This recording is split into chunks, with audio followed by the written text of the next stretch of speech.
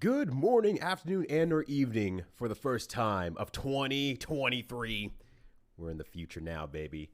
Everyone else in the past is going to be blown out of their minds when they realize that the future of 2023 looks extremely similar to 2022, honestly. I mean, we're only 2 days in. We don't really got any flying cars or anything like that. But, you know, we make do. We're not playing Spyro today. That's a fucking lie. Get out of here, you. Get out of here, you. You think you're good at a second chance? Well, you're wrong. Well, actually, you technically are, because we are ranking all the video games that I played last year. And by that, I mean all the video games that I hopefully caught into a general list. And if I was wrong, then, oops, I don't know. It's not that big of a deal if I missed out on a game or something like that. Not a big deal. But yo, what's going on? Good to see you, Jen. Good to see you, Sandox. Hey, how's it going? Kind of fatigued. I hope your day is going strong. Hopefully you'll be a strong and a bad man a little bit later. I fucked up. Exactly. Video games? Pretty cool. If I screw up, if I forget a game, I fucked up. But you know what? Over the past year, I got to discover that video games are pretty cool. They are pretty. John Madden. All right, and John Madden's also here too. So that said, let me bring you over to the proper screen here. Streamer, I fucked up. So here it is, the screen of the thing.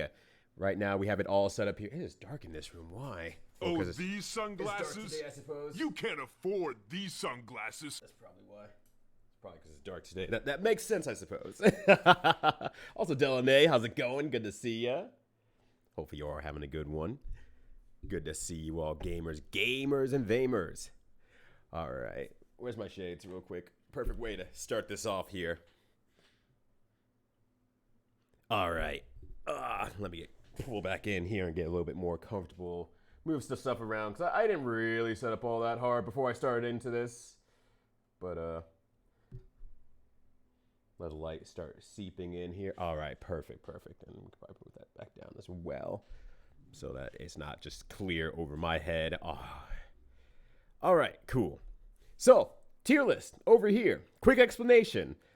The top side is how much I enjoyed playing the game. We're ranking on how much I enjoyed playing the game itself. So, you know, it is completely different from the bottom side, where it's how much I enjoyed streaming the game. Yes, there will be a lot of similarities, obviously. If I liked a game a lot, you know, it's very likely that I enjoyed streaming it in some way, shape, or form. But all the same, there's some dividends in between there, and I think it gets a little bit more insight into people who stream the games, how they feel about it and whatnot. Maybe I had an off energy that day, and it's like, well, maybe that helps explain why or anything like that. So hopefully that will help out. All during the time, if there's any games that you're like, oh, I come across and you're like, oh, I don't really remember that one. Can you give me a little reminder and stuff like that? I do have a separate screen set up and ready, so that if anyone does have any of that question or anything like that, they can be able to say, hey, yeah, can we like get a reminder of that game? I can just go ahead and Google up YouTube up a little preview, and I can pop it, bam, right in the middle of the screen here. It's just showing Paradise Killer, because that's what we're going to start off listening to today. So it's just on screen right now. So hopefully that'll help smooth out the process, because I'm going to be trying to go in pretty fast, because I had played about 111 games this year. So if I want to do this in one fell swoop, I got to be a little bit quicker this time, unlike last year. But you try to do the Endless Storm, just doing okay the second, though, in the short term. Well, hopefully it lasts a little bit more into the long term as well. But, you know, at least to start, you know, haven't had to start working yet this year, so I'm fine with that. But I do officially go back to work tomorrow. So vacation's over. Forced vacation is over. We'll go back in. Honestly, Sandox, if we're 6 hours later and it's like 10 to go, that might be a positive. That might be a miracle waiting to happen there. So, that said, yo, 20 for 40, 20 months. Yeah, you finally got months, because you have 42 days. That's insane. Like, if I go into 2 months of time, like, that's crazy to say, even on the aspect of the joke itself. So that's completely bonkers. Hopefully you're doing well. I hope you had a good stream last night. It's good to see you again, buddy. We have multiple stream babies and all that sort of stuff, so it's absolutely bonkers. But thank you for the continued support, friendo. I much appreciate it. That said, let me get some music going here. And by music, I mean the Paradise Killer OST. It's really good. And then I have another one queued up afterwards. It's just a lot of my really favorite OSTs that are also long form as well. So, you know, that's just me. But what's going on, y'all? How's this first day going to you? Hopefully you're having some fun times and all that sort of stuff in the meantime. 365 months, yeah. Congratulations on a whole year's subscription. Also, we're like 200 years old. We're dying. Please let us pass away in peace. Excuse me. All right. So that said, let's get this going. Let's get this going here. Everything's launched up. We got the points ready. Okay. Yeah. Sweet. All right. Now let's get not gaming, but let's get talking about gaming. And let me know if the sound's off or anything like that as well. I just want to make sure, you know, as best as I can, make sure everything sounds good. So we're starting off with a very strong one.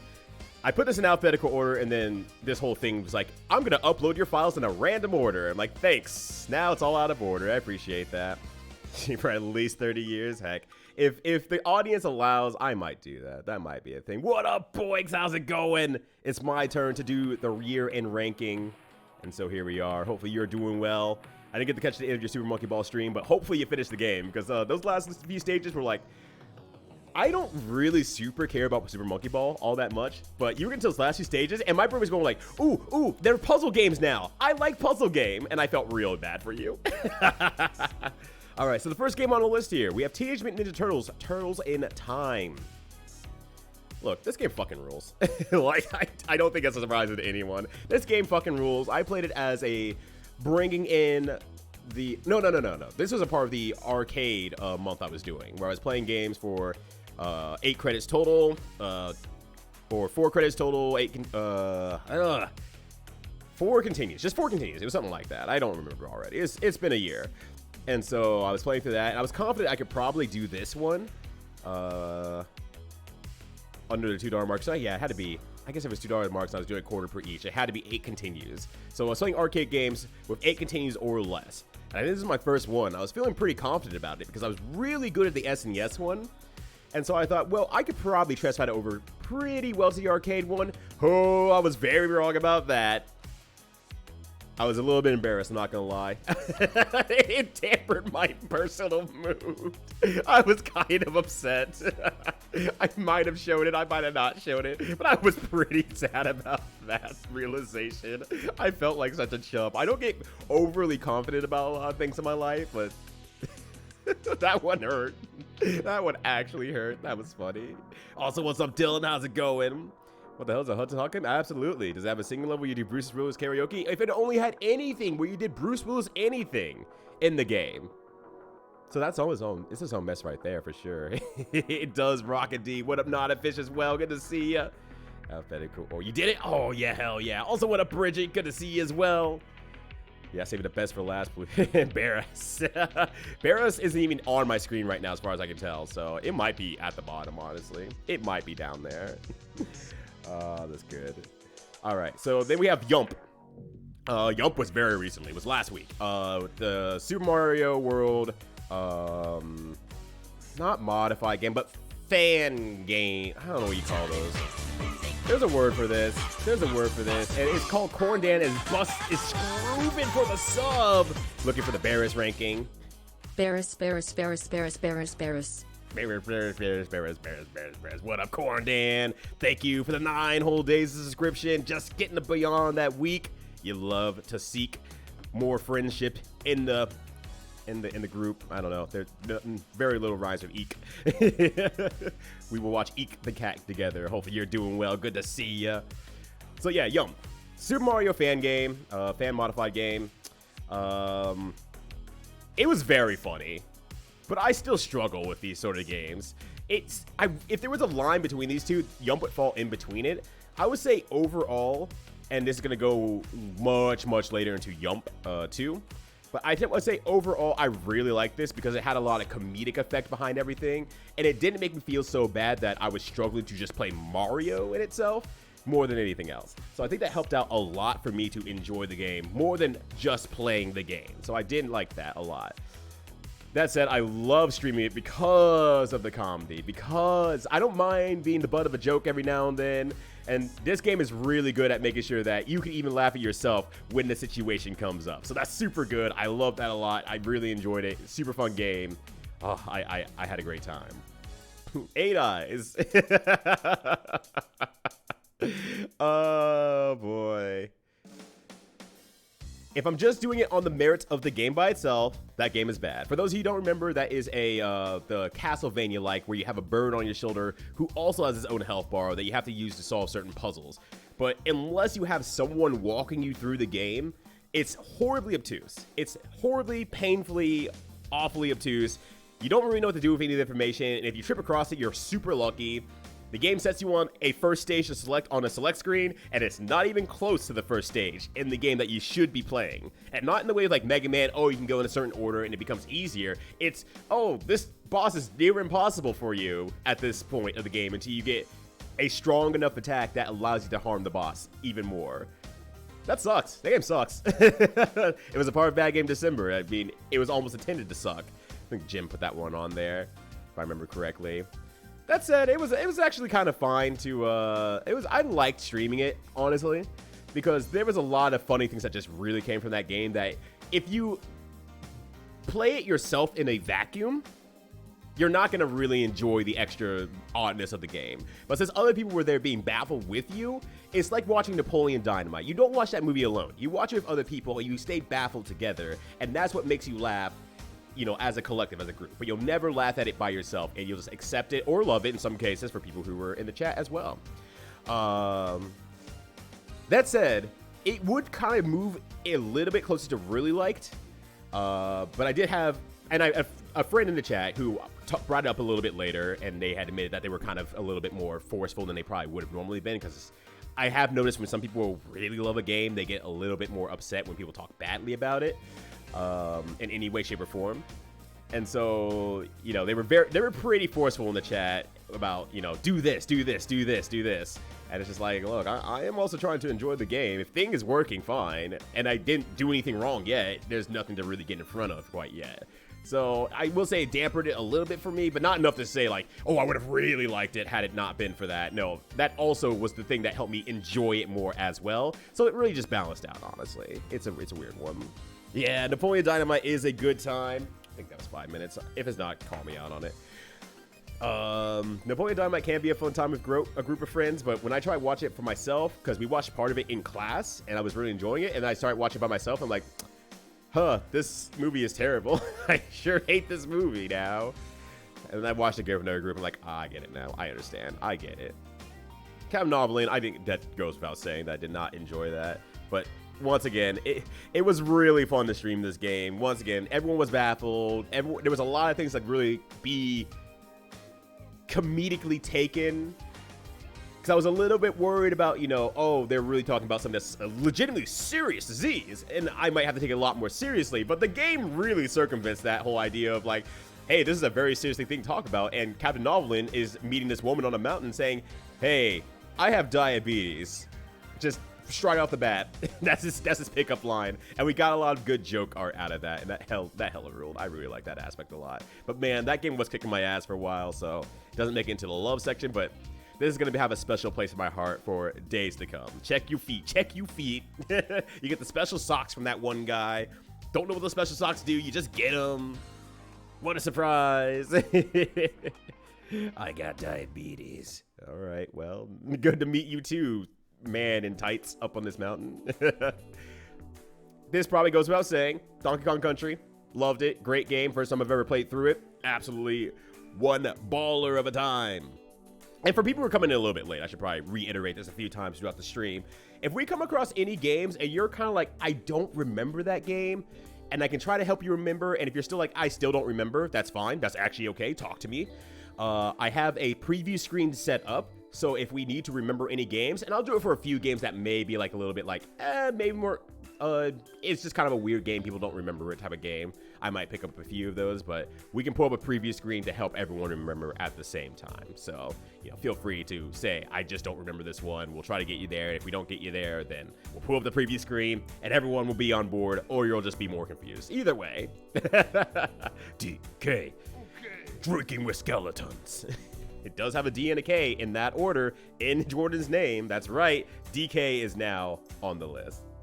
I would put Drinking with Skeletons on the love list 100% of the time. How you doing, fam? Because the same people that make Rex Ronan? What the fuck is a Rex Ronan? Drinking with skeletons. Tell me what a Rex Ronan is. I'm gonna complain. Obviously, I love streaming it. I think I did it in one go because I was having so much fun with it. I was kind of expecting that I might potentially have to do it in 2 streams, but I was having such a good time with it that I just blew through it in 1 stream. So had a great time with that. Just good game. Very, very good game, obviously. I think a lot of people can agree with that. Next up, Escape Academy. This is a game that I learned about from Ilian, Boix, Nick, Phil. They were all playing it together, and I'm like, I want to play this with my good friend Mini-Matt. It was pretty good, honestly. I think there's some things that are a little bit short that would make it a really beloved game for me. Like some, like there's an aspect in there that if you accidentally hit a certain key, it'll automatically give you a hit no matter what. And I think it's near your WASD, if I remember correctly. I think it's like R or T or something like that. Maybe it's E, I don't know. But we hit it a few times and it ruins your rank for that level because you asked for a hint. And there's no like confirmation or anything like that. It's way too close for a game that has next to no controls. It's way too close to your fingers, and we fumbled it like 3 times total, maybe 3 or 4 times total. So that feels like a bummer when you're really trying to solve something, especially together with a friend. But the game's still really good. The storyline's a little bit weird, but they tried. It's not my favorite, but they tried. It's really, really good. Escape Simulator. Oh, sorry. Yeah, I did say no. This is one that I came across randomly. Sorry, Escape Simulator is what I came across with you all, which is somewhere in there, I'm sure. Maybe. There's a few copies in here as well, because, you know, it didn't load up properly. So if I forgot it, then I don't know. You can complain to my management as I fiercely point to Drinking with Skeletons inbox instead of my own. Yeah, I apologize for that, yeah. But yeah, apparently it's got a lot of advertising. It was funny because I got a shipment from one of my vinyls, and inside of it, there was an advertisement for Escape Academy. Like, that's funny because I've already played through the game. I like it. You don't gotta advertise to me. But yeah. So I would say, overall, I liked it. We kind of got to a point where we did get pretty stuck, and feeling really stuck in front of audience does not feel good. Obviously, it never feels good. And that wasn't necessarily the problem, but there was a friend who came in who really got upset. Yeah, exactly. Please send all complaints to twitch.tv/drinkingwithskeletons. Please and thank you. I have a complaint about ryudo.com, and Jordan, please leave my chat. I can't take it anymore. Jordan will actually whip out the Glock, honestly. He's got his frog Glock. He'll just shoot you. But Escape Academy, we got stuck in a certain area. A friend had come into a chat between of us, was getting really frustrated that we were stuck on this puzzle. And it happens. I mean, it's an escape room. You're meant to be stuck sometimes. You're supposed to get stumped about things. And so we were stumped. We weren't getting the puzzle. And a friend was getting real upset about it. And this has been something in the past that they've been banned from other streams for getting really upset about. This kind of goes back to talking about a game that they really like, that person really likes. If you say anything bad about the game or get stuck on the game, they get really frustrated about it and can't help themselves. So this is something that they've gotten banned from another stream for, and came out like months later and like was trying to apologize for the whole thing and say, you know, that this is something that I realized was very deep-seated, and I had a lot of issues with this, and, you know, it shouldn't have gotten to that point, and I've done a lot of, you know, discovery and therapy and stuff like that. And so it left, honestly, a really bad taste in my mouth when they came in again, and I said it straight out to them. I'm like, you've had this issue before. You've gotten upset about this. So if you need to take a moment and step away while we're solving this, that's fine. I understand that, but do what you need to make sure that you're not escalating the situation. Didn't work. I tried. It didn't work. So I think kind of those two things combined between, like, you know, the general embarrassment, just being a little bit stumped in front of people. That's just human. That's just human nature. And then kind of having that little bit of a downer. It moves into my like series. I would still play it again with Mini-Matt if they released the DLC. But I have to acknowledge that that's just going to be a part of something like a puzzle game where your audience just has to watch you be stumped for a while. I'm sure as Drinking Skeleton knows recently. Because I will argue if you complain about my good friend review to my face. Look, that's why I know you got my back. That's why I'm sending them to you. You shoot them, I send them. It's a factory process that we work together with. It's the most efficient way to get rid of the haters. That's right. Yeah, unfortunately, some people really have to practice chilling out. It's unfortunate, yes. I do respect someone coming out months later and say, yeah, that was out of control. I shouldn't have done that. But when you do it again, it feels really even worse then. And it's like, I'm trying to be straightforward with you, and you don't want to listen to me, so okay. You don't want to listen to me, the person that was the victim of it last time, telling you, hey, warning signs out here. All right, so as we talked about earlier, Hudson Hawk. It is a video game, allegedly based on the movie Hudson Hawk. Question mark? I've never seen the movie, so I don't know. It sure doesn't star a guy who even looks like Bruce Willis, though. Yeah, it has the guy with the sunglasses in it. These sunglasses. We have that Hudson Hawk.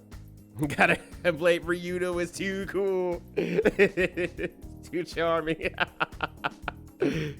Drinker Skeletons will still shoot people anyway because it's funny. But you all are safe. I'll jump in front of the bullet for you all. Don't worry, I got your back. I got you. So yeah, Hudson Hawk, very clearly not a good game. It required a lot of save states. The game's bad. It's on Bad Game December, once again, for a reason. No surprises there, I feel like. Stream it. It was okay. It was okay to meh. Honestly, it's leaning on even on the meh side, honestly, because I felt really bad that it decided that its alarm system needed to flash the screen all sorts of terrible colors. So I'm like, oh, well, flashing screen warning. Can't do much about that.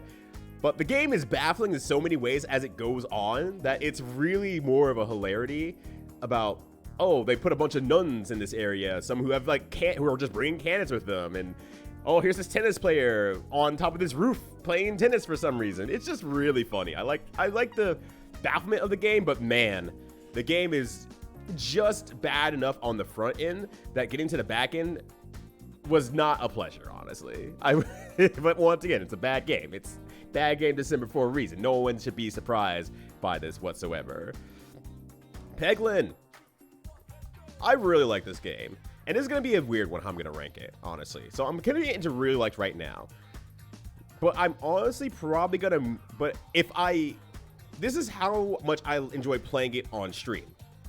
If I could continue to rank it to how much I played it since I played it on stream, it would honestly move down a tier to liked.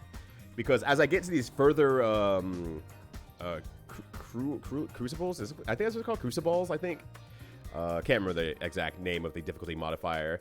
The game becomes a lot less fun. It's a lot more stringent. You don't have a lot of options. You kind of just gotta do stuff correctly and hope that you fall into the right stuff. I really just don't enjoy that in the long run. So it would probably move down a lot more because there's just so many small things that's like, it's going to be great when you release the full release and you have a lot of options. But until then, you have to play the game in such a specific way that I just don't enjoy not having options anymore. While it eats you and sucks you in, it's like 25% less HP. Yes and no. I honestly feel like that's very literally a wall boss that gets you in trouble really fast. But then when you kind of realize what you can do with like the everything in the game and the items, you start figuring out what everything does. You're like, okay, yeah, I know what I need to do if that boss comes up. I can start building towards that sort of damage. I know how to get big damage. And I think it does a great job teaching you that. But then when you get later on in playing the game, you don't get the opportunity to make a cool deck out of anything you want to. And you're just like, I have to spend so much time healing, and I can't use these fun things that take a while to get going because I'll die way before then on these higher crucibles. Is Peglin one of the cutest characters you played this year? 1, what's up, Cuttlefish Man? 2, what's up, Kindest Weapon? 2, 3, what's up, Saturn Dude? 4, keep that in mind. 5, did I say hi to Alzarath?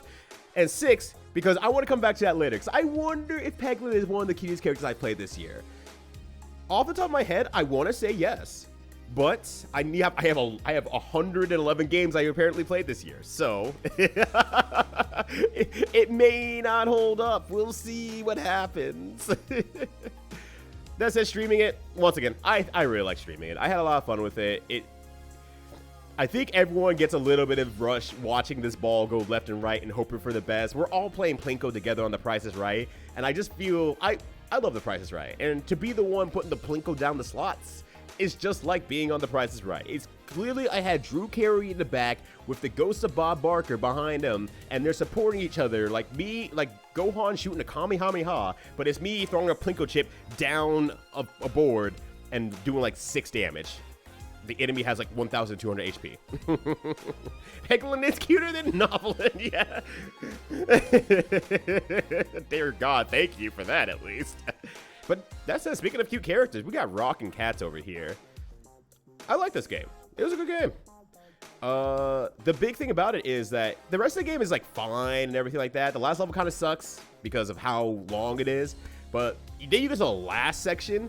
Like, I'd probably be like, it's like at the very low end of like, but it would probably be on the high end of like. I'm not going to organize these, by the way, in each column. They're going to not be ordered in each column, at least to start. But the end levels are a lot of fun. Like, they're really good. If that whole game was that, it would move into liked or really liked or loved. But since the last level was kind of rough and the beginning of the game it's pretty straightforward, it's just liked. I like the game. It's good. Nothing wrong with it. I also like streaming it. I don't think there's anything super surprising about that. It was, once again, like, the game leveled out about as much as I enjoyed playing it. No surprises there. That is what it is. I know, so many games. So many games. Then we have Superman 64. Mate, this one's a weird one because if I look at did not enjoy and I see what else is in did not enjoy, I almost feel like Superman 64 doesn't deserve to go down there. It's gonna sound weird, I know. I don't feel like Superman 64 deserves to go down there. I actually think it deserves to go in okay/meh. When I look at the rest of the did not enjoy games, and I mean, okay, I mean, the obvious question is, okay, this is my opinion. How did I feel about the game? Yeah, it's not good, but I wouldn't say it's like, ugh, I had the worst time in the world. I felt that twinge of motivation to be like, I want to finish this game. I want to play a little bit more of it and just see how far I can get. The challenge was put in front of me, and I didn't feel disgusted by the challenge. I felt inspired by it, and I think that moves me up a little bit more in terms of Superman 64. Dicey Does yet to come. Yeah, Dicey Does is way the fuck down here somewhere. I haven't seen that shit. I cannot see that shit right now. And like I said, there could be a few clones in here. I apparently uploaded like 120 something images over like 11 games. So I'm like, whoops, there's a few copies in here for some reason. Don't know what happened. Crucibles, yeah. Okay, gotcha. Cracks in your design really start to show the more you play. Yeah, that's right. Not a fish on Peglin for sure. Getting rid of balls is slightly too hard. Yeah. You have to actually spend a lot of resources to get rid of balls. But the problem is like, I need those resources to get other things that will also keep me alive. So I have to just deal with the balls that I got. I don't know. The cracks really show. But once again, it's still not officially released. So I won't give it full judgment. But I will still complain about where it is now. Because that's all I know. That's all I know. Drew Carey killed Bob Barker. I mean, probably. I think Drew Carey has it in him.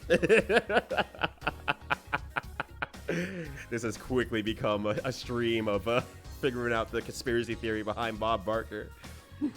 It's like the Highlander. It's like Captain Falcon, right? Where Captain Falcon is only a title that is gifted to the next one who's available. Superman 64 goated. Yeah, it's a game of all time. You're right. It is a game of all time. You feel how you want to feel. I say it deserves do not enjoy. I'm built different, poorly. So it's going in okay or not. It's not the worst 64 game. That's allegedly true. I haven't played a lot of 64, honestly. That said, I enjoy streaming it. I think kind of, once again, that fucked up thing where that puts it in an okay or meh. Being given the challenge of playing through the game and like kind of twinging me a little bit, but in the face of a bunch of other people who are like, wow, this game is terrible, you should not play this game. I'm like, but I kind of want to. Really, I guess jollied my jimmies is probably the best way to put that. in the face of everyone saying don't do it, I did it anyway.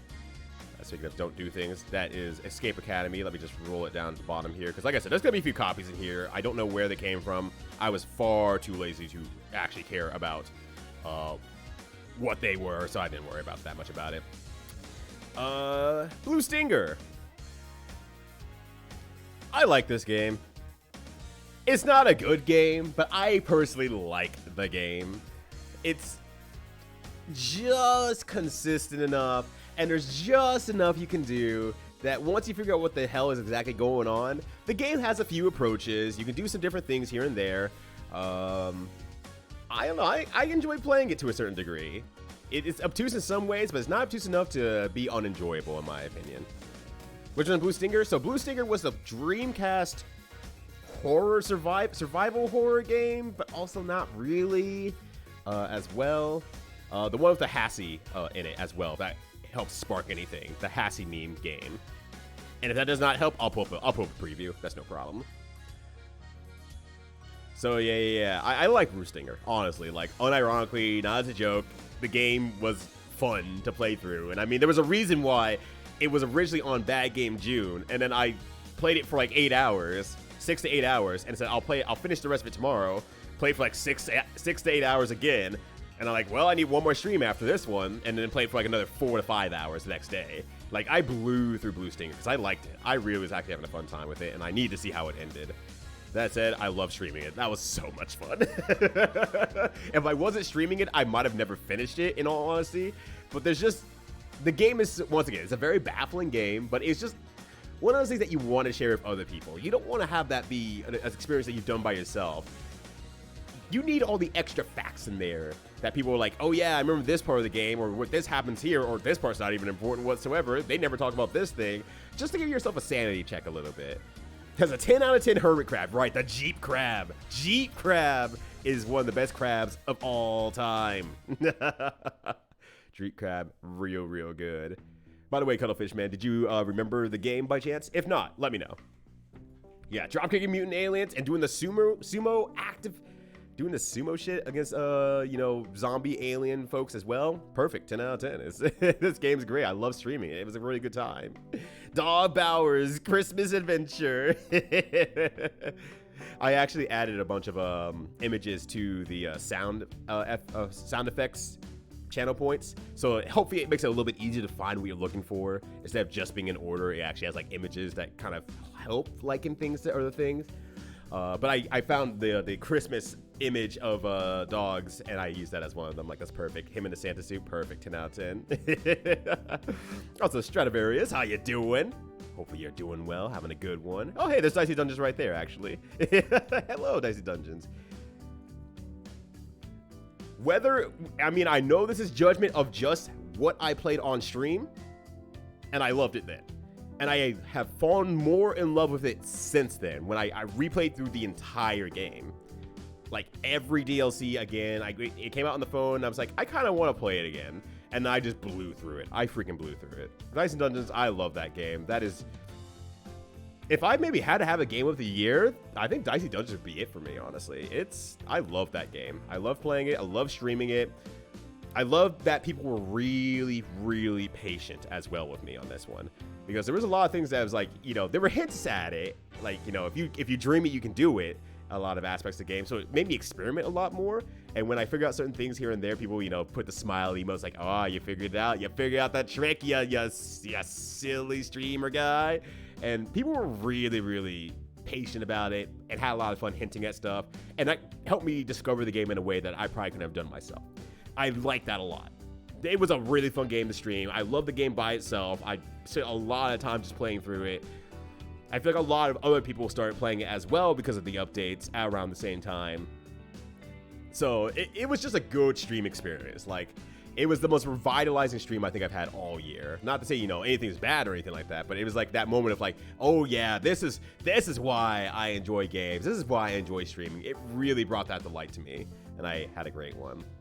So here's an interesting one. Elevator actually returns. I think it's been 5 minutes. If not, call me out on it. I've only streamed it once technically, but I streamed it, so that's on the list. For those of you who don't know, I streamed this one morning this past week. I'm working on a speed run for it right now, actually. So I'm like, well, it needs a recording anyway. Oh, you know what I forgot on here? Damn it. Hold on. I fucked up! Yeah, that's right. I did fuck up. I forgot one thing. When I was setting up this new look over here. And I got it. I'm just going to copy paste it over here because it'll be easier that way. If I can find it, that is. Apparently I can't. Somewhere in here. Somewhere in here. Where is it? Why am I not finding it? Yes. There it is. All right. Cool. Now let's return back to the other scene real quickly here. This is a quick fix at least. There we go. I don't know where I'm going to put this, though. I think what I'm going to do is... Here's what I'm going to do. I'm going to shorten up my tier list here. Just a smidge.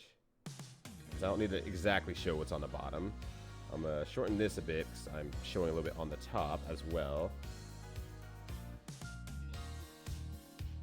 Because we got to keep this stream accessible, y'all. It's very important. Okay. Then, okay, just move up. Move upward, please. Thank you. And then you move here. There we go. And then this can probably go over here instead. It's going to be a little bit weird. It's going to be a bit weird. And then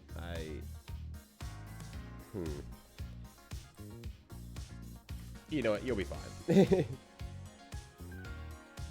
Also, that was supposed to be on top as well anyway. So I need to move these up anyway. So it doesn't, you know, I had to fix some stuff. What are you doing? What are you doing? Oh my God. Just move it upward, please. Please and thank you. Yeah, both there. Both there. Sweet. Okay. Maybe it'll be easier if I just go like this. I don't think anyone super cares if the chat box is being covered just a bit down here. So let's just do that. It's not meant to be a pretty screen per se. It's just meant to be functioning for this one and only stream. I really hope you would do like a game you decide to start speedrunning. I don't know. I feel like some speedrunners get out there, they start playing a game and they're like, I hate this fucking game. It's like, damn, why are you playing it then? I don't know. I don't know. Speedrunners are built different. I'm also built different. Once again, I made this joke earlier. Built poorly. Sometimes you have to make a game pay for what it did to you. That's right. You gotta make the game pay. When you fuck up, god damn it. Love it. Love it. But yeah. I fell in love with this game super quickly. Thank you for your patience, by the way. I fell in love with this game super quickly. Ended up trying to 1cc it, got through the 1cc, and I was like, what does the speedrun for this game look like? And I'm like, I understand everything that's going on in speedrun, and now it's just a matter of executing on it. So I have been working on that. I streamed it once. I need to get a recording in before I can even submit a run officially onto the board. So if time goes well today, I'll probably do some runs today, because I might submit it to some small speedrun events as well. We'll see what happens. We'll see how long this takes. This is going to take a while, honestly. That said, I did not... Oh. I got into the gungeon somehow. How'd I get into the gungeon here? Where'd you come from into the gungeon? Why are you here? Get out of here, you. I did not enjoy streaming it because my stream was breaking down. It messed up everything. I didn't get a clear recording because of it. I felt really bad because I was trying to do a bonus stream and everything went to shit. My runs went to shit. Oh, God, that was a bad time. It's no one's fault in general. But man, that was a terrible stream experience. I hate looking through my VODs now because it's just like there's like 7 elevator action returns on there now, and it's like, oh man, I feel real bad about it. So I'm hoping the next time I get to stream it, I don't randomly get drops next time. That's what I'm hoping for. I don't get random drops and shit, and everything works fine, and we're all good right there. So. But since I only streamed it once, I only have one thing to do it off of. That was one of my worst streams qualities of all time. Oh, gosh. So, yeah, that was rough. That was really rough. You guys don't like me. It's me. I am sicko sometimes. Where are you running, kind of this weapon? But yeah, Dread versus Death. I haven't even heard of that game, but there it is. That's Law. It's Law right there. Boix is Law. Sucks so much. Why do you still play it? Because I fucking love this game. Was there a G2 list? It sounds like you got there. It sounds like you got there. Yeah, they're in weird spots, honestly. So I don't blame you. But also, what's up, Final Sentinel? How you doing? Gosh. I don't mind doing this game. Like, I have always been kind of adverse to grinding games, but I think having a game that I grinded on for a little bit and I was enjoying, but the stream was crashing, put my focuses somewhere else. And so when I was playing the game, it made me focus on, okay, just continue on playing the game good. Answer questions as they come along when you can, but, you know, ultimately, I don't mind it as much as I thought I did. And they're short runs anyway, so, you know, it's at least within a certain amount of time, I'll at least get back to it. Also, what's up, Ryu Goomba? Good to see ya. Guilty Gear Xrd. Still love this game. Not surprising. You give it some rollback, I love it more. Wow, surprising. What a legend. Holy shit. Love streaming it, because, you know, I still got that dog in me. I still want to play Guilty Gear Xrd. Love that game. Nothing else to say, honestly, I feel about it. It's a great game. Play Guilty Gear Xrd rollback when it comes out. Hopefully soon. And or play your local areas. I don't know, or play it without rollback. It's a good game. Play Guilty Gear Xrd. It's a good game. Neo Turf Masters. I really like this game. It's a fun golf game for the Neo Geo arcade machines as a whole, and it's been re-released multiple times. We played the emulation for the arcade game, so I didn't have any of the re-release stuff or upgrades or anything like that. Game's still really good. Like it a lot. Very much enjoy it. I don't know why, but it just falls a little bit short of love for me, but it's iconic. It's really liked and iconic, but it's not loved for me, and I'm not sure why. I liked streaming it, though. It was good. Didn't go as smoothly as I liked, per se, but I still enjoy streaming the game. I think to a certain degree, you know, for a lot of people who know about Neo Turf Masters, they know the music from Neo Turf Masters, but they don't really know about the game, and ultimately the game's still a golf game with really good graphics. I don't think there's much to ever say or share about it, and I can't explain my thinking processes into every shot necessarily. So it just feels like that when I'm playing it by myself, I'm just goofing and gapping by myself and playing a golf game. It's like, just kind of realize that I feel like I deflated a little bit on that one. But that's just me. That is just me. Guilty Gear players like Guilty Gear. That's crazy. Oh, you're fine. You're fine, Final Sentinel. Look. Do you see how ugly this whole layout is? The background's a great background, but everything else around it is heckin' bad because I only need it for one day, and I need a very specific layout for it. So here we are. You're fine. You're good. DTF is fun, but sometimes it's a fuck every game. Sometimes apps are freaking lootly. I've been playing on my phone a little bit more, and I'm just like, yeah, sometimes this game just sucks. I hate this. All right, Robot Alchemic Drive. Or RAD for short. I really like this game. This game rules. It got put on the Bad Game December, and that's the reason why I played it. But no, this game actually legitimately rules. I really like this game a lot. I can't say I loved it per se, but I think if I had ended up getting back to it and playing some more and maybe finishing it, it might move to love. But I'm at the point where it's like, oh, I need to work a lot on Gex. Gex is in there somewhere. I could probably just delete Gex off of there just to make sure that you know, we don't give anyone the satisfaction of me rating Gex on this stream. What up, Fruit Salad Kung Fu? How's it going? Good to see ya. Thank you for the 100 lizards. I will make sure to throw them all into my local dumpster so that I can feed them the trash that they deserve. Oh, you're not late. You're not late, Etizian.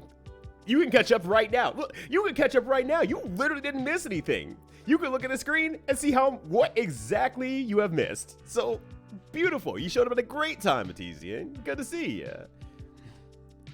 I'm about to actually get fucked. Yeah, Neo Turf Master. Off-brand Rocky Balboa helped the RAD stream. Yes, also that helped a lot too. Like, we have Rocky Balboa at home. That guy is great. The characters are all funny in general. That game really is fun. That said, I love streaming it. That was a lot of fun. I don't get to play many mecha games, so hearing some people kind of nerd out on some mecha stuff and throw some stuff in there, I really like it when people nerd out about things I'm just not super familiar with. So that was a lot of fun. the game's just really goofy. There's a lot of bad voice acting in there. There's a lot of confusion for people who have played the game and who have not played the game. That's like, what was I supposed to do there? There's like, yeah, good luck, asshole. They know what's going on. That was such a fun game to play or to stream. I really enjoyed that, and it's gonna probably remain on my mind for a little while. Who knows? Maybe I'll go back to it at some point. No promises though. No promises at all. Streets of Rage 4. One, I was actually kind of surprised that I would say I honestly, very barely this falls into loved. Very barely falls into loved. And I think a big reason for that is because how I streamed it, which, speaking of, just gonna put that right there now, because I think they go hand in hand pretty closely. The game is extraordinarily good. Like, I'm kind of surprised that it was as good as it was. And it took me a while to actually get to it because I heard a lot of people who got the game in the first place on the first patch and was like, oh, there's all these problems, things aren't working well, these characters are super weak, so on and so forth. And I think when I came onto it, you know, the DLC had a release, they already did all the stuff they want to do for the game, the characters are really strong, they all feel good to play, so on and so forth. But it also helped that I had someone real cool beside me playing the video game. Boix is out there covering my ass, doing all sorts of cool stuff, telling me about all the cool tech and the things that you could do in the game as well, which I think really pushed it over from, oh, here's a cool beat 'em up with a lot of good combos to here's a cool beat 'em up with a lot of good tech. And I think that's a huge, well, not a huge difference. There's a very solid difference between those two things. Yeah, I can set up a lot of combos and do a lot of things and whatnot, but yo, this character's invincible when you do this thing. And so you can set up these sort of situations, put it into a different light of how to think about the game. And so when I really started playing it by myself and getting into the DLC, which is like basically survival mode, it was a blast. It was so much fun. And Boix really helped push that over alongside with being a co-stream partner on it as well. My first co-stream with Boix, I believe. And it was a damn good time. I had a lot of fun with this one in both playing the game and streaming the game, so it was really good. Adam being hot as fuck, pretty much everyone being hot as fuck definitely helped out as well. we got Alex from the streets to Adam wearing the suspenders. This is like, yeah, there's all hot, honestly. Oh yeah, I did do Streets of Rage 4 with Boix. I did 2 with Boix. We did the main game and the DLC. And then I played one DLC afterwards on my own. I did a training stream and then a DLC run after myself, and I got really heckin' far. I got real far. So that Boix was holding me back. Yep, that's the end of that one. Boix is on his way with a gun. All right, we have Time Cop. Yo, that game's not good. That game's very, very not good. Oh, that's a terrible game. Oh, that was a bad game. Adam and Alex in the streets, Adam in the sheets. Yes, please. Yeah. Time Cop is bad. The game does not know what it wanted to be. In the first few stages were you fighting against the clock to run across a large, ugly maze with a lot of holes that set you back at least a few minutes. And then it puts you into a stage that you move slowly, that you still have to fight against the clock, but you can't dodge anything. So they hit you with a lot of cheap hits, and you just have to kind of get lucky with all the drops. And to a stage that's like everything's hitting you. You're just running across town. Time's not a factor anymore. The game's just bad. It's a mess. It's an absolute fucking mess. David Cage made some music in it, so I guess that's fine. I like streaming it though. Once again, one of those games that in a vacuum, I would have just had a horrible time. Would have just hated everything.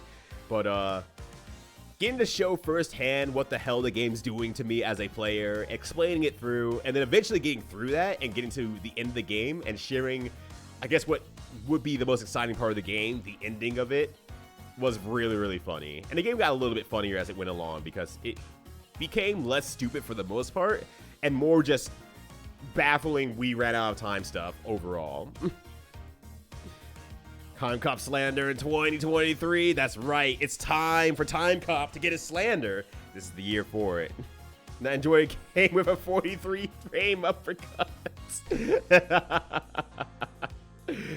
what a surprise that, you know, me trying to do that Mortal Kombat uppercut just gave him this, like, all right, John, enough to maneuver. Here we go. Also, what's up, Cali Scrub?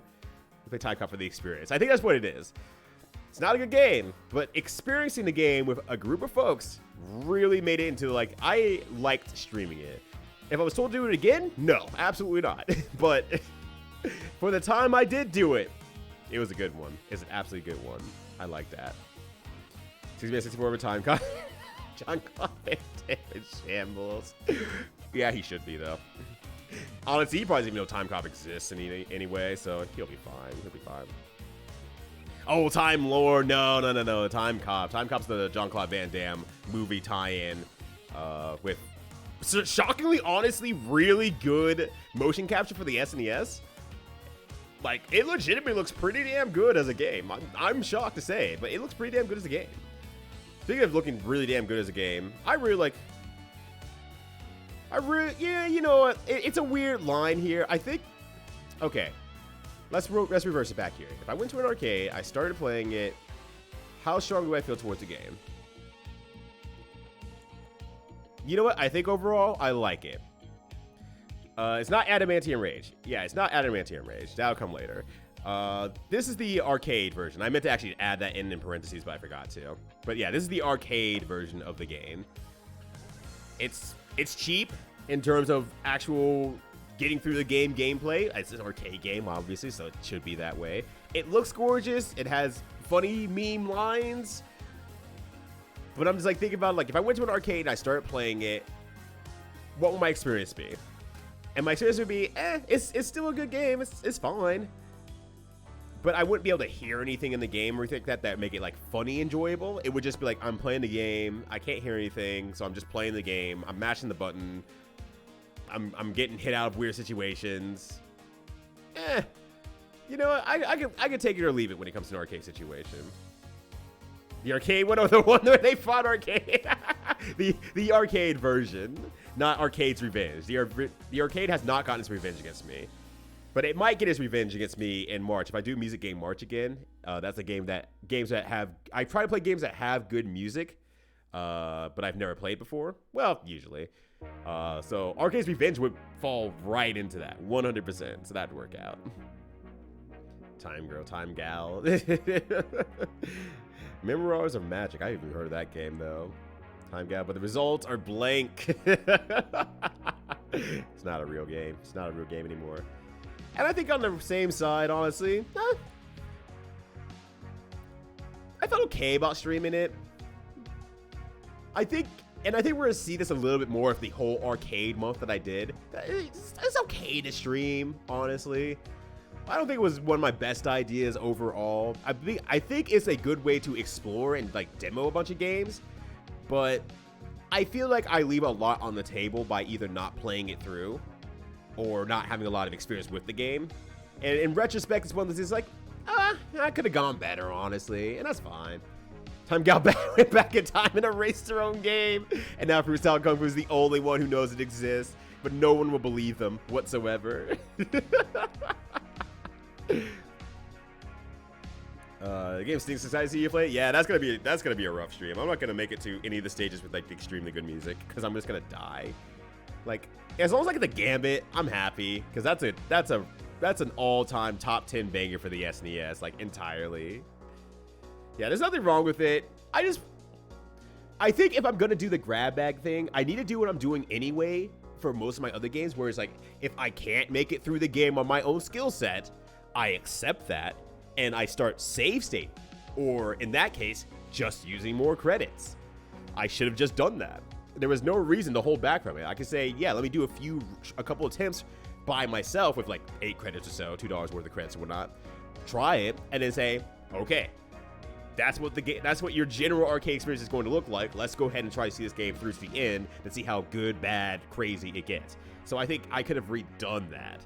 And so kind of, it's a very in retrospect thing. Yeah, give it the Mitchell method. Give it the Billy Mitchell method. The Mitchell method actually sounds really good, honestly. It's okay to fold as well, but I also want the intent to fold, I guess. And this, of course, this is obviously how I feel about it. Other folks might be like, no, that was a great stream. I like the arcade, $2 arcade idea a lot. And it's like, yeah, it's fine to fold, but I want the setup to fold, I guess is the best way to put it. It just felt so middle ground for me and how I stream, where I fold. I don't finish a lot of games. Sometimes games are too tough. I'm like, I'm beat. I can't do it. But I feel like the fold is more natural than a hard set, an arbitrarily set thing for myself. And I think that's the part where I got a little bit roughed up on. All right, let me put Guilty Gear back down the bottom because I accidentally put that twice.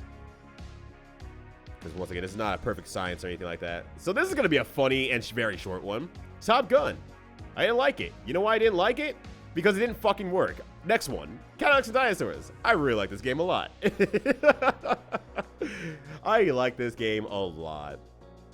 And I think on the other side of things, I really like streaming it. Because it was during the arcade month still, the $2 arcade month, where I gave myself the 8 credits to try to finish the game.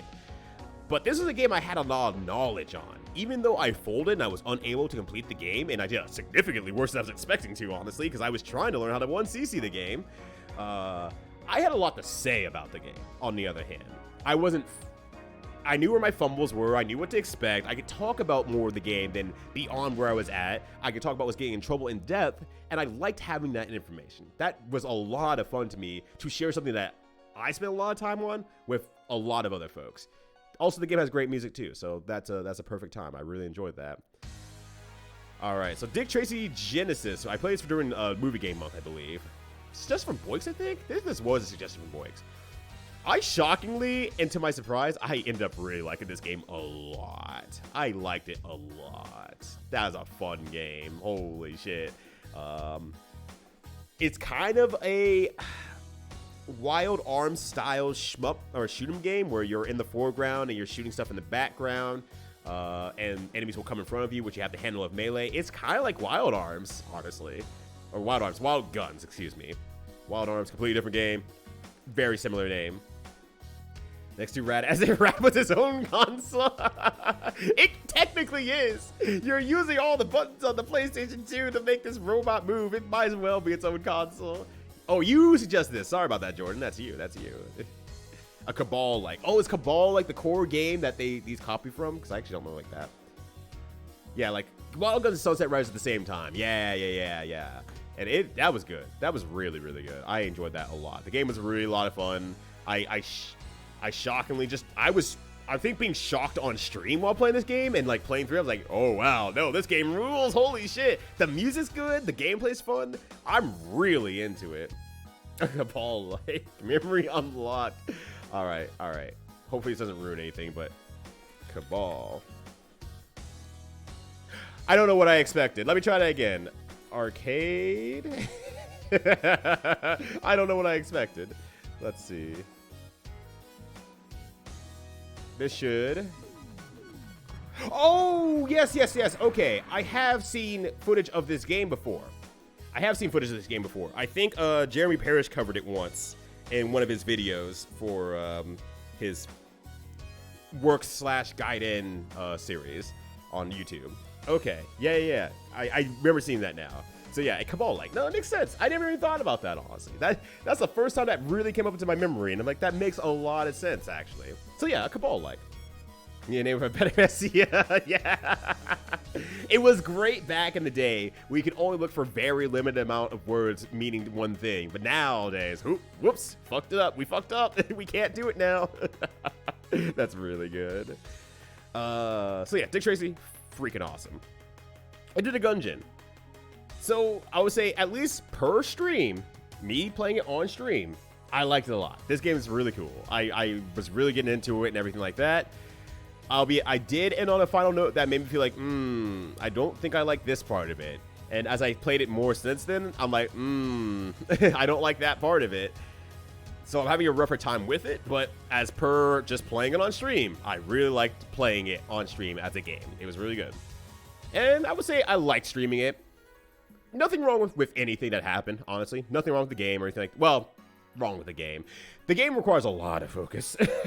The game requires a lot of focus, and it was exhausting for me to play through this game on stream. Once again, not anyone's fault, not anything's fault, not even a negative thing I'm saying here. It just requires a lot of focus. And sometimes it's just hard. Sometimes you're just at a time where you're like, ooh, I'm tired. I've been working. I cannot focus on multiple things at once.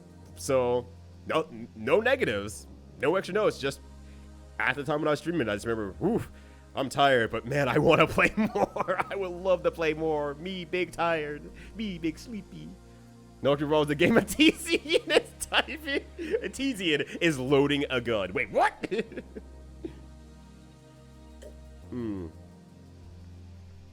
had a lot of paper cut issues. At launch, had absolute garbage drop rates of keys and ammo. Really? Because I feel like it still I feel like it does have really bad weights on keys and ammo. And they've replaced the problem with just having a bunch of guns instead. It was worse. Wow. Time you had to spin boringly plinking at enemies that have too much health with stock and was just eesh. Wow. Holy shit. Once again, coming in late to the game is highly beneficial. And yeah, I'm not even anywhere close to Exit Gungeon. I'm barely far enough into the Gungeon to make me feel like I could finish this game. I have no sight of the end right now. No sight of it at all. So maybe that'll be a project I work on later. But as for now, good game. Very good game. Like it. Half Minute Hero. This is one of my favorite games of all time. Straight up one of my favorite games of all time. I love Half Minute Hero. It lives rent-free in my head. I've played it through quite a few, or played it multiple times. All that good stuff. So this is one of my favorite. It's just one of my favorite games of all time. Just is. I really like streaming it. I think it's a little bit harder for people who don't know what's going on to get into the stream. So I think it was a little bit of me making, it was my happy spot for streaming. I think it's the best way to put it. I did something for me instead of to a theme or anything else. I just said, I want to do something, one of my favorite games, and that was it. That was it. It's a weird game. I know it is. And so I think it's a little bit harder for people to get into. Didn't feel like I got that exact same energy back all the same. And it is still a puzzle game as well. So, I'm still over in my own world, like trying to remember, what do I need to do here again? How do I think this through? So on and so on and so forth. So No More Heroes, wow. I saw the M and M and my brain like, No More Heroes, clearly. Half Minute Hero is a puzzle-like speedrunning / RPG game. But it is an anime / old style JRPG looking game. But while it's a JRPG on the surface, it's figuring out how to level up fast enough within a certain amount of time to solve or to be able to beat the boss of that time or that stage. So it's a very good game, and I recommend it to damn near everyone. It's a really good game.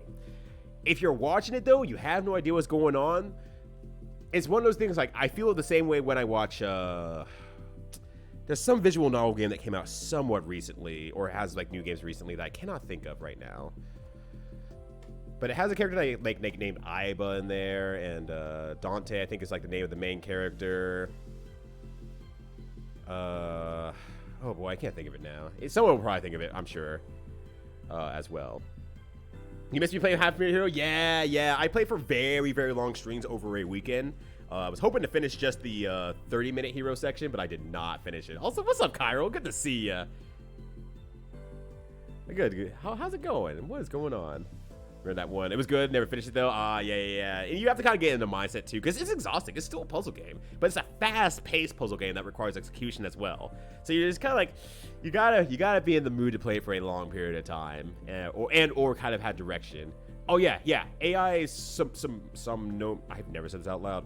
Somnonium files, I guess. How you pronounce that? But yeah, that's a game that I keep watching, and I just have no idea what the game is doing. Like, from an outside looking in perspective, I know it's a game I have to play, but when I start watching it, I'm just like, I don't know where the vision novel part begins or ends, or why you have to load all these things, or why you have to reset here. Why was this a game over here? It's just something you have to play. Yeah. Somnium. Okay. Cousin of Insomnia. Okay. Somnium. Okay. Got it. I like it. There we go. Perfect. So I need to play that one for myself as well. It looks good. Like, nothing looks wrong with it. It's just like, I don't get what's happening. Same thing with Danganronpa when I was watching another friend stream that as well. I'm like, before I started playing, I'm like, I have no idea what's going on in this game. and I had to play it myself to be like, okay, now I get where certain things are happening and why it's happening and stuff like that. So, yeah. If I play it, I'll like it. I'll like it a lot. Yeah, I played 2 of the Zero Escape games, but not all 3 of them. I need to play the last one, which I did buy on sale. Ooh, and Half Minute Heroes on sale for $2 to $3 right now. That's gonna be a great pickup. Pick up Half Minute Hero. You're welcome. There's nothing else to say about that. For $2 to $3, that's extremely valuable. Half More Heroes, the crossover between Half Minute Hero and No More Heroes. Look, my penis can only get so hard, Sandox. Like, you can't be saying that. Jesus, that sounds amazing. I'm supposed to be a pun on the Japanese which means love. Gotcha. But it's good, though. It's a really good game, especially for like $2 to $3.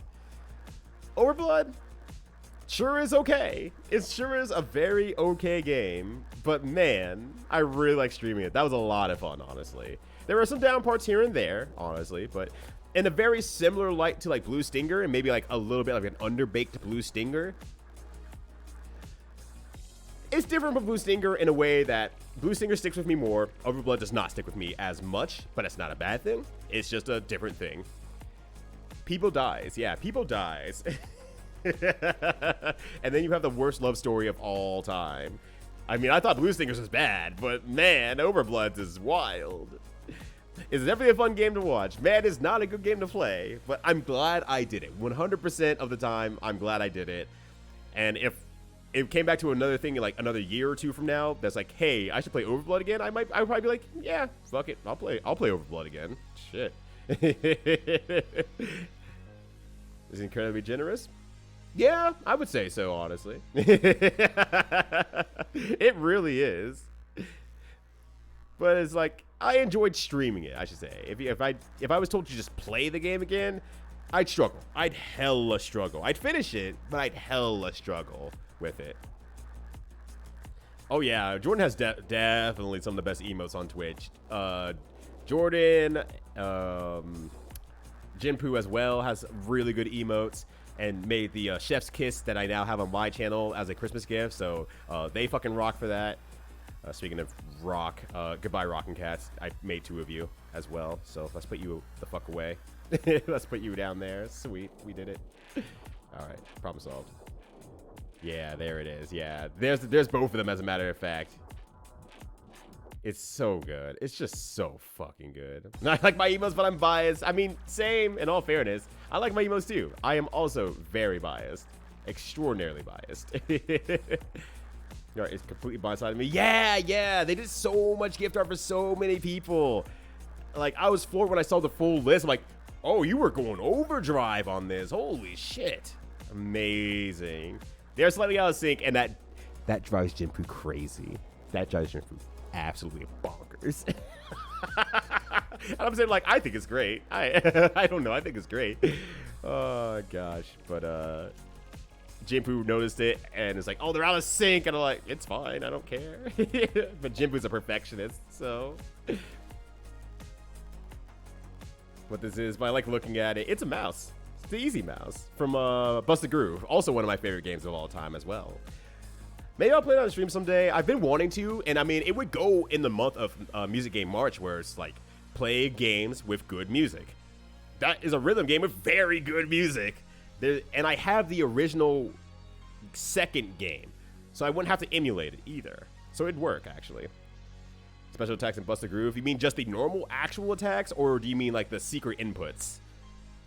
A giant burger falling on me? Oh, okay, so the actual attacks. Yeah. That's R1. If you're playing Busted Groove 2, you can press R1 to do an attack. These sunglasses? You can't afford these sunglasses. I feel like everyone now has like enough points to just like throw sunglasses on me for like an entire stream since I'm not playing any games. So like, okay, now I'm not being an asshole about it. This is 15 minutes of sunglasses. Holy shit. These sunglasses? I don't have multiple sunglasses for this one. Sunglasses. So this is just gonna be 10 minutes. These sunglasses? 15 minutes. Oh my god. These sunglasses. Also, what up, Chris? Now, how you doing? I'll go stream, not just back in December. Oh yeah. No, this is the whole. This is 2020 in review. Sunglasses? 20 minutes of sunglasses. You can't afford these sunglasses. glasses. Flex it. We can flex it though. We can flex it. Oh gosh. All right. Well, this is gonna be on for the next 20 Flex minutes. it. We can. Other side. Other side. There we go. Gotta lean in. Hell is this? Yeah.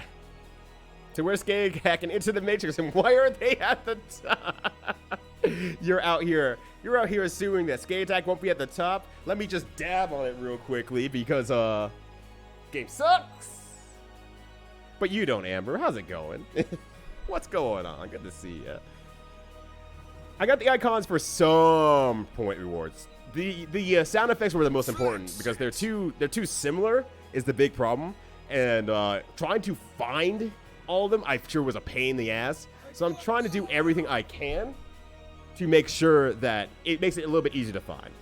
But that took like 2 hours, 3 hours to do, and I'm like, all right, I'll get the rest later. The rest at least have different point values, so they're easier to find as well. So hopefully that helps out a little bit.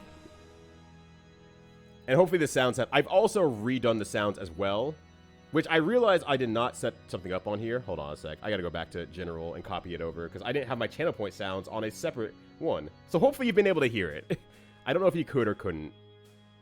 They might sound really quiet is why I imagine it's happening. Yeah, because I didn't set it up properly.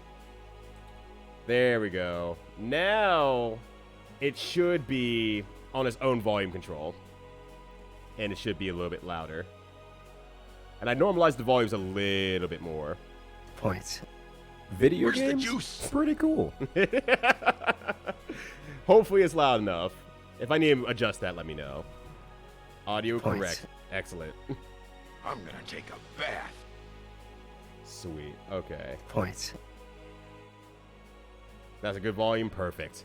Points. Yeah, I'd spent a lot of work on the sound effects as well, balancing everything and whatnot so I can make it good. All right. Barris here for just Barris. Yeah, I just immediately... Stop saying points. I write down a piece of paper, Barris, and I immediately throw it into the trash. All right, we're back to it. And speaking of be back to it, we're back to the future out here. Super back to the future.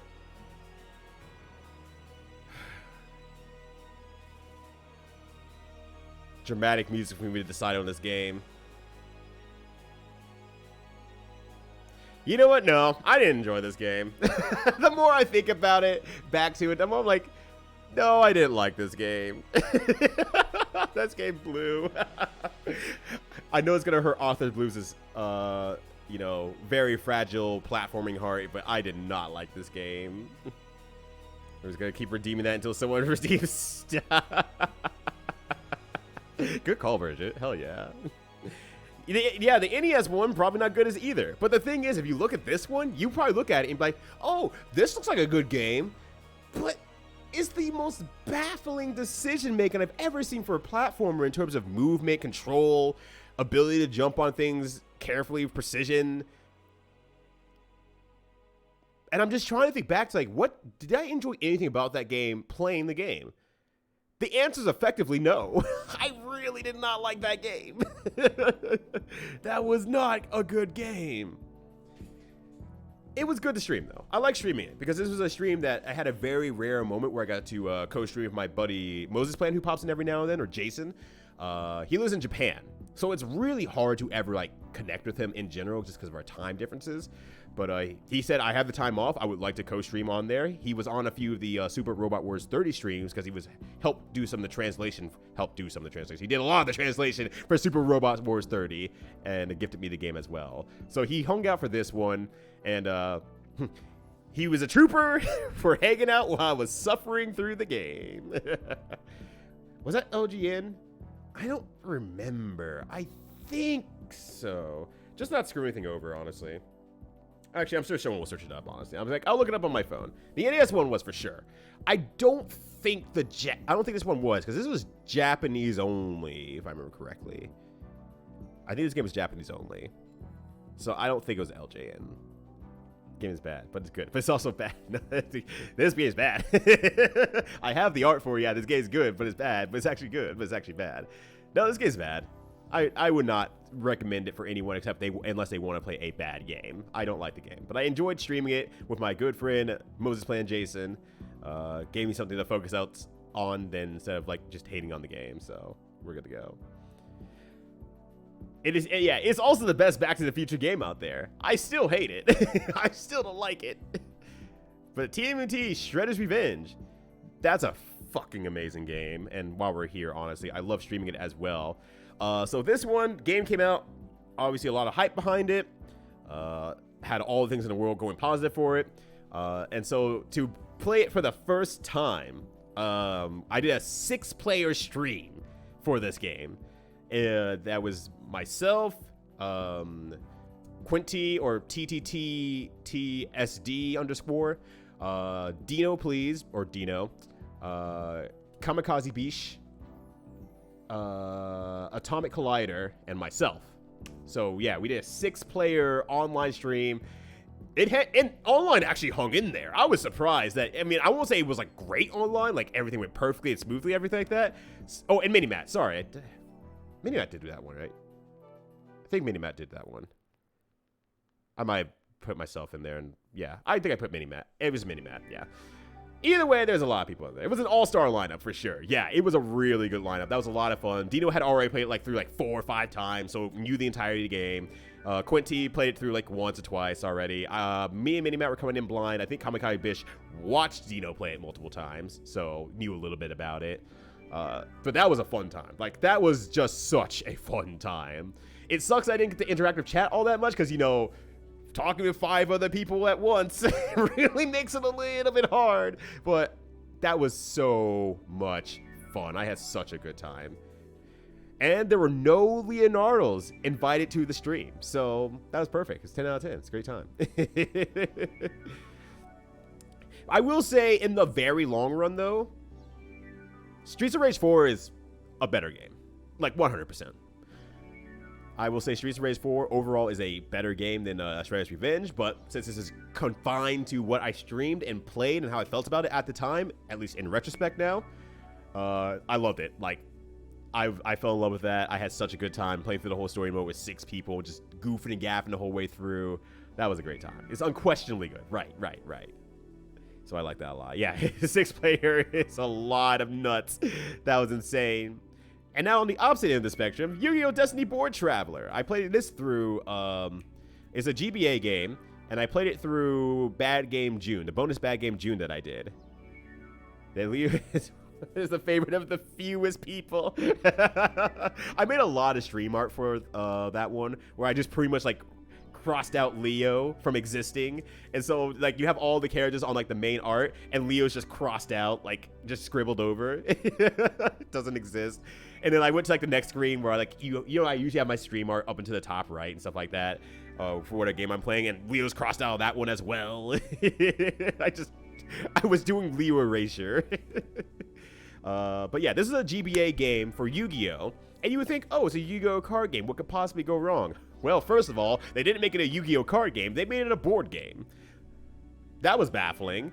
The rules are really hard to understand. The menus are minimal. Doesn't explain itself. It just gives you a few menus and says, okay, what character you want? You look through the characters. They have special abilities.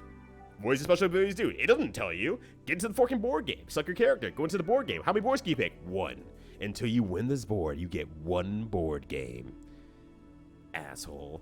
And so you play your 1 board game. You don't know what's going on. The rules don't explain itself. It's not good. It seems really bad. When I finally figured out what was going on, the game got better in the sense of at least I was playing the game. I sure as hell did not want to win the game, though. I just wanted to end that stream super fast because I hate this game.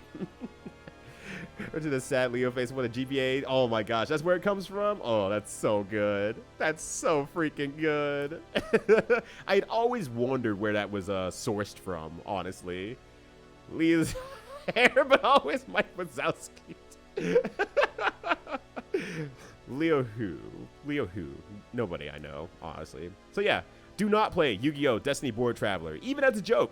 That game's not good. It doesn't explain itself. There's no reason to play Yu-Gi-Oh! Destiny Board Traveler. If you want to play bad games, you can find better bad games to play that are more entertaining and fruitful for the time you're going to spend on it. So, kind of speaking of, honestly, Yeah, this game's bad. I mean, Cheetahman is bad. We know it's bad. Everyone knows the game's bad. Not a surprise, honestly. Honestly, streaming it was fine. It was fine. And it's not like a negative, oh, I didn't want to stream it type of fine. It was like it was straightforward. It was a part of a whole day marathon thing I was doing with, you know, doing the platforming thing, the platformer month, playing a lot of platforming games, and I did games with cats in it. And so, you know, this is kind of like the cherry on top. It did exactly what it needed to do. Just close out the stream. And that's all it needed to do. That's all it needed to do. Just help close out the stream. It was Cheetahman. Got to the end of it. The game doesn't finish. Yeah, shrug a lot. Game's bad. I mean, I could probably put Cheetahman 2 down here, honestly. Because game's still bad. Better than Cheetahman 1. Still bad. I will say, Cheetahman 2 had probably what I feel like is one of my most funny moments on stream, honestly. Where I encountered the 8-man, and the 8-man's just like this sad, like wet-looking monkey, just the saddest thing on earth. Then that motherfucker trounced on over, walked on over 2 feet, drained my life in 0.5 seconds after I was talking all this shit about that ugly-ass monkey. And I just was not ready. And I still look back to that clip every now and then. I'm like, that was really funny to me, at least. Like, comedic timing was on point with that, and I was not ready for it. Hey, music. Start from the beginning.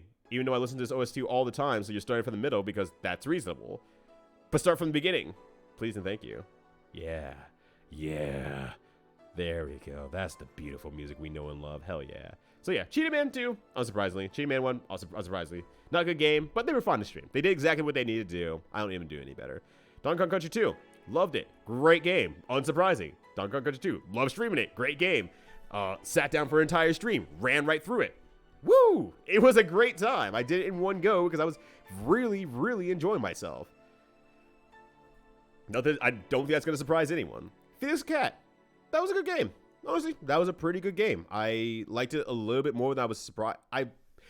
Because it was a game I played from my childhood, I wasn't sure if I was going to like the game all that much.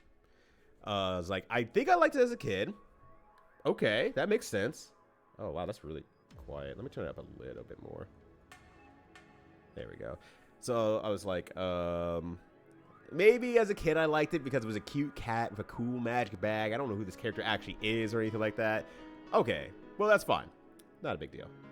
And then played it and I'm like, yeah, it's actually a solid game. It's a very easy game overall.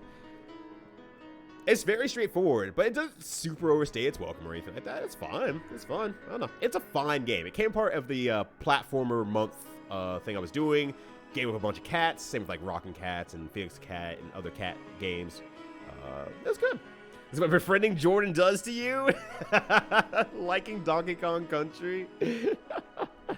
Was What Those remastered this year for you? It was. It was this year. It was actually before I even played DuckTales, the original game. I played DuckTales Remastered first because it had Jake Kaufman at the helm for the music. And I'm like, I'm really interested in this.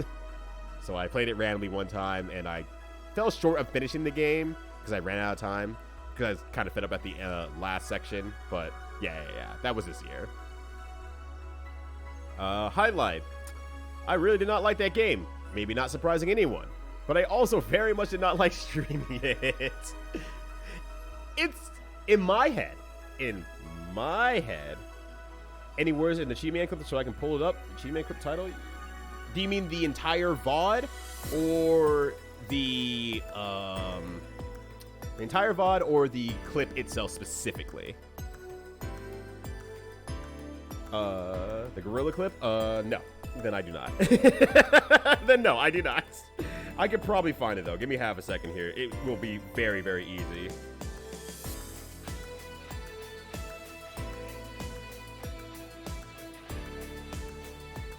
All right, it's look up This 8-Man Ain't Shit.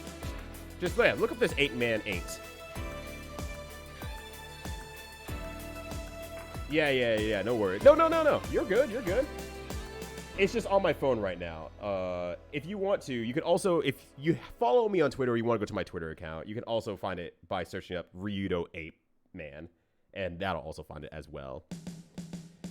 Yeah, it really does. It really does. Actually, you know what? I can find it. I just decided I know how to find this even easier and bring it on over. And by that, I mean I have screens that aren't being used right now, so I could just easily find it for you. Oh, no, you're good. You're good. Game filters would be neat. Would also be amazing as well. Like, a lot of things would be amazing. But Twitch has more important things to worry about all the same, so I understand that. Copy clipboard. Damn, you beat me to it! You beat me to it! Shit!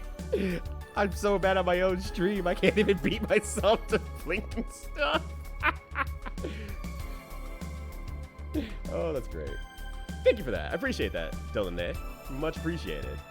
But yeah, so highlight, very obviously, not a good game. At least I felt it was very obvious it was not a good game and very obtuse game. And I thought it was fairly well known that's not a good game. And so when I had complaints about the obtuse things in the game, I was shockingly being put down for that. I was surprised. Like, I had people who were like, well, you're playing badly. You gotta get better at the game. Like, the game's not good. It's my first time playing it. I have to say, it's one of my favorite clips. It's just me. But man, that ape man ripped me the fucking shreds. Like, not even a second to recognize my ass is getting handed to me. I had a good laugh at that afterward. Just get good. Shit, I'm sorry. You're fine. You're fine. Oh, wait. Oh, you were quoting the video. Yeah. I forgot I said that. That's really good.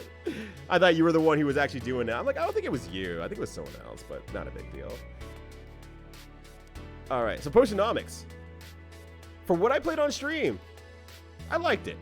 It was a little bit of a disappointment for me because it just was such a tightly knit game and what it requires from you as a player that I didn't feel like I got to enjoy the parts of the game that would make it very, very, that I was looking forward to. Kind of a more laid back, able to meet these really expressive, unique characters and hang out with the cool friends that I'm making on this cool new island as I work this job. No, it's just like, hey, what if capitalism ground you into the ground, like, entirely for weeks on end?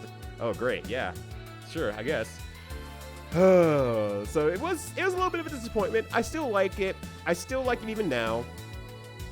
I have been playing it. I've been playing it a lot these past few weeks because I actually want to try to finish it. And I still would put it in liked if I were to rate it off of that. But it has a reverse problem now, where now I'm completely solvent that I basically don't even need to be in a potion shop anymore. And I can go hang out with everyone else and do everything else outside of it. And the potion shop I need to be in like maybe half a day to get through the next section. So now it's like the opposite problem. Like now I just have no reason to make potions anymore, honestly. I barely have reasons. This game was, it's a really cute game, but yeah, it's a lot of very tight management. It's just like, it's a little bit rough. Potionomics, where'd you go? Potionomics. Potionomics, come on. What are you doing? Oh, my mouse is having issues, actually, I think, as of late. That sucks. Okay. Potionomics. Come on. Move, buddy. It will not move from did not enjoy. I swear. I enjoyed it. I enjoyed it. It just won't move. You can see me trying. You can see me trying. You're better than this. Let me in. Let me. No. All right. I like streaming the game. That's all I'm trying to say. That's all I'm trying to say. No, Jamal. Yeah, that's right. Potionomics was not that enjoyable. You put it into okay, man, or lesser. God. But yeah. Ricky's like the kind of person who I think perfectly would vibe with that game. Honestly, but probably find the exact same disappointments I did when I was playing the game. So I fully understand if she didn't like it, or if she had the same issues with it as well. And I didn't watch her streams of it because I'm like, well, I can't get spoiled on stuff, and she got ahead of me pretty fast. So I was like, okay, well, I won't watch any of her streams, and I'll get around to playing it eventually. I'm allowed to eyes again? Oh, sweet. Didn't feel like 20 minutes. But hey, all right. Hey, all right. Yeah, okay. Oh, these sunglasses? You can't afford these sunglasses. A teasing was in with Cuddlefish Man to make sure it happens.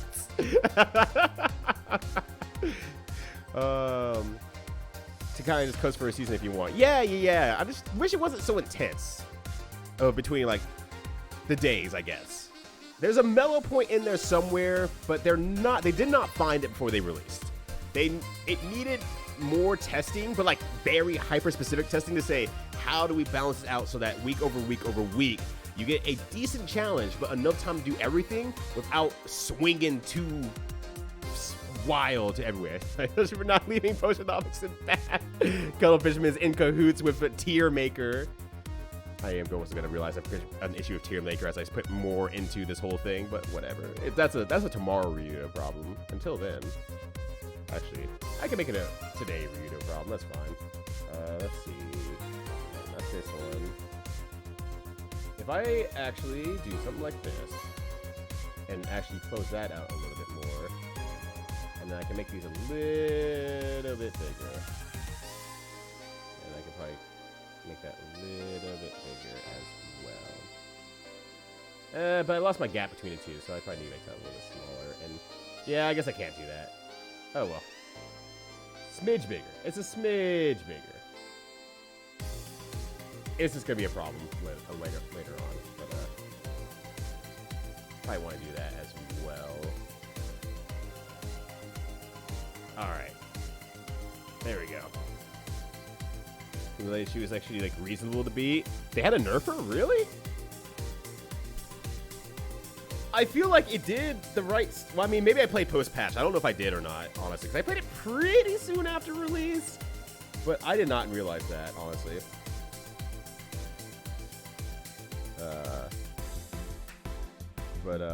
Yeah. I mean, I played it pretty soon after release, so I don't know if I got it post or pre-patch or not.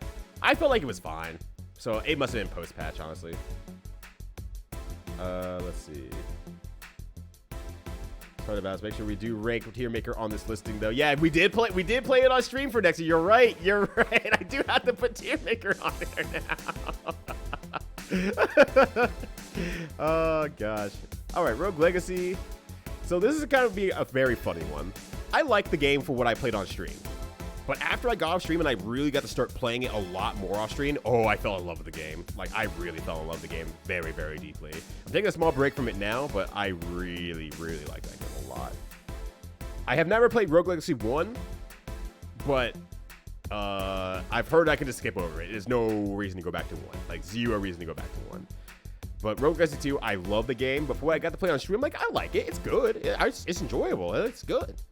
I just need to get into it more. And then I got into it more, and then I really enjoyed it, and I was having a great time. All the same, I'd say honestly, I really like streaming it. I don't know what it was about it, but it's just charming enough of a game throughout that, yeah, it requires a lot of focus, but I didn't feel like any time during the times where I wasn't focusing and I did something stupid, it didn't feel bad for some reason. It just made me feel like, yeah, that makes sense. It's weird how that came out, I suppose, like an explanation, but it does make me feel like strongly to the game. I liked it. It was a fun time. Magnopus, don't shit your pants. Yeah, right. That's a funny thing to learn about. That don't shit your pants is by the same makers. I hate 1 and feel 2 is just better, so you find skipping 1. That's what I've heard a lot about 1. Just 1's just like 2 just overall fleshes out the experience in a way that flows a lot better, was my understanding, outside looking in. Sounds like a Dwarf Fortress patch notes. Oh, that's funny. Super Mario from memory. I mean, I really liked it. It was like Super Mario World, but slightly worse. But very slightly. It has no effect on me personally because I only played Super Mario World in its entirety the prior year. Was it this year?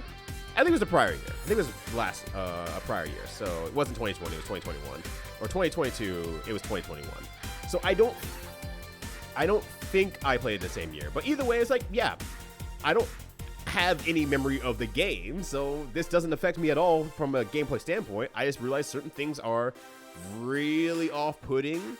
Like, certain stages got a lot harder from that memory aspect, but, I mean, still a good game, honestly. It's good. So, yeah, it's cool. I don't know what else to say. I liked it. I love streaming it though. This is a lot of fun. that was a lot of fun because it's always just little off things that were really funny to point out. And like, wait a second, that note doesn't sound right, or oh, am I crazy, or does this stage feel a lot harder than I remember? And it's like, yeah, there's a little bit of a thing that's off right here because off came in at some point. It was like, yeah, no, that thing's just slightly off there. And even watching off play through it and laughing at certain things like, oh, that's not right, and that's not right, maybe go like, okay, it's not just me being crazy. That was not how that was set up. So I appreciate that a lot. I really appreciate that a lot. Because cat, get out of here, you.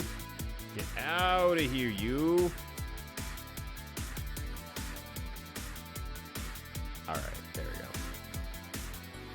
Yeah, this is gonna get very, very widescreen. I guess is the best way to put this, honestly. Actually, can I just move you over here? Look, I don't need to be seen that badly. Let's be real here. I don't need to be seen that badly. We'll do that. We'll move you down. We'll do this as well. Try to make it a little bit wider. Oops. Top right from the bottom, top that far. Okay. That is like the best I'm going to be able to do in terms of sizing up everything, trying to get it on one screen. There's just going to be something missing. There's just too much stuff I have to put on here. Okay, so Vampire Survivor. I like it. It's a good game. I enjoy it. It's a good game. Nothing else to say about it. It's very straightforward.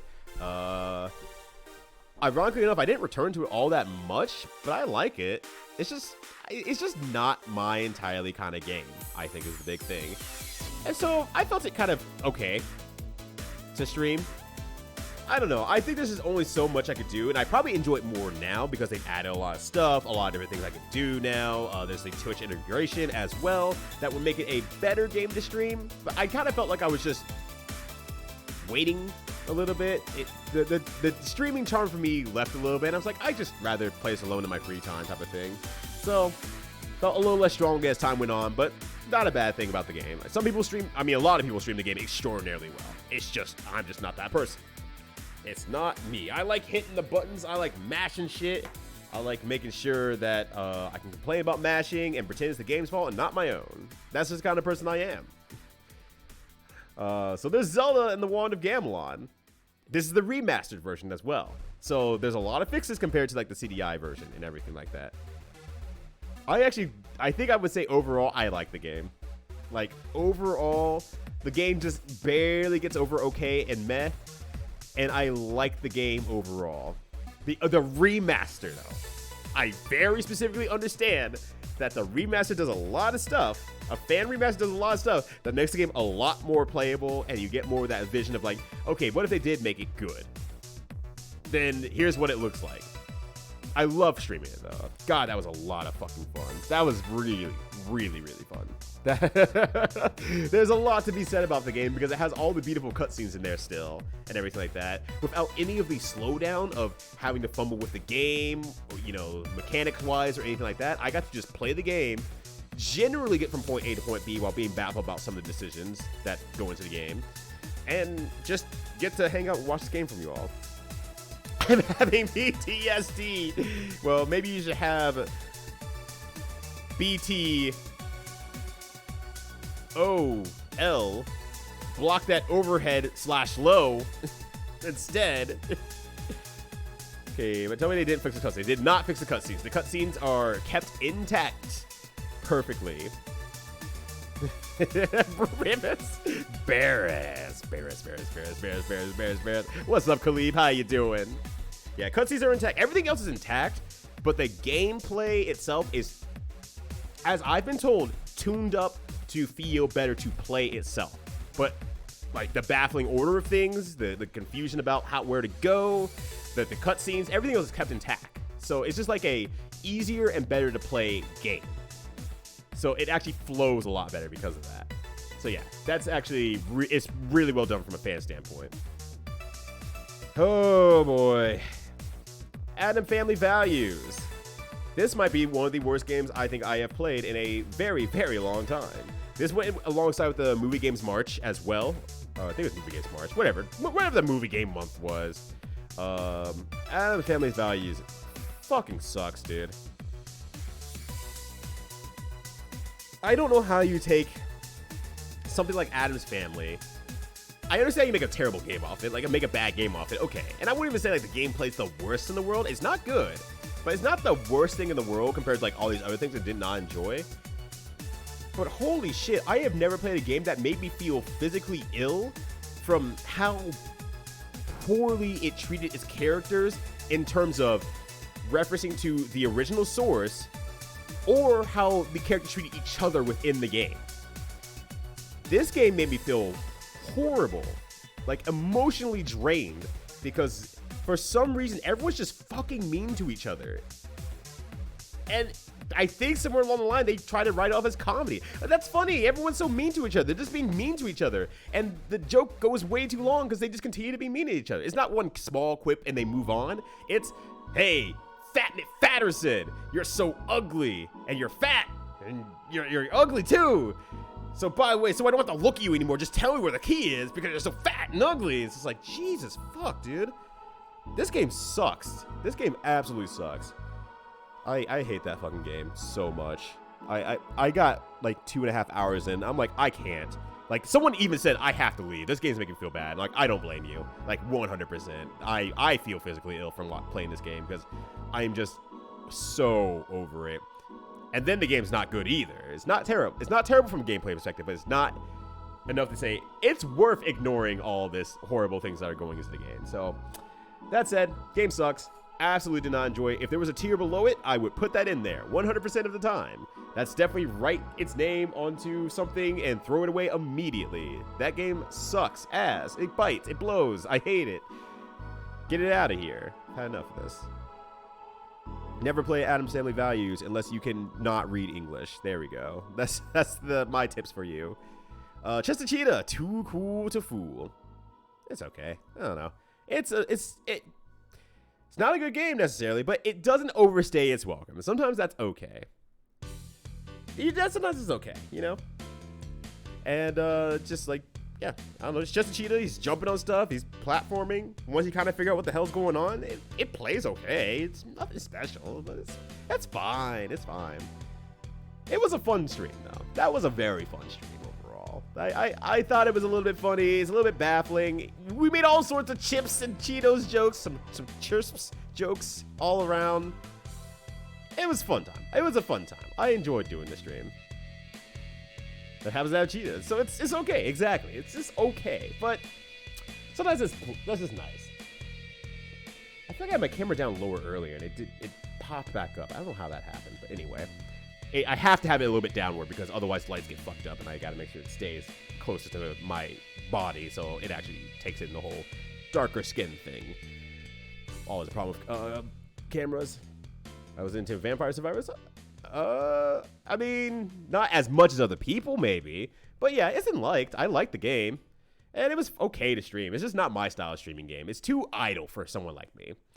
I feel like I'm waiting around a lot more, and I got it very early on as well. I will say, before any of the major patches or anything like that, I'm watching other people stream it, and I like watching other people stream the game as well.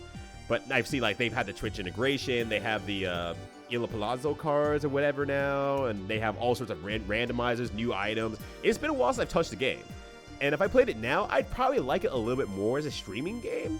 But back when I played, I'm just kind of walking around, and 30 minutes pass. Or I guess in one case, like 40 minutes because I was freezing death and trying to kill death because I had a good setup for that. I don't know. It was just very straightforward. It needed to be fleshed out more before I played it properly. So that's probably what it is at this point. You gave a plus to your score out of a 10 scale. The biggest thing was that it barely had any Cheeto stuff in it. Like, they had a few Cheeto things, but they barely had any Cheeto things in there as well, which is really funny. Also, what's up, Polar Bear? Good to see ya. And General Yeti as well. Hell yeah. Hell yeah. Yeah, it's a nice catch-up with chat game. But I think it's because I prioritize that so much in everything I do almost, or every stream I do, I'm always trying to catch up. It doesn't matter what I'm doing. I want to be pressing a button in the meantime. I want to feel like I'm accomplishing something on the side. And that's where the comedy begins for me. Has crowd control support now? Yeah, it does. It does. Oh, crowd control. It does. Yeah, also as well. Because I think the Blacktastic did that once, if I remember correctly. I know Black Test has done it before. I think that maybe it was crowd control or Twitch integration. But yeah, I played it way too early. And it's not anyone's fault or anything like that. It's just like I played it too early. Didn't jive with me. It would probably jive with me now, honestly. But I sure have a lot to go. I have a lot of games on my list. I went through 100 something last year, and I'm like, well, there's sure like at least 50 games I missed out on last year. Yeah, also Jinpu did it as well, and Jinpu quickly regretted us having options. But it's like, none of us know how to play this game. You're the best player here, so I just pick things that seem funny. I'm not here to help. I don't know how to help. You're asking someone to go navigate the airplane when they hate flying. That was great. All right, so here's going to be an interesting one, I think, for most people. Donkey Kong Country 3. I love Donkey Kong Country 3. I know some people think that the game went off course and should not be played. I was like, this was like a divisive game when I said I was going to play it next because I just finished DKC 1, DKC 2, and I said, okay, yeah, thank you for putting DKC 2. DKC 3 will be coming up next. And I had like a few people come out like, no, don't play DKC 3. It's terrible. It's bad. Skip it. And like some random person on Twitter, like, I guess name searched Donkey Kong Country 3 and said, don't listen to these people. The game's excellent. Don't listen to them. And even though it was a random person who I had no connection to whatsoever on Twitter, name searching for Donkey Kong Country 3 so they can defend it on the online space, they were right. It's a really good game. It's just a different game that works well for me because it has a lot more of the puzzle aspect, and it does it a lot better than DKC 2 and 1, where it's like, hey, here's a blind jump ass, I'll figure it out. It's like, okay, bye. Whereas this game's like, we're going to drop hints around here so you can kind of figure out what's going on, and you can solve the puzzle now. And I really like that a lot more. The music's way weaker overall, but it's definitely not like, if I did not hear Donkey Kong Country 1 or 2, I would say Donkey Kong Country 3 has a great, like, a extraordinary soundtrack. It's just, I heard the first 2 games, and they have the true top of the top, cream of the crop, 10 out of 10 OSTs. So it's being compared very, very hard, but Evelyn did a really good job, honestly. But it's different. It's very different. I don't blame people at the time playing through DKC 1 and 2, going to 3 and be like, what the fuck is this? They had a hard-on for Animal Buddies. They really wanted to make a different game. Like, very obviously, they wanted to make a very different game. They were just stuck making Donkey Kong Country 3 instead. But I like it a lot. I love the game. I had a great time with it. That said, because of the puzzle elements, it was a little bit short of loving streaming it, but I had a great time. It's a little bit more exhausting, a little bit longer. I don't think... No, maybe I did do this in one run. Did I do this in one sitting? I can't remember. I think I did do this in one sitting, actually, in retrospect. So I got pretty far, and I was like, okay, how far am I? And someone said, well, the next world is the last world if you don't do any of the bonus stuff. And I said, okay, you know what? Heck yeah, I'm going to go for that. So I think I finished it in one sitting. I didn't do any of the bonus stuff for any of the games, by the way, if in case there was any sort of question about that or whatnot. But I like DKC a lot. DKC 3 a lot. Why do you listen to people on Donkey Kong games? You have Jordan. I did get to watch. It was really great because after I shortly finished the series, Jordan did the exact same thing as well and went through all Donkey Kong Country games as well. And so I was having a great time because I wanted to see what Jordan did differently in terms of the gameplay and what, you know, he liked and didn't like about the games and whatnot. I learned so many different ways how to approach that game. Like, Jordan is a marvel at video games, y'all. Let me tell you something about Drink with Skeletons that I have never told him before, but you gotta keep it a secret, okay? There are some things that Jordan does. I'm like, that is so clearly not the right answer, I feel like, but you are making it work, and I am mad that you're able to make this work. How are you doing this? You can't keep getting away with this, I yell at my screen. But then I put a smiley face in the chat instead. Jordan's a genius. Like, I've come full circle to be like, Jordan's just a fucking genius and will be able to do things I will never be able to accomplish in my life. And I love watching Jordan for that reason. Holy shit. Jordan's built very differently. And you know what? That was like the cream of the crop for playing all Donkey Kong Country games. That really ruled. Oh, gosh. But yeah, I think people just not like having Diddy, which is weird because Dixie's right there. She's the best Kong. I also feel like, yeah, I can understand that, but I don't know. I guess I wasn't that attached to Diddy either. I'm like, I miss Donkey. And having Kiddy Kong made that plausible again. So I was like, cool. Yeah. Okay, I have Kiddy Kong again. I have based my essential mix. Strong, bulky, and quick and fast. And then I was an elephant for like 95% of the game. But that was also fine too anyway, so I didn't mind. Yo, what up, Sarv? How you doing? How'd your morning finish up with your random game and music video paloozathon that went on? Also, I really enjoyed your stream with your brother. That was funny. That was really funny. Your brother seems like a jam. I hope I get to meet him someday. All right, Fightbox. Fightbox is okay. And I think this is one I will need to pull up a whatchamacallit for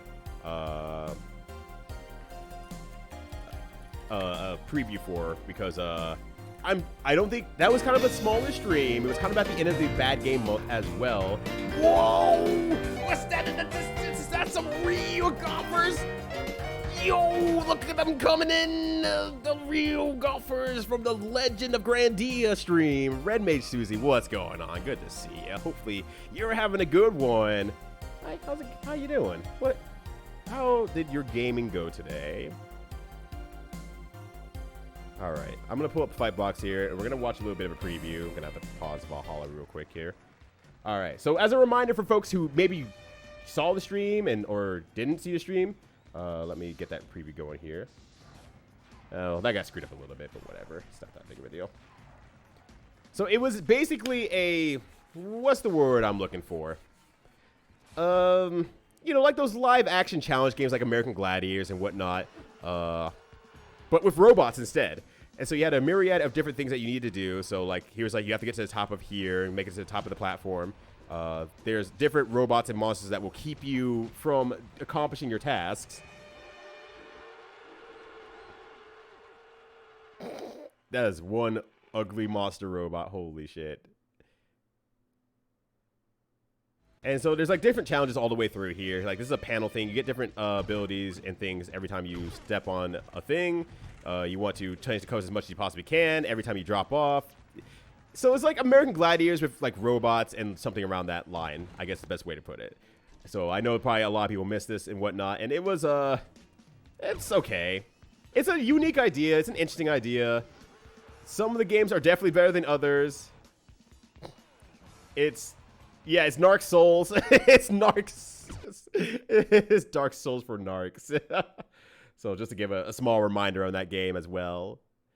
So yeah, so that's what that. Oops, hold on a sec here. I forgot to actually turn back on the music. There we go.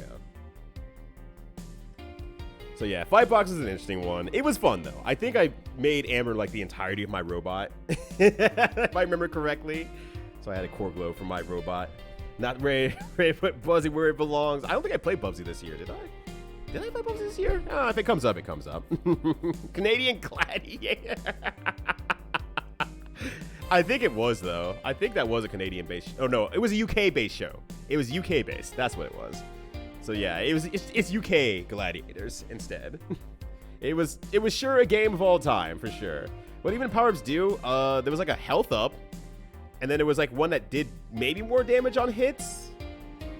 I think one was a gun. It was a while. It was a while ago. The biggest problem with that game was, while the game itself is okay, the worst part about it was how to progress. Because it's like, oh, you need to do all these like sub-events before we can progress to the next stage. Like you have to do all the events to get to the qualifier event. So then you could take that event and go to the next level. So it's very, very long if you want to try to play that game. So I was like, yeah, it's okay. So it's okay to stream. It's very straightforward. It's event-based. It was funny, I guess. But the game didn't provide much, I think is the best way to put it. The Mancunian Gladiator. Oh my gosh. Shit, last of the season on BBC 3 disappeared type shit. Yeah, I think that's the best way to put that, honestly. I think that's actually how it was put, honestly.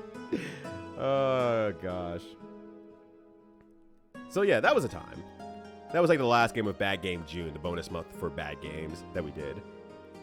Kirby Superstar Randomizer. So the way I'm going to rate this is I'm going to try to rate it more on the randomizer aspect itself, the more unique aspect of what it brought to the table. And I will say, nah, it's not. I was just playing Kirby Superstar with more steps. And when a game that's really valued on the simplicity of the game, it's just like, hey, we randomized your power-up abilities. Did you randomize anything else? No. You're just playing Kirby Superstar with extra steps. Okay, I guess. I don't know. Nothing about it made me really excited. I played through the whole thing, and I just like, nothing. If I was told to play a game again, randomizer, I'd rather just play Kirby Superstar. I love Kirby Superstar. This is just Kirby Superstar, but not great, honestly.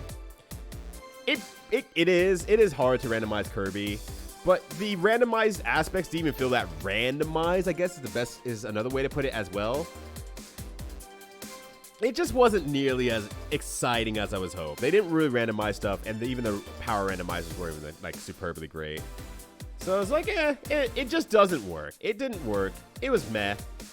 Ultimately, though, I still like streaming. I still like Kirby. I still like streaming Kirby. I think that's ultimately what it was. I feel like it was still a disappointment, mind you, but ultimately, it's Kirby. We get to talk about Kirby for like 4 hours. Great. Yeah, 10 out of 10. Have you accessed somewhere new? Yeah. And so, like I said, it's just extra steps. So it's like, okay. And then, like, the big thing about it as well is like to make sure that you're like not locked out of like cannons and stuff like that. All of your attacks can spark as well, or like a lot of your attacks can spark as well. So it's like you're never stuck anywhere, or you can't collect something or something like that. Kirby has left the chat. Kirby has loaded a gun. Kirby is flying to your location right now. Kirby just wants to talk. Kirby, you quickly realize Kirby cannot talk.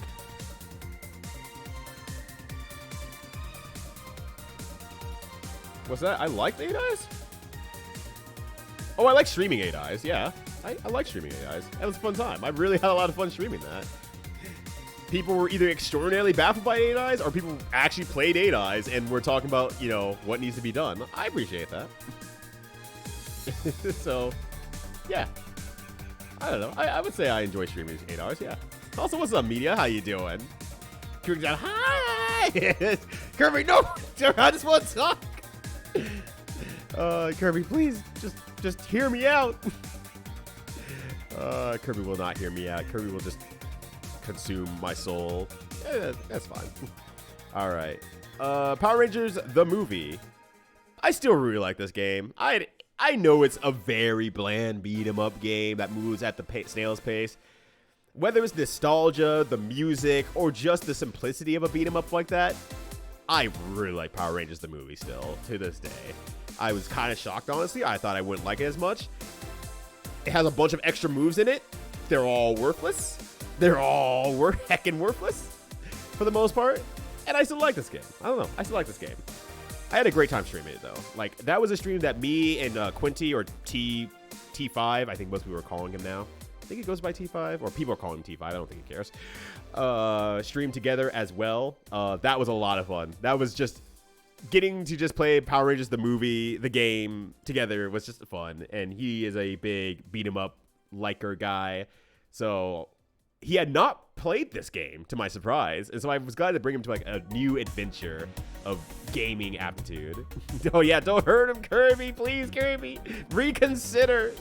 He's an important part of gaming history. At least he claims himself to be an important part of gaming history, just like Tommy Tallarico. I just watched that Roblox oof video, and it's just fresh in my mind right now. No, I'm not trying to die. I'm not looking in Kirby's eyes. Yeah, only hunger. Be fun, but I'm disappointed if I didn't hear Ivan Ooze hamming it up. It's very true. You don't get to hear Ivan Ooze hamming it up like he does in the movie, but he's still a cool boss with great boss music. Like that boss theme at the end. Oh, it's good. That's a great OST. I really wish I could get this on vinyl for an OST, but that's never happening. That's never happening. Bandai Namco is never going to release any of their OSTs onto vinyl. All right, Samurai Pizza Cats. I really shocking like this game. It's a very easy game. It's kind of a little bit unfortunate, but I really like the game because it has a ton of charm. And mind you, I did play a version of the game that was a fan translation that tried to make their own humor. Using the translation, they made their own humor version of the game, and they did it, or of the show, and they did a great job of it. Like, it's really good. It feels like I was playing a 90s cartoon, 80s, 90s cartoon. It was really good. I'm like legit impressed by the level of cutscenes that they did, the graphics that they use, and the game's still pretty fun, even if it's very straightforward and kind of easy. A very forgiving game. Kirby having a gun at least one minigame, so yes! That said, I was floored when I got to play this game. I was floored, and I enjoyed the whole time just playing this game. It was really good. I liked streaming it. I had a great time. It presents so well as a game when I think a lot less people know about it, that I like being able to share the kind of new and unusual sometimes, and that was a new and unusual that was just a gift. That was really good. I'm not afraid to say I was a dev on Spider-1. That's why Sarv had to run away and become a fighting game player. No one knows the secret of Sarvs now. Came in from Vampire Savior? Yeah. It was a fresh save file. It was very early in their release as well. So it was just kind of like a... I'm just kind of walking around, and there's nothing I can really do. I mean, I unlocked damn near everything in that first file as well. The first playthrough. Not, I guess, damn near everything, but, I mean, I did everything that was available at the time. So it's just, there wasn't much to it quite yet. There wasn't any variance enough for me to say, yeah, I enjoyed streaming that in a crazy way. It was like, yeah, it's fine. It was good enough. Super Marissa World. This is a weird one. And I'm glad Susie's here for it. This is a weird one. Overall, I would say I liked the game. Streaming it was a pain in the ass. Holy shit, that game was a pain in the ass to stream. So this is a fan-made game, obviously based off of Super Mario World, made off the Toho character. Is her name Marissa? I don't know. The blonde lady. I don't know. But it was glitched all fuck. Like, I could barely get the game running, let alone keep it running without screwing up on the stream side of things. Like, it was such a tightrope that I was walking, trying to make this game run, and I couldn't not play it because I was in the middle of a marathon that day. So I was like, that's the next game I was picked. I gotta make it run. And you know what? I went through it. It was very funny. Holy shit, it was such a pain in the ass to stream, though. I wish I tested it out beforehand. That's on me. That's on me. But it was funny, though. I didn't enjoy streaming it, but it was funny still, nonetheless. You might think that should level up somewhere. No, I didn't enjoy streaming it. I would have rather to have not streamed it because of how much of a pain in the ass it is. But because I did, and the results of it were really funny, and I appreciate what happened. Fightbox, get out of here, you. All right, raid you. Like I said, I did a few things that were like a little bit sloppily done, so there's a few more in there. That said, if I could get Super Marissa World to work properly, I think I like legitimately would probably enjoy the game. But that's a different story. Right now, we gotta talk about the hate story. Analog, a hate story. I guess I gotta probably roll this down a little bit here. So I'm putting that into did not enjoy, and also streaming did not enjoy. So for those of you who don't remember, this is during the 10-hour marathon I was doing during Bad Game June. Yeah. And I had the bad game list going, and I switched games every hour unless I reached a certain donation goal. Then I would extend per amount of time, per a certain amount of dollar amount as well. So every game got an hour minimum, though. And so this is a visual novel of some sort. Played it for an hour, just read it for an hour. Didn't seem bad. Seemed okay. An hour only gives you so much time, though. And unfortunately, the person who did recommend it onto the bad games list was just like saying, like, you'll understand when you get there about why I really hate this game, why I think it's a bad game. But I'm like, I never got there. So I don't know. I don't know. I don't know. So I just pretty much read for an hour during a marathon, which is always a little bit of a bummer when you always have a slowdown, an unintended slowdown point for a marathon like that, a long marathon like that, for your personal energy and for the reason of the marathon as well. The series are all standalone. Okay, okay.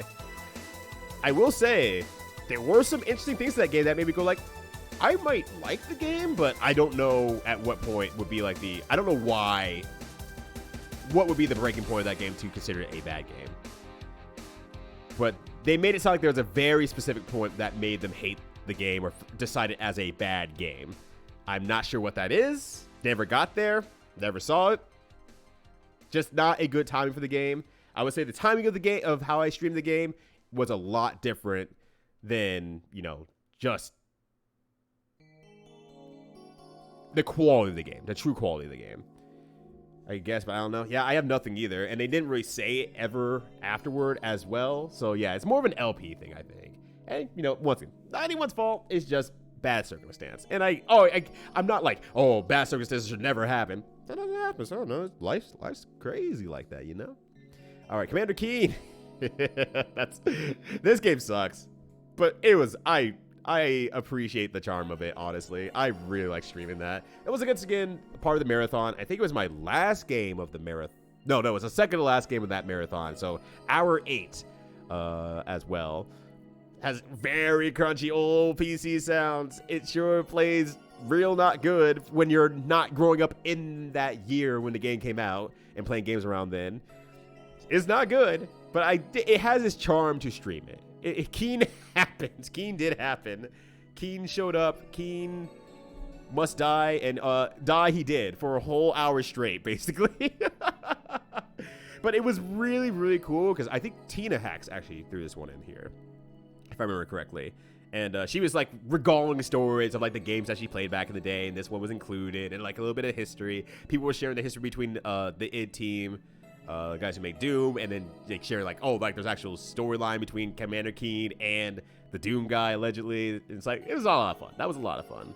I think I'm pretty keen on the game. Actually, that's really good. Damn it, he was right there, but I don't feel keen on the game. I wanted to keel over. And I did keel over a lot, honestly. That game was kicked my ass.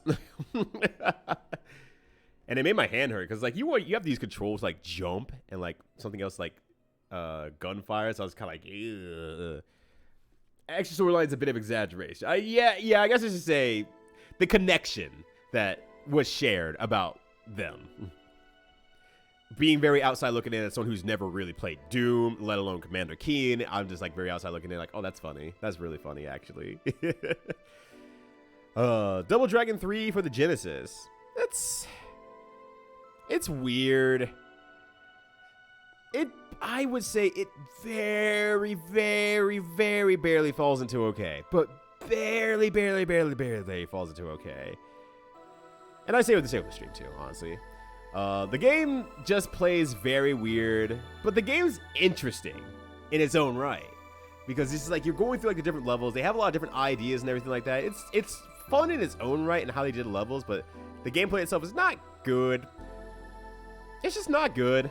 And it's Genesis, so I'm not enjoying like the sound chip as much either or anything like that. Like some General Geisha Gap I forgot about, yeah. Doom Guy and BG Blazkowicz, which I don't know who they are really according to Doom RPG, but how official that is up to interpretation. Oh, okay, I got you, Captain Teo. Also, what's up, Captain Teo? Good to see you as well. Hopefully you're having a good one. Getting into this first week of the year. BJ's a Wolfenstein game. Oh, okay, gotcha. I have not played those either. I've not played like any of these first-person shooter games. Hi, Mod. Hello. Look, the mods deserve to be told hello to. The mods deserve love. They're in a Kate is like 7 years old. Hopefully not. Oh, that's great. That's funny. So yeah, Double Dragon thing is fine. It's fine. It's part of that marathon again. It was perfectly in the middle, and it did its job. I'm happy with that. So Final Fantasy Mystic Quest Randomizer. I really like this. That was a lot of fun. Like, it got me. I got stuck very hard multiple times, but I was so invested in like how they were doing stuff and everything like that that I was enjoying it. Like, I was having a pretty good time. Even when I was having bad times, I was not like deterred. I was just confused, and I'm like, I still want to play it though. I still want to do more stuff and figure out how to get unstuck and how to get this game going and everything like that. I enjoyed the Final Fantasy Mystic Quest randomizer, and honestly, if you're looking for something just a little bit new and different, it's there. It's fun. It's funny. Tristan sucks ass. It's the one time I ever got stream art from Red Maid Susie. It inspired her to draw a dumpster fire that was representative of Tristan. That's how in-depth this game was going in terms of fucking me over with one of the characters. I enjoyed that a lot. If you want to try something different, that's a pretty good choice to do. I also really enjoyed streaming it as well. Yeah, you know, I think it's really liked. If I hadn't got stuck as bad as I had, it might be in love, but I really liked it. But it was really easy for me to get stuck because my memory is not very strong in terms of like remembering, well, what are the things I can do, all the places I can go, all the chests I can get. So when I missed like very small things or got to the point where it's like, oh, I just have to grind through the situation and get a little bit lucky, that sucked a little bit in terms of, you know, trying to present something interesting to an audience. But at the same time, it was a fun time. I thought it was a really fun time. It was worth all 3 to 4 streams because I kept getting stuck. Night's Try. I like the game. I honestly like the game. I didn't do great with it. I didn't make it very far in the game, but I like it's doing exactly what it presented itself to do, which is a very difficult game with kind of odd controls that can be mastered or can be learned. And then just go from there. Here's a bunch of challenges. A lot of it's going to be bullshit. It's going to catch you off guard. And that's part of the fun of it, honestly. That's part of the fun of it. And so for that reason, I like streaming it as well. Night's Try is just a fun game. I don't know. There's nothing really to say about it. It's just kind of a fun game if it's your type of style of game of getting beat down and getting tricked into losing a lot. If you're good with that, you like your I want to be the guy games and whatnot, then perfect. Excellent. 10 out of 10. That's it. That's all you need. It will hit home for you, and if it's not your kind of game, you're going to hate it. It's going to be miserable. You won't enjoy it. More Dumpy fan art? I mean, I hope so. I would love more fan art from you. Look, Mystic Quest is hurting for any sort of fan art about it, so you're a hero out here, Susie, if anything else. Power Wash. I don't know why I didn't put Simulator in there. It's Power Wash Simulator. I just put Power Wash for some reason. I'm okay on Power Wash. It's, once again, not my kind of game. It's very calming and relaxing, and, you know, it's very meticulous. And I think the way I was playing it as well, because this is for Smite's tournament, Smite's Power Wash tournament. Jordan Guru in his sexy dad pose. All right, I'll be here when you're done, Fruit Salad, and I will save it into my folder. Power Wash is equal to Power Thirst. Just... Can you imagine just like sitting at the end of like a small corridor and someone's aiming a power washer at you? It's like, are you sure about this, brother? Yeah, just hit me with that power wash to defeat my power thirst before they shortly blow a hole through the back of your neck. But yeah, this is for the power wash tournament. So I was also playing, I mean, not that we were stressed or anything like that. I was playing with Wobbly Python, and we were just kind of like, we're on the same team. So, you know, we're kind of vibing, chilling, having music in the background. I'm just enjoying myself. I always feel bad when I let someone down, even though, you know, this wasn't super serious or anything like that. I felt a little bit bad about it, but it was a fun time, honestly. And I will say I really like streaming it. It was always funny as well because people realized I was streaming at an off time and I was streaming Power Wash Simulator, so people kept rating me, and I'm like, I can't. Why are you rating me? I can't even pay attention to the chat. This is literally for the tournament, and that's it. Stop. So having a reason to just hang out with Wobbly Python, chatting with him, just shooting the shit while we're trying to semi-wash fast and doing a terrible job of it generally, before I accidentally sit Wobbly Python up to the moon due to a glitch in the game immediately after they said they fixed this glitch in the game. That was such a good time. So despite how I felt about the game on a personal level and how I streamed on a personal level, it was a really fun time. And I wish I could have just truly just sat back and just chatted with Wally Python for like, 3 to 4 hours instead. It was a really good glitch. It just fucking flew off. He's like, oh, I'm going to the moon. I'm like, okay, bye. And I said that for a bit. I'm like, wait a second. Wait, really? Wait, real shit? No, Wobbly, I need you. That was great. Has any legal survived for the Power Wash Simulator outside the puns? I don't think so. I don't really think so. Yeah, it's a great meditative game. It ain't for everyone. But maybe if I played it as a meditative game and did it as like catch-up stream game or something like that, or like okay, I feel like sick lately and I need to play something that's like super down to earth but not getting me out of the way of anything, that would also be very good as well. Also, what's up, Toast? I didn't get to say hi to you. What's going on? I just assumed you were here because Susie rated. You see that one Japanese video about a friend who made a shower adjustment so it used one hole in the shower head? No, I did not. That sounds like a power washer though. What up, Coco Jam? How's it going? That's right, we're about to jump in to a bunch of... I keep taking my camera, god damn it. A bunch of video game ratings. So I was learning how to redeem you quotas all the time? Hell yeah. See, I knew you were a dangerous liker, a good, smart, dangerous person. And no one understands it? Oh, gosh. See, that's how you know that you have to educate the rest of the community. We have a young community around here, and they gotta learn about the strong, bad, everything, or Homestar Runner. Brain stop there. I have strong, bad man in here somewhere, and that's where my brain is right now. How you doing, though? Good to see you as well. IRL streamed it. The amount of damage I would do to my yard would be immense, and I would have to do a donation drive immediately afterward to recoup the cost of the Power Wash rental and the damage I've done to my house. But yeah, Power Wash, good time. Honestly, good time to stream. Maybe I'll try it again sometime. Who knows? It'll always be my Steam library nowadays. John Shatterhand. I really like that game a lot. That's a really good game. Shatterhand, super fucking good. Hella enjoyed streaming that as well. Just one for one, Shatterhand fucking rules. That game is rad. Great music, great action. Last stage sucks. That's unfortunate. Use save states. Make it through the rest of the game. I like that game a lot. Me, you never saw Homestar Runner. The thing is, it's not too late. You can still watch Homestar Runner in high quality YouTube fidelity.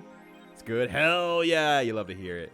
But you never did anything on Homestar Runner. Hey, it's great news. You can watch all Homestar Runner stuff on beautiful YouTube. Maybe I could just stream some Homestar Runner stuff, but that's so much fucking content. That is an insane amount of content. Holy shit. Oh gosh.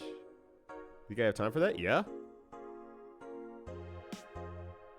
Well, you want me to say no or something reasonable? No, I think you got the time for that. Take that.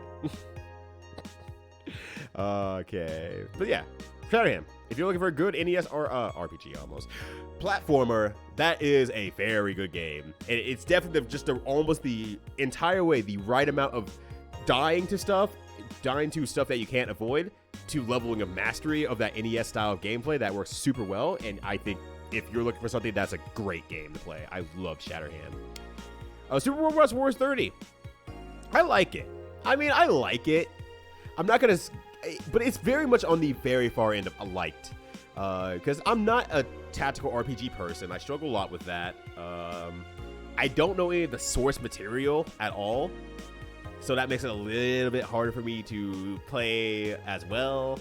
So I'm like not as hyper invested into everything. But it was a gift from my friend and everything like that. And he also, as I mentioned earlier, Moses Planner Jason, who helped work on the game. So he was able to gift that to me. And then was on a few streams as well, answering questions to other folks and everything like that. And then on top of that, seeing everyone just completely nerd out on everything. I think I love streaming it, bro. I really had a good time streaming it. Like I didn't look forward to playing the game as much as I look forward to just streaming the game. Because having everyone come in and talk about, oh, this robot is from this show, and this series here, this robot actually is really fucked up for these reasons, or this storyline does this, and then talking a little bit with Jason as well, answering a few questions here and there from the translation standpoint. It was all just a lot of fun to just watch, and I just was a catalyst for making it happen as a stream, and that's great. That's great. You're allowed to be wrong. Nothing wrong with that. Yeah, it's all right. I forgive you for being wrong, but that's fine. You know, that's why you're the fan of Toast. you were wrong on that too, but hey, it's okay. We don't harm you for this. Because it was referenced across a lot of games I never noticed or understood beyond haha funny words. Yeah. I'm pretty sure Trogdor the Burninator is a weapon in a few different games. So you're probably like, that's a weird name to put together. Haha, that's funny. So it's like, and that completely makes sense. Absolutely makes sense. So yeah, I like Super Robot Wars enough. I will say I'm motivated to play it without streaming it, and that's probably why I never made it any further when I stopped streaming it. But I love streaming it. I absolutely love streaming it. Maybe I'll do it. I want to do it again, but it's like, damn, when do I find time to do that? Because that's not a short game either. I have a lot of game to go. So it's just in that weird contingent thing that's like, it's hard to motivate myself to do something I would enjoy. There's other things I would enjoy more, I would think, to do. But I love streaming it anyway, so it's a little bit of a weird one. What Super Wars there? I know. I only know about the UK Robot Wars. If it doesn't have the UK, then it's not okay. The BBC is just for me. Oh, here's a unique one. Here's a shocking one. Wacky Races for the NES. That game whips for no fucking good reason. Why is that game actually a lot of fun? Atlas just snapped at this one. They got to the Wacky Races on the NES and like, okay, we have this game based off this old TV show where a bunch of wacky guys get in their cars and they race across the world in all sorts of small races. Okay, yeah, okay, I'm listening. So what if I made it a platforming game about the evil dog guy? I mean, I guess. I mean, does he get his own car? What car? What car? Sir Kill-A-Lot in Super Robot Wars 30? I agree, though. 100% I agree. Different kind of robot. Toast isn't saying they're not into it. They're just like, look, just give me the information about the robots is all. So yeah, Wacky Races, really like that game. Shockingly, very, very good quality game with a great OST. Like, that was a left fielder. Like, that was a left fielder. Honestly, I say I love streaming Wacky Races. It was just so much of a shocking experience and so much fun that it's just like, wow, this game whips. And I feel like a lot of people did not realize, like, are you sure you're talking about Wacky Races? The same game, the same show that had a lot of our racing stuff and whatnot. Yeah, that's the one. I don't know if it rules. It just fucking rules. Final Fantasy Mystic Quest Randomizer. Go to the bottom. There, put you in here. We're getting close, actually. Ooh, hold on. Let me put some satisfying stuff on your screen. The way that most of these are diagonally done, colors-wise. Oh, that's satisfying. That's satisfying. That's some visual ASMR there. Oh, that's good. Oh, that feels really nice. Okay, anyway, back up to the top here. All right, so where are we at here? This is gonna be a short one. All right, actually, let me scroll down. Make sure I'm scrolled down appropriately on each one here. All right, Bart versus the Space Mutants. Game did not enjoy that. Did not enjoy that at all. That game's really obtuse and bad and not good. I will say I had an okay time streaming it though. It would have been far worse if I had to play this game by myself in any sort of way, shape, or form. But having people in the background saying like, hey, look, do you just want like the knowledge about this game, made it so that I wasn't just crumbling under the weight of my own confusion about the game, because it is a very obtuse game. So I'm glad I had people there to help me out with it. The game's still very bad. I barely made it past the first stage. I struggled to make it past the first stage, but we made it. And I was very done with the game once I got to the second stage. I'm like, I made it to the second stage. I don't want to play this game anymore, especially after I got to that really hard jump near the beginning of the second stage. So no, fuck that, I'm leaving. Bye forever. I've had enough of you. Conquest of the Crystal Palace. That game actually rules pretty damn hard. The more I got into it, the more I'm like, this game actually is really well done. I'm legitimately shocked about how good this game is. Like, it was a random accident so fine, and the game is really, really good. It's for the NES. It's a platformer. I used it as part of the dog platforming days, and that was shockingly good. Fortunately, it was really long, and I did not realize how long it was going to be of a game, and I was so... Like, this was on the dog platforming day that I did. And so I did all of that, all the other games, and I threw this one on here thinking like either it's not good and I don't make it very far, or it is good and I looked at a long play. I'm like, okay, it looks like it could be about this long or so. Okay, that makes sense. It was so damn long, and the end is confusing, and I could have figured it out, yes, but the end is really obtuse and weird for no fucking good reason. So Conquest it ended on a wet fart, and I was really tired actually kind of like midway through the game. I could have stopped playing, but I was stubborn. That's me. I don't take enough breaks while I stream. I rarely ever take breaks while I stream. So I know that's on me, that I didn't take enough of a time to space that out, break up the game, anything like that. I wanted to keep up to the bit. I paid personally dearly for it. Made the stream a little bit worse for the wear. But, you know, it was a good time overall. That's just a good game in general. All right, now we have Drax Night Out. the crossover between Dracula and Adidas that you've all been looking forward to. A couple minutes every hour. Yeah, I probably should. Anyway, I've been streaming for 2.5 hours. Let's keep going.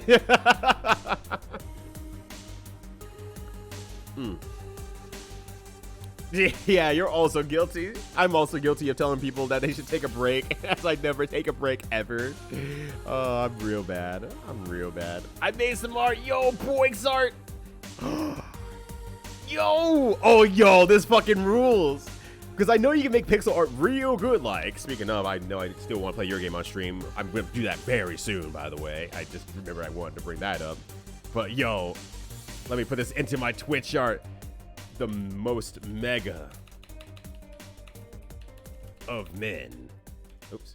Of men. I'm having a hard time typing right now. Yo, Boix, thank you so much. This rules. You've been out here working your ass off, making things happen. You actually got the actual right bill as well. Holy shit, yeah, that's green underneath. Nope, you got it. You nailed it. This is actually a hat from the tournament CEO. I couldn't go this last year, but I'm like, I'll pick up some merchandise anyway. Because the merchandise is really good. So it's like a JoJo's reference. It's actually legitimately a JoJo's reference. There it is, yeah. It's like the butterfly from something in JoJo's. I already forgot, honestly. Boix is the next Dubs. Dubs can come by. I'm like, Dubs, I don't need you anymore. I got Boix. I'm like, damn. Well, okay. But Dubs would just always be like, well, okay then. Okie dokie. What was I rating? Oh, Drax Night Out. Right. Drax Night Out. Yeah, that's not a... Well, okay, that's wrong. I don't want to put into like, because it's fine as a game. A game that's not finished, mind you. It's actually fun as a game. It's weird. It's obtuse, but it's short, straightforward, not very long, somewhat forgiving on how many tries you get. It's a playable game. It moves fast. Dracula has weak ankles, so he can't fall from anywhere. Dubs will also just shitpost anyway. The mills with CEO Taco were really cool. Yes, no, absolutely. I mean, all their mills have always been cool. Their sets have always been cool. Not despite anything. I should say, it not being Jabali's main tournament, he puts a lot of love into it, like personal love. He likes anime. He likes all this sort of stuff. He likes getting integrated with the community. He's very passionate in turn. Passion is what really gets him going, and so when he has a community that's that tight-knit, really bringing that passion, it makes him return it back to them. So I think it's one of his best tournaments as well. He definitely does a great work with things like DreamHack and CEO and whatnot, but that's like the penultimate tournament, I feel like, for him. Drax Night Out, I very much enjoyed streaming that. That was such a fucking funny stream, though. I had such a good time streaming Drax Night Out with his Adidas and making fun of just the absolute ridiculous of the premise that was going on. That was really, really fun time. Like, it was a short game. I didn't expect it to be like 30-minute streaming to get through that game, but I did make it through. I was kind of shocked, but it was a good time, honestly. It was a very short comeback time. I enjoyed Drax Night Out streaming it, and then the game's fine. The game's fine. You get your Windjammers 2 medal. Is that red gem thing from part 2? Oh, yeah. I know what you're talking about. The gym that lady has that does stuff, the MacGuffin of that episode. I do know what you're talking about, though. Yo, I'm glad you just got that, honestly. Joestar. Man, if I was only as cool enough, I was cool enough to have my own JoJo Part 7 adventure, that'd be great. As great as the concept, the execution is flawed. Yeah. Oh, yeah, I did. What's up, Vanarchy? How you doing? But yeah, I did play Yu-Gi-Oh! Destiny Boy Traveler. But you were the one who did Justin. Well, damn you! Yeah, that game sucked. I don't recommend it. I don't recommend it even as a joke to people. That game's not good. If you're looking for a game that's just bad, it's bad. You found one. You did it, Vanarchy. It's the main tournament to me. I think for a lot of people it is, because not many people want to go to Daytona, self-included, honestly. And every time I'm like, all right, maybe I'll make it to CEO this year. I'll just stay inside, all that sort of stuff. And then I hear once again from someone else, like, well, I went from like the 2 minutes from my Uber to my hotel, and I got called the N-word on the way in. It's just like, never mind. I'm continue to not go to this tournament until it's out of Daytona, and he'll get it out of Daytona as soon as he honestly can. He really will.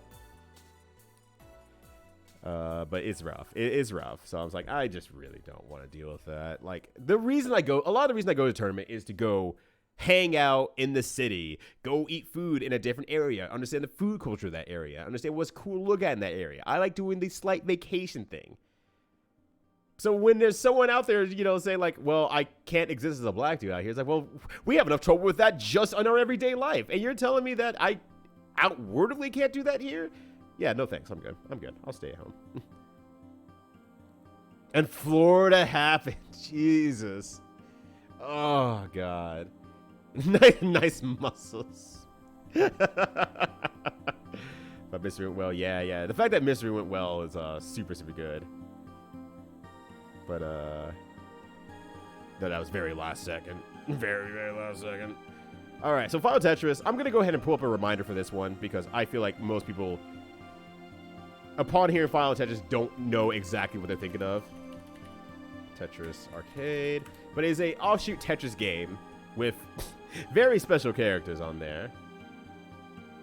Yeah, I played Final Tetris on stream. It was part of Bad Game stuff as well. Okay, hold on a sec. We're gonna... Okay, we're good. So there you go. Alright. So this is Tetris with basically, more or less basically items. Damn, this person's good. And characters in the middle because it's funny this way. Damn, they're good. They're just going for it. And so each item does different things. I can't tell you what each item does, but it's a really fun game. And it's really awkward because it doesn't have like any sort of like location on where you're putting stuff or anything like that, so it makes it a little bit hard to play. But I was really into this game. Like, honestly, this game was a shocking amount of fun, honestly. So you can kind of see onto the right side or in the middle side, say, there's health bars as well. So whether you fill up your Tetris board or you lose out on your health for the damage, and I think you can bounce it back and forth as well between you all, if I remember correctly, but don't quote me on that. I wasn't very good at the game. Between all that, it's actually a pretty fun, cool, neat take on Tetris. Like, for being a bootleg Tetris, it's a pretty fun Tetris, honestly. I was legitimately shocked. So that said, preview away here.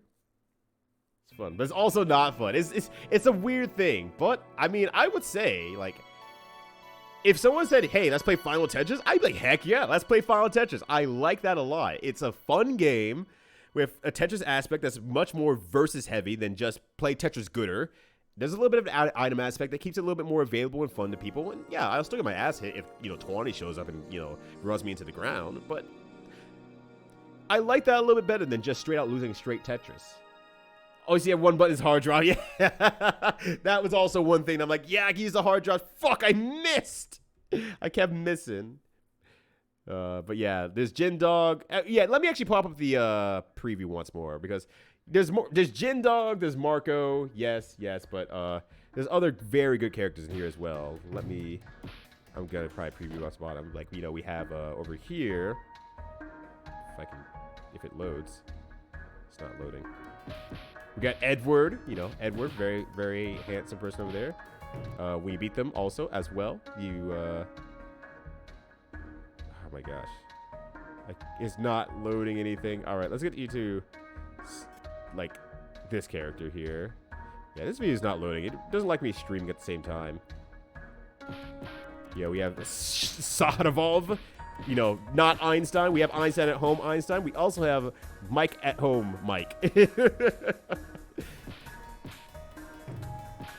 So they took a lot of characters like this and just made them exist. Also, they put a dog in sunglasses, so, you know, it's a perfect game. It's a 10 out of 10 game. There's no problem with this game whatsoever. So I really like that game. That game was really, really a lot of fun. I understand that I'm also just playing Tetris on the stream. Oh, these sunglasses? You can't afford these sunglasses. That's right, just like this. This is the final Tetris experience right here, right now. Tony, I'm glad you recommended it, honestly. I'm really glad you recommended it. It's what you get when you mix olds, drugs, leaded water, and far-right propaganda together. Exactly. But at least in Orlando, there's an expectation of, hey, we're going to have a lot of people visiting through here, and it makes it like a little bit of a different, you know, circle of an area that makes it so that you can at least walk around outside. And there's the expectation of, I'm going to interact with people who come from outside the state with different ideals and things, and I will at least be decent. Also, there's a high Hispanic rate over there. They have some really cool clubs over there. If it's still open.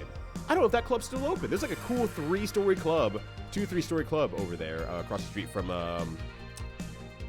Sea Otaku, where Sea Otaku takes place at. So, I don't know. I went there once. It was a lot of fun, actually. Me and my buddy had a great time there.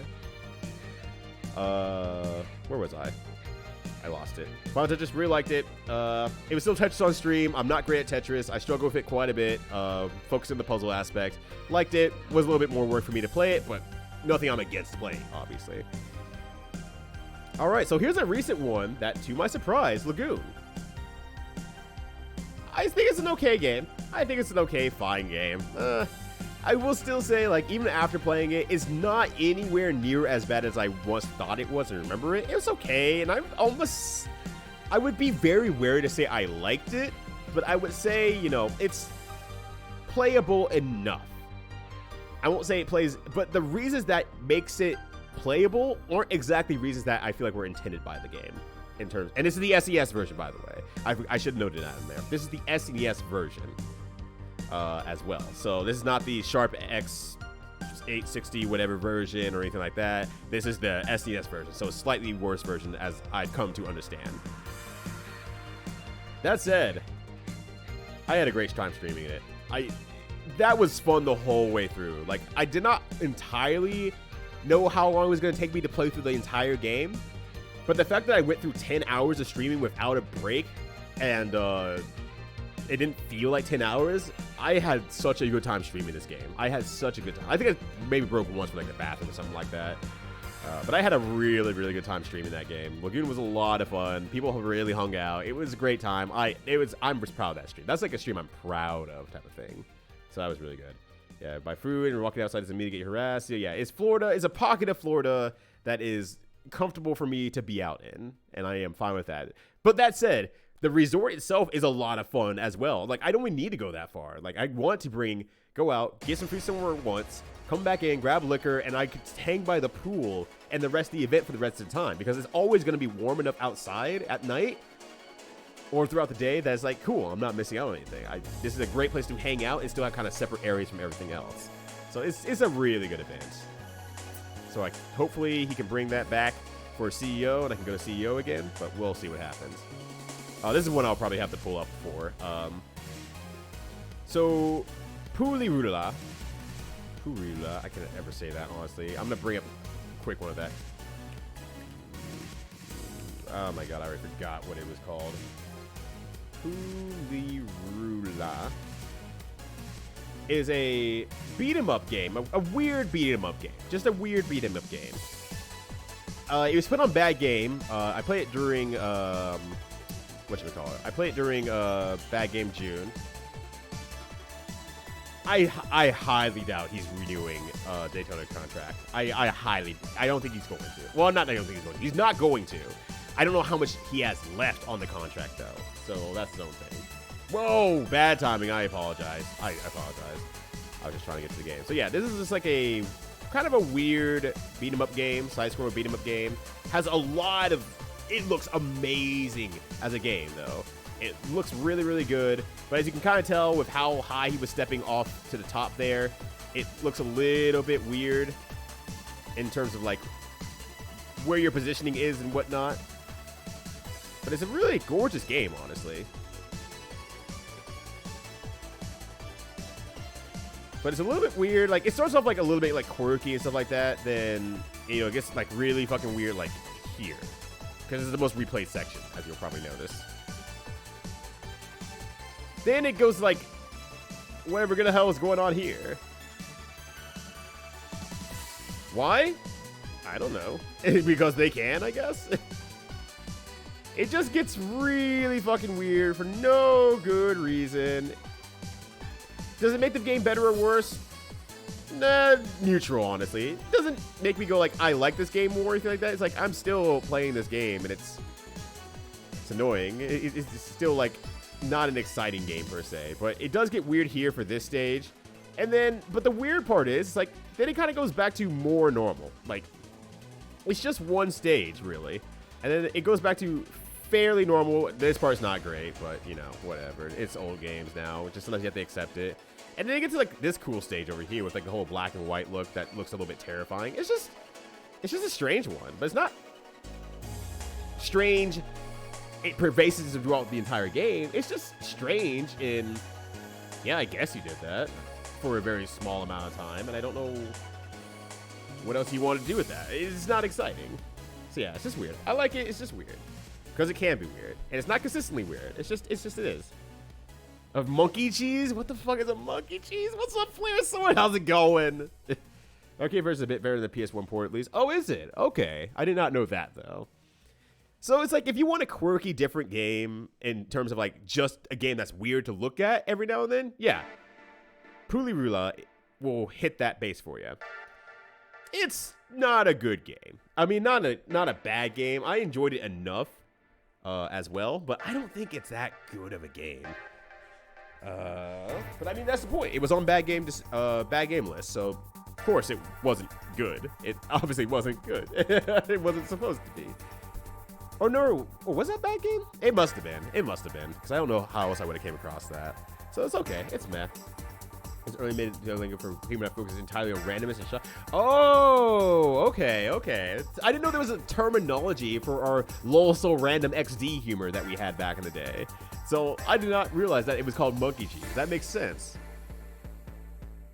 And bad games too. Yeah. So, you know, that's his own thing. Speaking of bad games, Amber's favorite bad game in the world, Skate Attack. Game sucks. This game fucking sucks. Oh god, Skate Attack was absolutely is the quintessential bad game. I'd still say it's the quintessential bad game where if a game could add features to it every so often at a good clip, and every time I get another feature, I don't look forward to it because every implementation of the feature has been done poorly. That's a bad game. That's a bad game. Skate Attack did it. Like, every time I got something new in that game, I'm like, no, because it's gonna be bad. And it sounds like it should be cool, but it's not. It's not cool. It's just bad. Every time. I love streaming it. We got into nostalgia talk because of Skate Attack. We were talking all sorts of nostalgia during Skate Attack and everything like that. Things that were happening around the era, different cartoon shows, everything like that. Because my mind was so turned off about the game, and like the things that I was trying to do didn't require any brain power anyway. I got to mash buttons. I got to talk and catch up with chat. It's like the opposite fix of like things like Vampire Savior, where I got to turn my brain off still, but I got to hit a lot of buttons because I still need to hit the buttons. And then we just talked the shit. We just talked up shit. It was great. It got me distracted from there. Yeah, no worries. So the top one is how much I enjoyed playing the game. So the top one, up here, I don't know. You can't see my mouse, obviously. This one, the one where my mouse is on right now. And then the bottom one down here is how much I like streaming the game. So two very different things right there. It's very on the top, bottom to the top. Yeah. And since I didn't stream that whole tournament, I always stream the matches that I had. I'm only okay at Power Wash, and I had to play it in a tournament setting versus a super chill, relaxing setting. If I got to just play it in a chill, relaxing setting, just hanging out with friends and chatting with them, that would be a great stream for me. But since that wasn't the case, it was like, oh, I'm slightly having to focus and stress out on this thing that I'm not very good at. But I had a great time hanging out with Wobbly Python. That was a great time. Or other levels. Yeah. Also, we were in that downtown stage for like 3 hours. That is ridiculous. That's absolutely ridiculous. All right. I gotta keep moving. I've been actually making pretty good time, all things considered, because the last time it took a long time. And I had like maybe half the games last year, I feel like. Super War Star Wars 4. Maybe unsurprisingly, game sucks. Maybe unsurprisingly, the game sucks. Nothing else to say about that. Super Star Wars Episode 4. Absolutely not a great game. Looks great. Designed terribly. Designed very, very terribly. Horribly. Sorry, I did not have it on screen here. My bad. There we go. Yeah, Super Star Wars is fucking rough. It's bad. So this one I wasn't sure if I wanted to put on the screen here or on the stream. But, you know, I was like, it was still an important part of the marathon and the stream this year. Warriors of Virtue 2 was a movie that we watched as a sequel to Warriors of Virtue. If you don't remember Warriors of Virtue was a movie released during the 90s that starred Kung Fu Kangaroos. I think is the best way to put that. Kung Fu Kangaroos were at the core of the story. So myself and Tawny watched it on stream one time as part of a thing. I guess a bit, maybe. I don't know what you want to call it. We just decided we were going to watch it on stream. So we watched it on stream, and it was bad. It was pretty bad, honestly. But then during my research, I had ended up discovering there's a Warriors of Virtue 2. And I was like, and I was trying to find it. I was trying to find anything on it. Like, trying to buy it, like, legally and stuff like that, and trying to get it. It's really hard to find. It seems to be fairly rare. I'm pretty sure the place I bought it from is just a DVD copying company, but it's fine. I could not find this movie. Like, it went straight to apparently DVD/VHS, and it is hard to find. So, it's a movie, though. And I'm like, does that count as something I streamed? And, you know, I decided yes, because it was important. And so from a legitimate just watching the movie standpoint, it starts off a little bit weird. And we were thinking like, this is going to be terrible because it went straight to DVD type of stuff. The movie's actually really fun. I was so shocked. I know 21 was too. I know both of us, we were shocked that we were sitting there like, we started trying to make fun of the movie. And I just remember there was like a certain point where we both just got caught off guard and started laughing. And just like realized, wait a second, the movie absolutely understands what it's about. It 100% understood what it was about. And when that illusion broke that it was a movie that was taking itself too seriously and moved to a movie that knew exactly the legacy that it had, and it said, fuck it, we're gonna play around with all these contentions now, it got really good. And that's like the perfect time too, because it's like the back end of Paul Blart Mall Cop, where it gets to the back end of the movie and it gets really good because the movie like finally understands like what it's trying to be. Warriors of Virtue 2 hit that like about midway, or probably hit it earlier. We were probably a little bit like, you know, riding the waves of the first one and got to that second part of the movie and it got really good. It's a lot of fun. It's funny. I won't say it's like great, but it's funny. It's hella funny. It's Congo for Saturn #1. Congo is still waiting in the wings on the bench, waiting to be tagged in. Just waiting for me to reach out my hand and put it in the ring, but it hasn't happened yet. Citation needed. Citation is here. You can quote me on that. The very back half end of Paul Blart gets very entertaining and good, and I do enjoy that a lot. When they stop doing whatever the hell they're doing to make Paul Blart seem like a sad sack, and they get away from that, and they start making actual like physical comedy humor, I think they do a great job with it, because the movie stops taking itself seriously. What if a team of parkourers took over the mall and the only man that could stop them is the mall security? Like, that could have been the movie itself. But then they spent the whole first half of the movie making Kevin James, I can't remember his last name, I think it's Kevin James, pretend that he's drunk, and also the guy has clearly never been drunk in his life type of shit. And then they make him pratfall. And then it's like, oh gosh. It's like, it's just painful to watch. Take out that first half of the movie and just make a 20-minute cinema of physical comedy instead, and it would have been just as good, if not better. So yeah, Warriors of Virtue, very much liked it. It's equal. I didn't do anything. I mean, I guess I loved it because I got to watch it with a friend over voice chat, along with Twitch chat, and my channel wasn't shut down.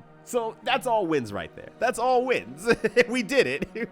The Twitch channel is still alive for now until I get sued by whatever owners of the movie come their way and say, hey, don't you ever stream Warriors of Virtue 2 again. We're going to sue you into oblivion. So all does, baby. Yeah, that's right. What's up, Socrates? How you doing? Or so crazy. God damn it, I knew it was going to catch me off guard one of these days. Way belatedly. How's it going? Yeah, I love I didn't get banned. I love it. That's 10 out of 10. that's great. Love when I don't get my stream banned. All right, Final Tetris, I already rated you. Go back to the bottom here. Love it when I can just skip a game really quickly here. Speaking of skipping a game really quickly here, Batman for the NES. I really like that game. It's good. It's a really good game. Batman for the NES, super good. Surprising note. It's very well, cool design, have wall jumps. There's some shitty, tricky parts in the game. But once you kind of get over that, it's a pretty good game overall. All the same, I like streaming it. Nothing to say about that. Just like streaming it. Good times. Good times all around. It's Batman for the NES. I got stuck. I made it through. It's an NES game. It's good. Fucked around and we'll never find out. Yes, that's right, Oros. Also good to see you, Oro. Hopefully you're having a good one as well. Oh, got COVID as a Christmas. Oh no, but yeah, I'm glad it's been mild. I mean, that's also part of what the whole, vaccinations are helping us do. Make sure that if we catch it, it's gonna be mild. It's not gonna be you fighting against death. It's gonna be you get to relax a little bit, you get to chill. So we're good. Yeah, sometimes OSTs are. They're so good. They're so good. Speaking of good OSTs though, and really cool games, Contra Hardcore. When I was going through my Contra Thursdays, it's a shame that it took me this long to play Contra Hardcore, honestly. It's a damn shame it took me this long to play it, but I'm glad I finally did. I had such a good time. The game rules. It's good. It's very, very good. I had so much fun with that game. So, hell yeah. Thank you for eventually getting me there. I loved it to death. It was really, really fun. So it becomes just a weird flu, like the jerks claim it is. Yeah, like the jerks claim it is. It's like, oh, you still caught COVID? Yeah, and see how I am active 2 days later. Like, it's a weird flu thing. Funny how that works out versus this guy over here who needed to go to the hospital for 2 weeks and rehabilitate himself to walk, who said, yeah, it's just a cold. Well, great. That cold got you good then. She's to order out for soup 3 days straight. 4 months later, so great. We're gonna be looking at some case like, oh damn, are you feeling okay? What's up? Oh, you keep ordering soup everywhere we go. Oh yeah. Just a little bit of leftover from the whole COVID thing, you understand, right? As he secretly stocks soup all the time. Like Festus Quest OSTM if you know. Oh, you got it, boss. You got it. I got you, fam. But yeah, sometimes they're rude as heck. And that's definitely what Batman was. It was rude as heck, but I liked it. I really liked it a lot. Let's see here. Dragon Ball Z, Legacy of Goku. It's okay.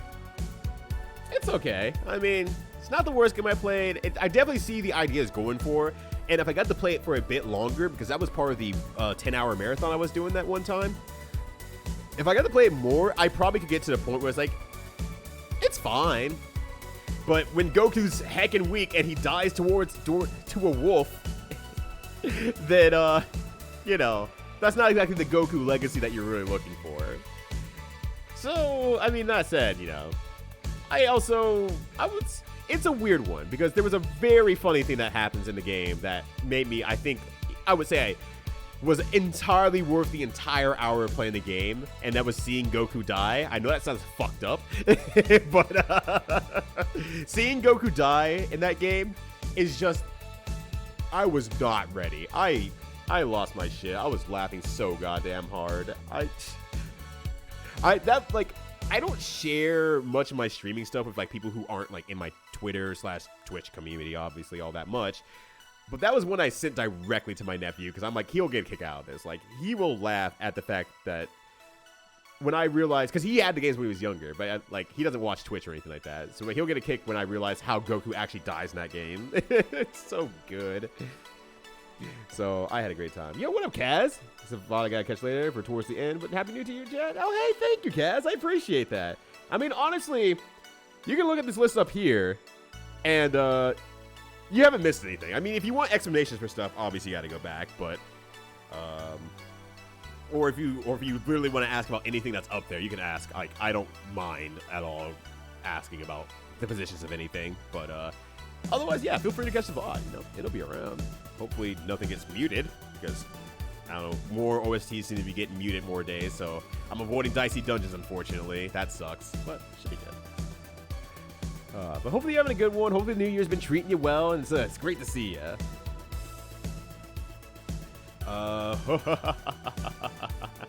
Gex 2, huh? Sure hated that game. Gex 2, huh? Sure did enjoy streaming that game. Surprising absolutely nobody, I'm sure. Fucking Gex 2, God. What a bad game. Anyways, Limbo of the Lost. So I wasn't sure if I wanted to put this on here because it's a little bit weird. I didn't technically play it. Well, technically, I didn't play it. 100% I didn't play it. I watched Drinking with Skeletons play it, and I co-starred on his stream to watch him play Limbo of the Lost.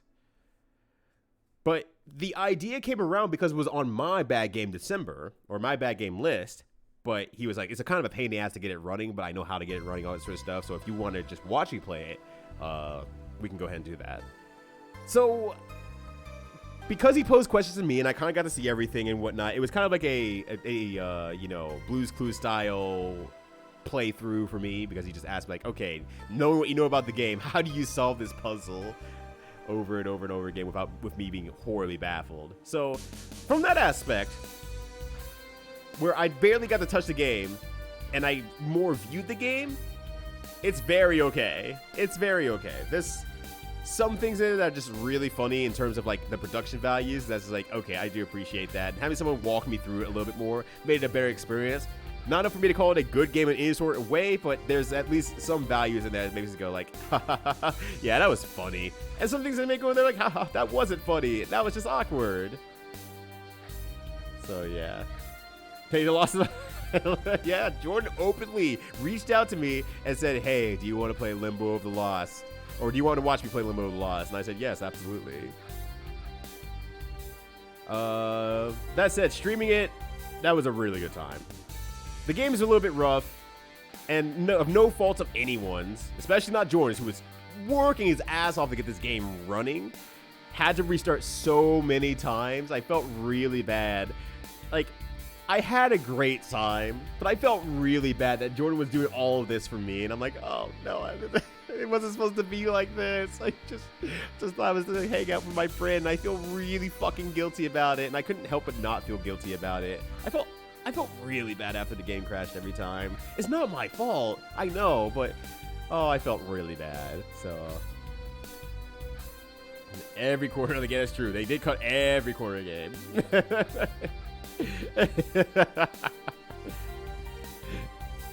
Go looking fucker, that helps you. Retaining my memory. Oh my gosh.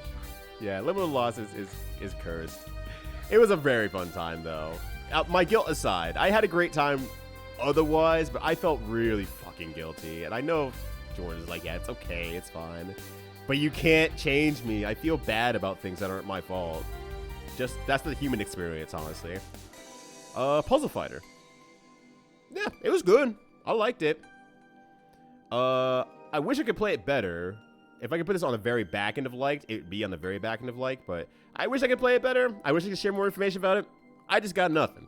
But I was able to complete a run under the $2 challenge limit, so that felt pretty good. I had a good time. I like it. It's a good game. I wish I knew more. I'm trying to repeat myself. There's nothing else to say about it, honestly. Puzzle Fighter is straightforwardly a good, fun game.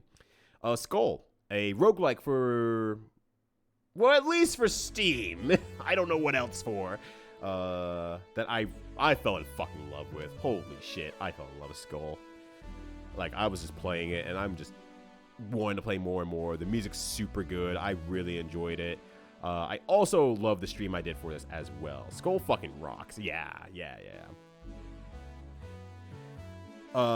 Skull's really, really good. Has great music. Very entertaining. Moves at a clip. And the day that I did stream it, it was like I'm trying to remember the exact circumstance, and I think the exact circumstance was that I had just gotten called to accept my current job that I'm at, and I was like, okay, cool. Well, my job search is over. I start in 2 weeks or whatever, and so I just turned this on. I'm like, I just want to chill for today. Then I have nothing going on, so I'm just gonna kick back, chill, and play Skull for like so many hours. And so I was just big chilling, having a great time, like. And my skill level was at a point in that game where it's like I can play it without being locked into it mentally. That I also realized I'm like, okay, I'm at the point where I kind of just know how to play the game very, very casually. And I completed a run as well on stream. So like everything about it was like coming up Ryudo. I had such a good time just kicking back. I set the mic in such a way and everything like that. Just like I kicked my legs up. I pulled this as far back as I could. And I was just leaning back, like back here and just playing, just big chilling. And I was having such a good time. That was probably one of my overall favorite streams in terms of just like how freaking relaxed I was. I was vibing. I was having a great time. I was living life. Super Star Wars 5, still a bad game. Unsurprising to anyone. Super Star Wars 5, sure did enjoy that game. Still a bad game. Surprising nobody. Once I knocked down the backlog, I missed the Ys game, so now I truly have 9 of those to play. Oh, you got a lot of catching up to do. But also, you could just play Skull instead and wait for the 10th Ys game. Maybe they'll be done with Ys by then. Who knows? I'm glad that you picked it up, though. I'm really glad you picked it up. I'm really glad you liked it. Well, Ys also, but Skull is good. It's really fucking good. Super Star Wars 5, it's bad. It sure is bad. It sure is bad. Waterworld for the SNES. The game is still really bad. But it was okay of a stream, honestly. Go here, that's fine. There's 2 reasons for this. There's 2 major reasons for this. One, sometimes when you just have a... Actually, let me move you over to the... Well, I was going to move you over to the left so that there's a space in between there. One, sometimes you play a bad game, and it's just funny and weird enough that even though you don't make it very far into it or anything like that, you get the exact vibe that you need to while you're out there. Actually...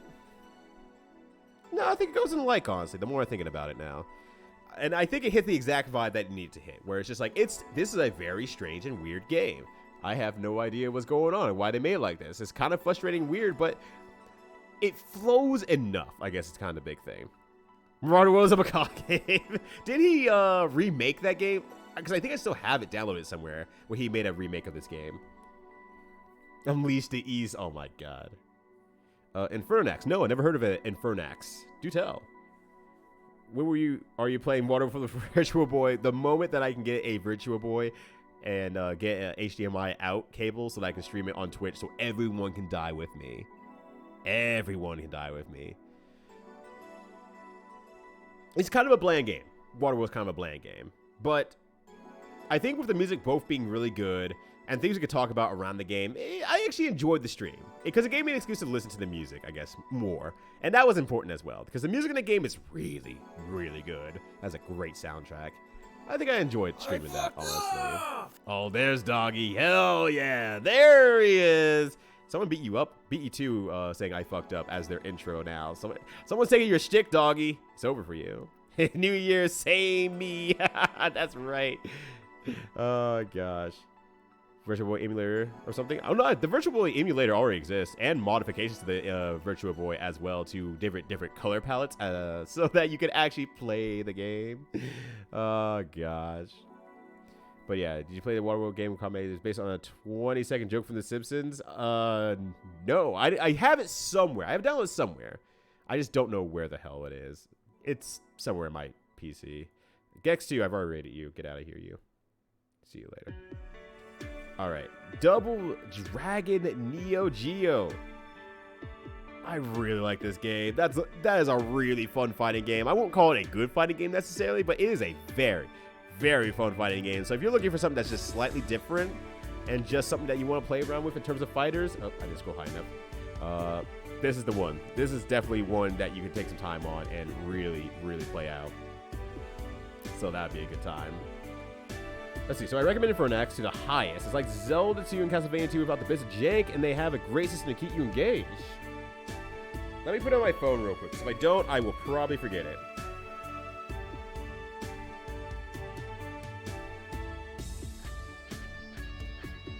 Cool. There it is. Considering I am planning to play Tunic, maybe that'll go hand in hand. Maybe I'll be like, okay, we're playing better Zelda 1, and we're playing better Zelda 2. And stuff like that. But I haven't loaded up on my phone so I can check it out later. Thank you for that. I appreciate it. So yeah, Virtual Boy Emulator is a real thing. Also, what's up, Matt Nahue? How you doing? Hopefully you're having a good New Year as well. Hopefully everyone's having a good New Year as well. I know it's only like 2 days in, but happy to see you all hanging in there, getting ready to do this cool things. Let's see. So yeah, Double Dragon Neo. If you're just looking for a interesting fighting game, like, that's a lot of fun. I really love streaming that as well because that was also a stream that I did with Quinty T5 on the other side, and was just trying to teach me little things about the game as well. So it got me into the game a lot faster than if I had just been mashing by myself or mashing with another friend who would be good at fighters, but is also not a fighter that is or not a player of the game, I should say. Also, yo, thank you for the follow. Greatly appreciated. All follows here are anonymous, so if you just want to follow, kick back, and relax, hey, happy to have you here. Otherwise, hey, free to chat in the chat. We're talking about a lot of video games that I played this year. Tunic and Inferno X is a Rasta games, though. So yeah, seems like pairing that together would be a good idea. I might do that. I might do that. We'll see how long it takes me to finish Tunic, though. And when I can even start Tunic, for that matter. Contra Force. Why? Only at the very end of Contra Force did I say it's an okay game. Once I understood how I could break the game, I guess, how to make it a game that I can really actually start playing for real, and the answer is don't play the game, let the game play itself. Then you just let Beans go out there and do all the work for you, or become Beans and let all the other characters go out there and do the work for you. Watch them blow everything up and watch the bosses take way too much damage, and then do it again. Let the game play itself. It became okay at that point. The game still sucks, though. I won't say that I had a great time playing it because I was letting the game play itself. You can bring an AI partner. You can tag in an AI partner to come in and start fighting against the enemy, and then you hide somewhere safe until the boss is dead.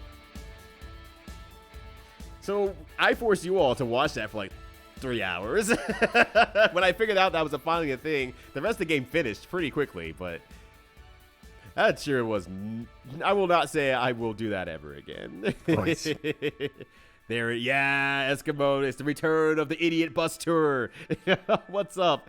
For those of you who don't know, Eskimo made this a long time ago when I used to have a claim on the points that... let you change the background of my stream for a week. It became a little bit hard to manage, so I turned that off. But this is one of the best ones that I have. The bus tour, or welcome to the bus tour, idiot. What the hell is this? The other one that I was planning to put on the stream, I wasn't sure which one I wanted, is the one that my friend made for when I was playing Amori. I can probably show it real quick, because it's just behind here. You can kind of see some of it back there as well, but I guess the most important part is the left side. That looks really, really good. She made this because she was really excited about me playing Amori, so I said, sure. And it's just so good. She did such a good job drawing this up. I love that. I love both of those. Like, those are my two favorite from the past year. There's all the shitpost ones that Dubs made as well, though. So they're both really good. But I think Welcome to the Bus Tour, idiot, is wins out for this situation exactly. Yeah, she's a professional artist. Or I'd say she's an artist. That's her main career. That's her career position. She's an artist, and she sells a lot of fan stuff and everything like that. So she's really, really good, and I've known her for a long time. What could possibly go wrong? A lot. So much could go wrong. DuckTales. I like that game. It's pretty darn good. I had a very fun time playing it. I think it's a very good game. Enjoyed it. Big enjoy.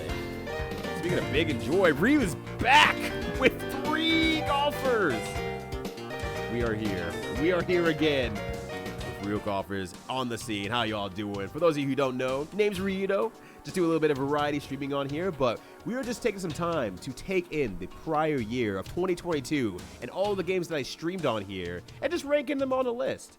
So the top list over here, put my mouse in that cursor over there, is how much I enjoyed playing the game, and the one over to the bottom here is how much I enjoyed streaming the game. So it's a little bit confusing, but sometimes there are fairly different answers between the two of them, and it puts the year into a very interesting perspective. And I like looking at it over year, so that should be a good time. So hopefully you're all having a good one. Good to see you all. Hopefully you're having that Ninja Gaiden 2 grind, of course. But you gotta get ready for that tournament. I understand. You gotta be ready. You gotta be ready for it. So yeah, I like DuckTales. It was a good game. It's a good game. I really like streaming it as well, because anytime that we can kind of... Okay. Anytime that you can kind of have a nostalgia chat as someone who grew up really in the 90s, it's always a good time. It's always a good time, honestly. I think I am almost out of music, by the way. Let me take a moment here to load something else up, because this is the last song on this this section over here. Let's see, what are my other options?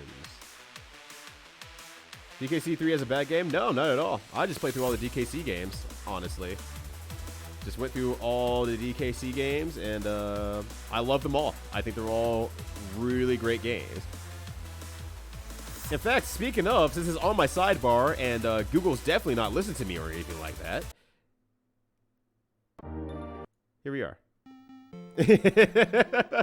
Google's definitely not listening to me. There we go. Wow, it's $1,200 now? Jeez, that tournament's getting serious. All right. So yeah. Where was I? I forgot the last game I was saying. DuckTales. Oh yeah, DuckTales. Really good time. Yeah, nostalgia. Gex 3. Next up, Link: Faces of Evil Remaster. I guess Gex. I think Gex 3 is worse than Gex 2, honestly, for what little I played. If someone held a gun to my head and said, you have to play either Gex 2 or Gex 3, I would say shoot me first, and whenever they say, no, stop, this is not a part of the gimmick, then I will play Gex 2 instead. Link: Faces of Evil.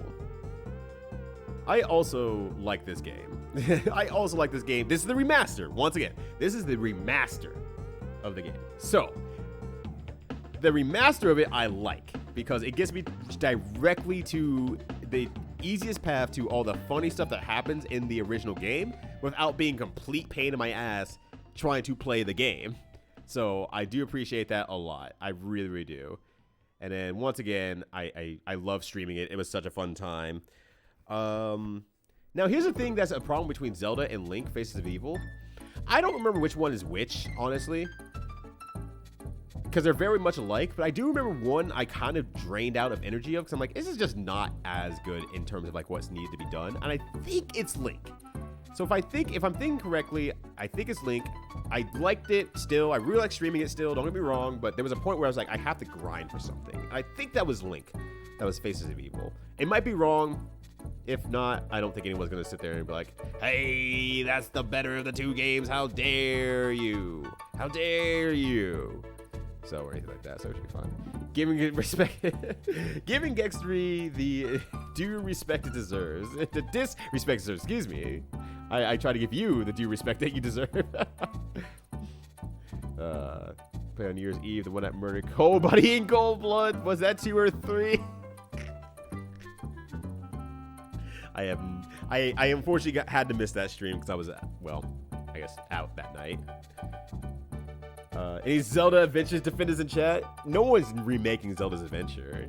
No one's making it. And the soundtrack sucks for Zelda's Adventure. That soundtrack is buns. That soundtrack sucks. At least for the Faces of Evil and the Wand of Gamelon, the music in those games are actually pretty good. Zelda's Adventure has nothing going for it. Zero going for it. But yeah, explicitly the remaster. Yeah, Ryu. So, the grinding for the snowballs. Okay, and I think that was Link that had that. And I was like, that sucks. I don't like that. So I didn't enjoy grinding for it as much. That was a bit of a downer. Especially since it was the second of the two games. It felt a little bit worse to slow down. Why is it not playing?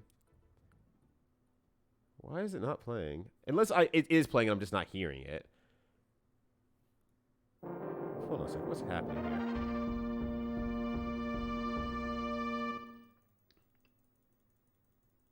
Am I sure it's not missing it?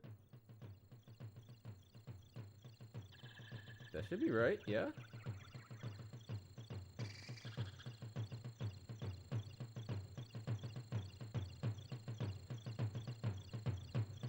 Oh, okay. I know what I did. Okay. Let me take a moment here to fix this real quickly here so that you can all talk about the cool music that you hear. Now, let's try this. Hey, I hear some cool music. There we go. All right. Now that should work fine. Sorry about that, y'all. I did not mean to, cause that issue. I just forgot to retitle it back in my own point system. But that should be working now. You can talk about cool music. There we go. Oh, go away. Go away, you. Like, seriously, go away. Okay, thank you. All right. With Snowball, Magma, Snowball Economy. Okay, yeah. Okay, so that was the one. Sons of Adventure had that one good thing that never made it in the game because the CDI couldn't play music and load my content at the same time. Oh, that's hilarious. That's so good. I did not know that. Yeah, the remaster. You gotta check it out. It's legitimately fun. Want to get all sorts of better voice lines, I feel. Yeah. The Zelda Adventure is a lot more, I think, overall fun as well. But that said, I did it. I enjoyed both, regardless. It's fun. It's funny. It's unique. It's unique. There we go. We'll throw it unique. All right. Here's a special one. Pyre. As those of you probably been on the stream, unsurprisingly, I love Pyre.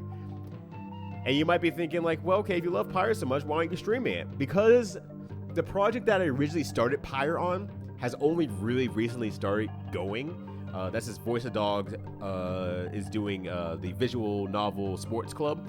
So basically, myself, Voice of Dog, Minimat, and Turbo C are playing through Pyre.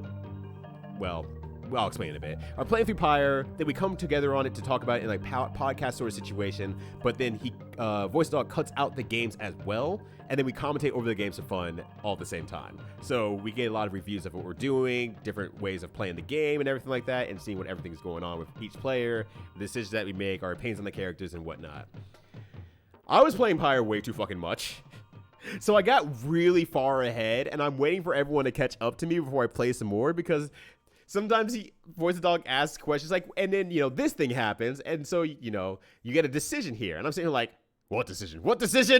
It's been almost a year since I started playing Pyre. I am so far ahead of everything you're talking about, and I can't say anything. Oh gosh. So I'm really just like, I had to slow down. I have to stop playing Pyre for a while until the opportunity comes to actually play Pyre again. So the moment that we catch up or finish the project, I'm going back to Pyre. Like 100% I am playing more Pyre on the stream. Can you say what it is? Oh, sorry. Yeah, Donkey Kong Country.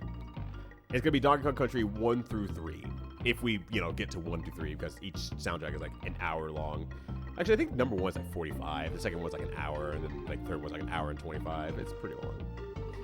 So yeah, I love Pyre. I love streaming Pyre. I love talking about Pyre. Like, Pyre is great. Pyre is from Supergiant. Yes, that's right. It's their sports ball-esque game where people fall down to basically the wayside, and they have to play sports to get out of the wayside. I think it's their second game after Bastion, but don't quote me on that. That's just rough memory. I'm not sure. And if we need to do a screen preview, let me know as well, so you know which one we're talking about. Always happy to turn on a preview as need be. Third after Transistor. Okay, there we go. Okay, so that's perfect. And I need to play Transistor at some point. I need to play all their other games, because the ones I've played are now Hades, and then now Pyre. All right. So here we are. Sonic Adventure Randomizer. That's so much fun. No randomizer deserves to be that much fun, but Sonic Adventure Randomizer just does it perfectly. Getting a random character. They added a bunch of different things in there. Some things I don't want to spoil necessarily either, because there's a few surprises in there as well. So it goes beyond just randomizing the game, what character you want to use per stage, and what you're trying to do per stage, but also randomizes all the voice lines, randomizes the cutscenes. Everything is randomized in there, and it's super, super good. Like, Escape from the City.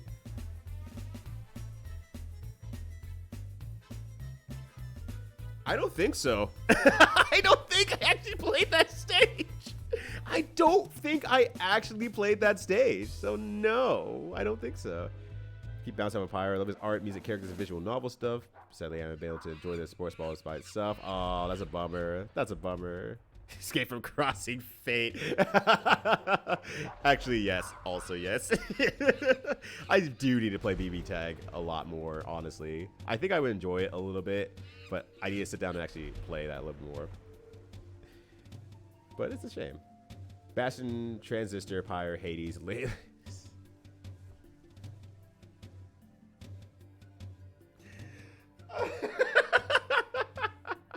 All right, Vanarchy. You get a gold star. Congratulations. this star I'm about to type into chat. This is for Vanarchy. That is the perfect way to bring in Hades 2. Hades is really, really clever. I'm stealing that for somewhere. I don't know where, but I'm gonna steal it from somewhere. So yeah, Sonic Adventure Randomizer, really, really fun. Every voice line randomized, like everything randomized. A lot of different unique things in there, and I am a Sonic Adventure 1 liker more than a 2 liker. So on top of that, I'm all about just, you know, really, it was a great refreshed way for me to take in Sonic Adventure again, and I really had a good time with that, so appreciate that a lot. That was a really good randomizer, and getting to see other folks like I think Drink of Skeletons, yeah, like did it pretty much immediately after. I want to say Boix did it too, but maybe I don't remember.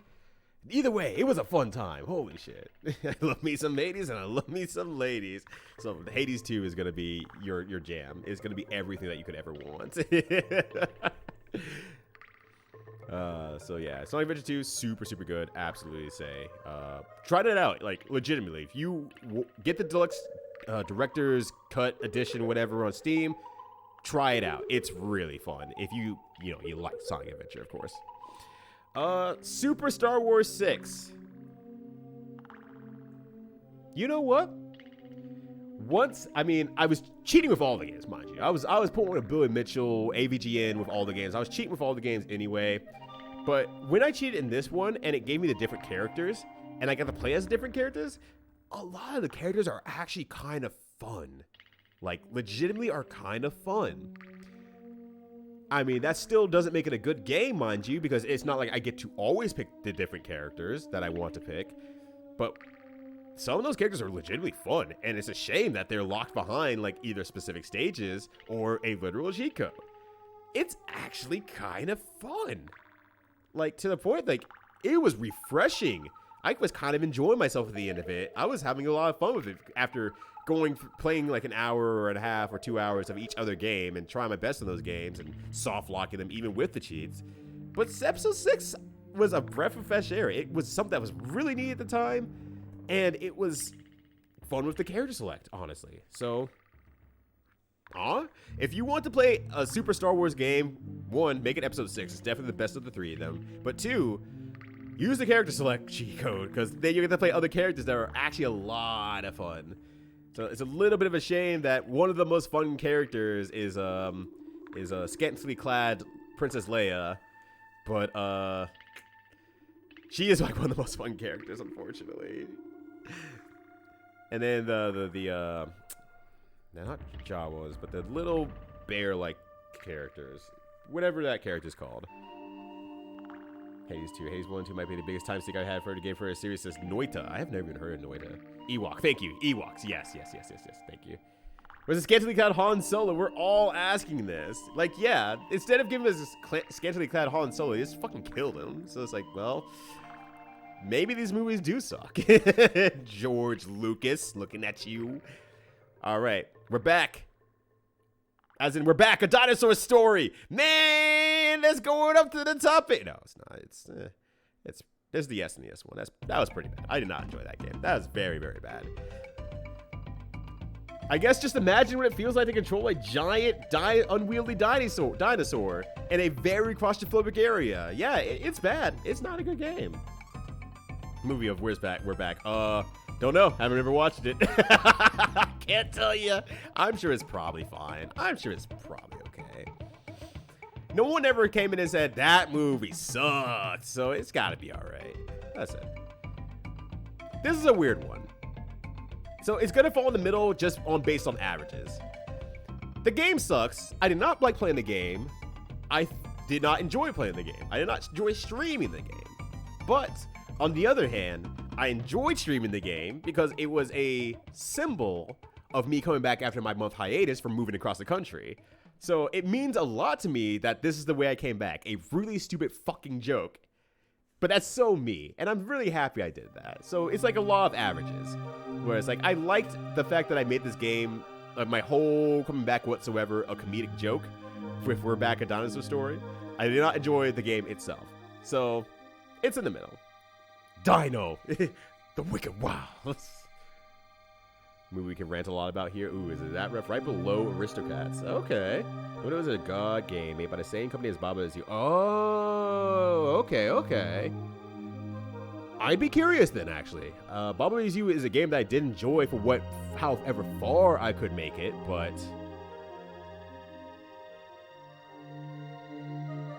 I'm just too dumb. I'm like, how can I word this properly? Brain shut off like 5 seconds. And I wake back up in my stir, like, oh, right, I'm stupid. I'm fucking stupid. You gotta tell us it's a dinosaur. It's the rules. Look, just don't look at the things I'm grabbing. Just don't notice the dinosaur claw marks that are left over everything I touch. Yeah, you don't have to beat Baba Is You to appreciate Baba Is You. Abso-freaking-lutely. Also, what up, Sana? How you doing? Good to see ya. Gex 3 was already rated. That got cloned in there as well, so we'll just put that at the bottom. Alright, it's time. It's time. Corn Dan's been waiting 3 hours for this moment. This is Corn Dan's time to shine. Battle of the Eras is here. Even before I even got to it, it was Beras. It's okay. You know what? It's okay. Learning the circumstances of the game, it's not a good game by any means necessary. It's horribly incomplete. There's a lot of problems with it. It barely runs on emulation. Apparently, we're solving the issues for that though, so that's cool. It's not a good game. But considering the circumstances that the game was running under and the things that were being done to make this game like exist, you know, just a few teenagers in their basement making this game happen while they did their own motion capture and made this game run anyway, it's legitimately impressive. And like, I can never just... Something about knowing that will never make me full out say I did not enjoy the game. I enjoy the game at a minimum, no matter what happens. I enjoy the game to some degree. It's not good. It's legitimately bad, but it will never fall below okay/meh. And it might vary on some days. I might really just be super appreciative of the game some days, but at the minimum, it's gonna be okay/meh. It's absolutely terrible, and not even in a Kusoge, I'm gonna discover more about the game way. And I just kind of think it's like the dividend between, okay, it's a bad game, but I love it, and it's a bad game, and I want to invest time in it. I don't really want to invest time in Battle of the Eras. I keep doing it though. I keep doing it because Corn Dan out here asking me to commentate on GDQ coming up in a week or so. We'd be on Thursday early morning, so if you want to tune in for that, we'll be doing that. But yeah, so it should be a good time. I would never spend my time any other way, all the same. Also, yeah, Happy New Year's to you too, Sonic Guy. Hope you get that new computer. Oh, you just need a case? You're done. Yeah. All you need is that case, you're done. Pfft, you're gonna have a sick computer. Yeah, Game of the Year, Barris. It's okay, this is a proper rating. Corn Dan's judgment. Corn Dan is here, and now Corn Dan's like, all right, I will never talk to you again. Corn Dan, we're talking in like less than 3 hours. Please come back. We need to practice for Battle of the Eras. So that said, Battle of the Eras, I really like streaming it. It's just a really funny game that I have been a part of continuing to share Battle of the Eras in different speedrun settings because of Corn Dan's love for the game and my own appreciation for it as well. I enjoy streaming it then. I continue to enjoy sharing it with the rest of the world. And we have our biggest stage yet with GDQ on the horizon. So hopefully you all tune in for that. Yes, this is also a shill at the same time. This is both a shill and a heads up to say, so you don't go like, wait, oh no, I didn't know you were going to do commentary on Battle of the Eras. You're going to be Corn Dan's digital couch. Do more of that. It makes this incredible social game, though. It really does. It's an incredible social game. I'm excited for GDQ, honestly. And then maybe I'll have my own speedrun by the next time a GDQ comes around. And maybe they'll accept it even. Probably not. Contra 3, The Alien Wars. Yeah, that's a good game. I like it. But man, there's a lot of problems with that game in certain areas that I do not like. That makes me really unenjoy the game. The highest are the highest highs. The lowest are some of the lowest lows. So that's a big problem for me, honestly. That makes me just like, it puts it solidly in the middle. I'll submit my new Street Fighter World 1 record run for me yelling for Ryuta to get it to HBQ. Yo, if we can get, if you, me, and Bobby, and No Good Citizen could all get into GDQ, that would be sick. The fighting game community taking over GDQ in the stupidest way possible would absolutely rule. Have been good. Anyone can do it. The local Pepsi Man guy. The guy who brought Pepsi Man into the common gaming vernacular. Yeah, none of my runs were good. Shut the hell up, Points. Don't make me come over there.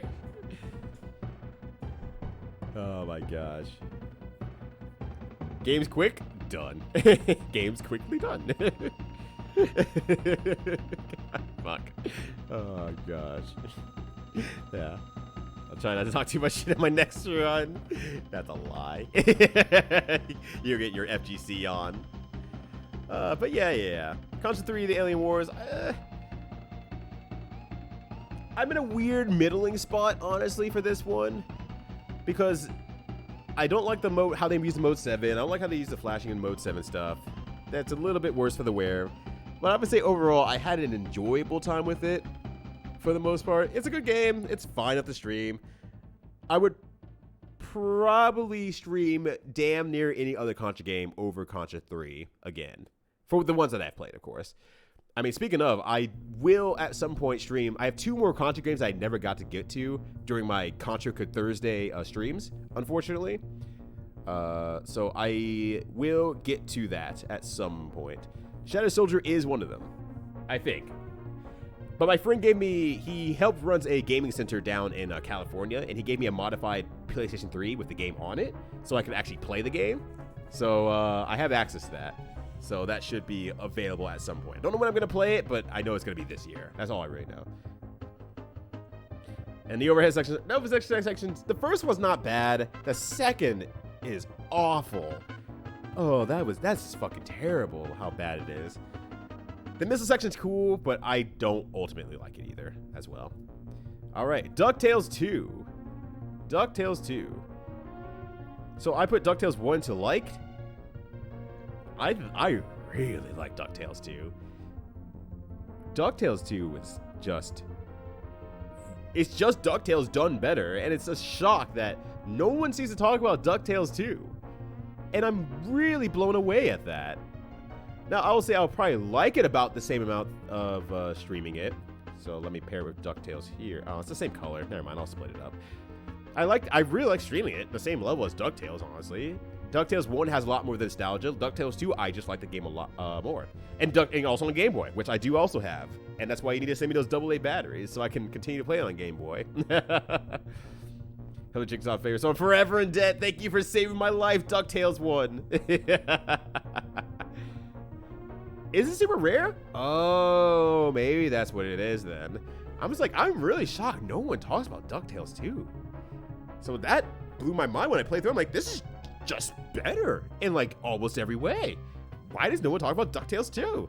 If it's super rare though, I guess that makes sense. That makes sense. Collector Holy Grails are like 4 to 5 digits complete in box. Ooh, okay. I guess I'm also surprised that people don't like, just emulate it as well. So I'm a little bit surprised about that all the same. And no one really grew up with it, and because of that, yeah, that makes sense. That makes sense. Didn't know it existed until Nesticle. God, fucking Nesticle. Jesus, hell. That was one of those things that I got really early into early emulation with Nesticle as a release. And then I'm like, I don't get Nesticle. Why do they call it that? That's a weird name. And then me entering my teenage years. Oh, God damn it. That's a pair of balls. Your mom yelled at you for downloading it? Your mom's a narc? Nerd Josh's mom. I'm getting a report. This just in. News article just in on Ryudo News Today. Josh's mom is a narc. Yeah, that was just like, that's a whole penis. Like, I'm like, oh my God, I was so young. I'm not saying I'm dumb, I'm just young. Like, that teenage years is like, fuck, I get it now. I know what a penis is. But yeah, I didn't realize it was that rare. So that makes a lot of sense as to why I have no one talking about it. And if you haven't played DuckTales 2, play DuckTales 2. It's really good. It's really, really good. She speedruns Narc on the NES on the boards. Look, knowing how cracked Nerd Josh is at that video game, she probably is. She probably owns the boards. I'm trying not to make a Tommy Terralico joke. But man, once again, I saw that Roblox oof video today, and it's just fresh on my mind right now. Everything about it is just super fresh on my mind. Like I put birds on. Well, I did say DuckTales, so she knows what's going on. She knows that she needs to defeat the DuckTales. But DuckTales is better than most NES Mega Man games. I haven't played most Mega Man NES games, and that's something I plan to do this year as well. I'll tackle this year is Mega Man games. So I can't say, but I would say I would easily play it over number 1 and 2. I have not played damn near the rest of them though on the NES. Yeah, DuckTales is just better than most games in general, and they're all good. But yeah, Ghost Lop. This is one I probably need to bring up a video on as well. Ghost Lop. Oh, is that one word? For those of you who don't remember, this is a small puzzle arcade game. It's very interesting. It's similar to Bubble Bop, or Bubble Bobble, excuse me. But it's just a little bit different in a way that makes me very happy. And I was like getting really into it because I played during the arcade. I played it randomly at somewhere or something, and I got really into it, and I was just playing it for a little while. Guardian absolutely loves this game. Yeah, I don't think it was Guardian who got me into it. I don't believe, but it could have been. It easily could have been. All the same, I probably could have like demoed it while I was like working on Mr. Game Tournament stuff, and might have been like, oh yeah, Ghost Lop. Wow, this game rules. So it's like a mix between like Ikaruga and Bubble Bobble, where you can kind of see like, okay, you might be able to see it like right here. It currently has a blue ball. When he catches it again and throws it, it becomes a red ball. Or blue ball, sorry. Well, you could also just die, I guess, asshole. See if I care. Okay, holding the blue ball. Oh yeah, you could press it with different buttons, sorry. My bad. But then you can bounce it off of there. And then, like, depending on whatever color ball you have, it's been a while since I played this, and I have terrible fucking memory. Yeah, depending on what color ball you have, it will hit the same color of the orb. So yeah, it's a mix between Ikaruga, a few items on there. Every time you let ball touch the ground, it bumps everything down one further. So this might have competitive aspects in there. I didn't realize that actually in retrospect. But yeah, no, this game is really, really cool, and played that a lot. I was just really interested in it for like about a month and just kind of dabbled in it to see what I could kind of do. Turns out I'm just really bad, and there's a reason why I always lose on Bubble Bobble at every single Mr. Game Tournament ever. I just do not gel with the game style. I am way too slow and dumb and inaccurate to be able to do that. So yeah, that's Ghost Lop. And I played it really quickly one time because I'm like, I just have a little bit of free time to stream it. I might as well just go ahead and do it. So we went ahead and did that. Yeah. Versus, and it's also versus no matter what as well, which I think is very important too. And you can swap it in midair, right? That was a special thing as well. That made it even harder for me to play. So, yeah, you're right. You're right. I forgot about that aspect as well because it's been a while since I touched it. And once ago, I remember it's really bad. So yeah, I like that game. I like that game quite a bit. I would probably put it in really liked, barely. Even if I'm bad at it, I think I still really like it. It's the same thing with like me and Windjammers. I'm buns at Windjammers. I still like it a lot, but God, I am just, it just does not flow with me. And the amount of time I need to put into it to make sure that it does is a lot of time. So sometimes you just don't get that time. You just can't put it into there. I will say I was okay on streaming it, honestly. I kind of realized it's a very niche game, I guess is the best way to put it. It's a very unique niche game that doesn't really inspire a lot of conversation or anything like that. And anytime I don't feel like there's something that's inspiring conversation, and not like the stream chat is quiet, it's just more of a, you kind of can feel it out sometimes. It's like, what do I say about this weird game that I've never heard of or seen or anything like that? And sometimes the answer is nothing. And sometimes for me, it's like I can't share a lot of information about the game because I'm also new to it. So it just makes it a very, to me, silent stream. So it's not like a group problem or anything like that. It's just like combining the two efforts makes it feel like it's very silent and quiet, not that sort of stuff. So yeah, it's its own thing, and it's fine. It's not a bad thing or anything like that. I still like the game. It's just, you know, streaming it, it's its own two different things. Tales of Ghost Lobber is so weird. I wish I was good at either of them. I'm bad at both. I'm bad at both. Alright, so there's Mech Warrior for the SNES. This is going to be two different reasons why it's going to be down here. Whatever, you can go there. So Mech Warrior for the SNES. Did not enjoy playing it. It was on Bad Game. It was the last game on the Bad Game Marathon that I did for 10 hours that day. So that was his own beast right there. And then I would say I also did not enjoy streaming it as well because, so I didn't enjoy the game because it's mecha type stuff. I just don't understand what I'm doing in a mecha style way. So I didn't enjoy streaming it because I don't understand why things don't work the way I think they should work, but I just don't know how to balance stuff on a mech machine. I don't know how to make it go underweight or why it's overweight, even though I took out most of the parts of the machine. Apparently it's too heavy, and how do I balance that? And it takes a skill set that I just never really spent time into because I just don't play mech games. I don't play mech-like games. I don't play games that even have a lot of, you know, weighing down aspects to it. So it just takes a lot of things. So I don't know. It's just, I don't know, not my own thing. Just not a fan. Guardian loves it. But yeah, Geeky and Ghost Trick. God, I wish Ghost Trick got a second fucking game. Although I did learn of a game recently that apparently, like, I had a bedtime random thought of, like, what if you could, like, be, like, in Ghost Trick, like the Ghost Trick aspect where you can possess certain things, but use those capabilities to set off traps against adventurers going through, like, a 2D dungeon or something like that, so that you can trap them from going any further. So kind of like a 2D game, or a little bit like Boss Monster, the card game, if you've ever played that before. I was like, man, that'd be a cool game. And then my friend came up and was like, hey, good news for you, and linked me to a game. So I'm like, maybe I'll give that a try someday. Who knows? Don't he mean Zuma? Zuma. I saw Zuma for the first time ever in a long time. And now that I've seen Zuma again, I'm like, oh my god, I would have loved Zuma if I came across it first, because this is very similar to another game that Sarvets, actually, who was in the chat earlier, got me into, called Puzzloop. Puzzloop 2, more specifically. So I was cracking out on that. I was just like trying to get high scores and shit like that. And then I saw Zuma, I'm like, yeah, I guess that makes sense that we would give them too much credit if they didn't copy the game from somewhere else. So that made a lot of sense. And so, like, now I'm seeing the game for the first time, like, yeah, you definitely copied Puzzloop. You 100% copied Puzzloop.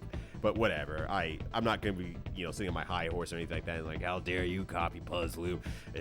I'm going to wag my finger at you. And it's like, I just want to play Zuma now, honestly. Look, I'll play Zuma at some point. Mech Game Feed. Damn, I wish that were me. It's what makes me a little bit afraid of, like, the new Armored Core and stuff like that.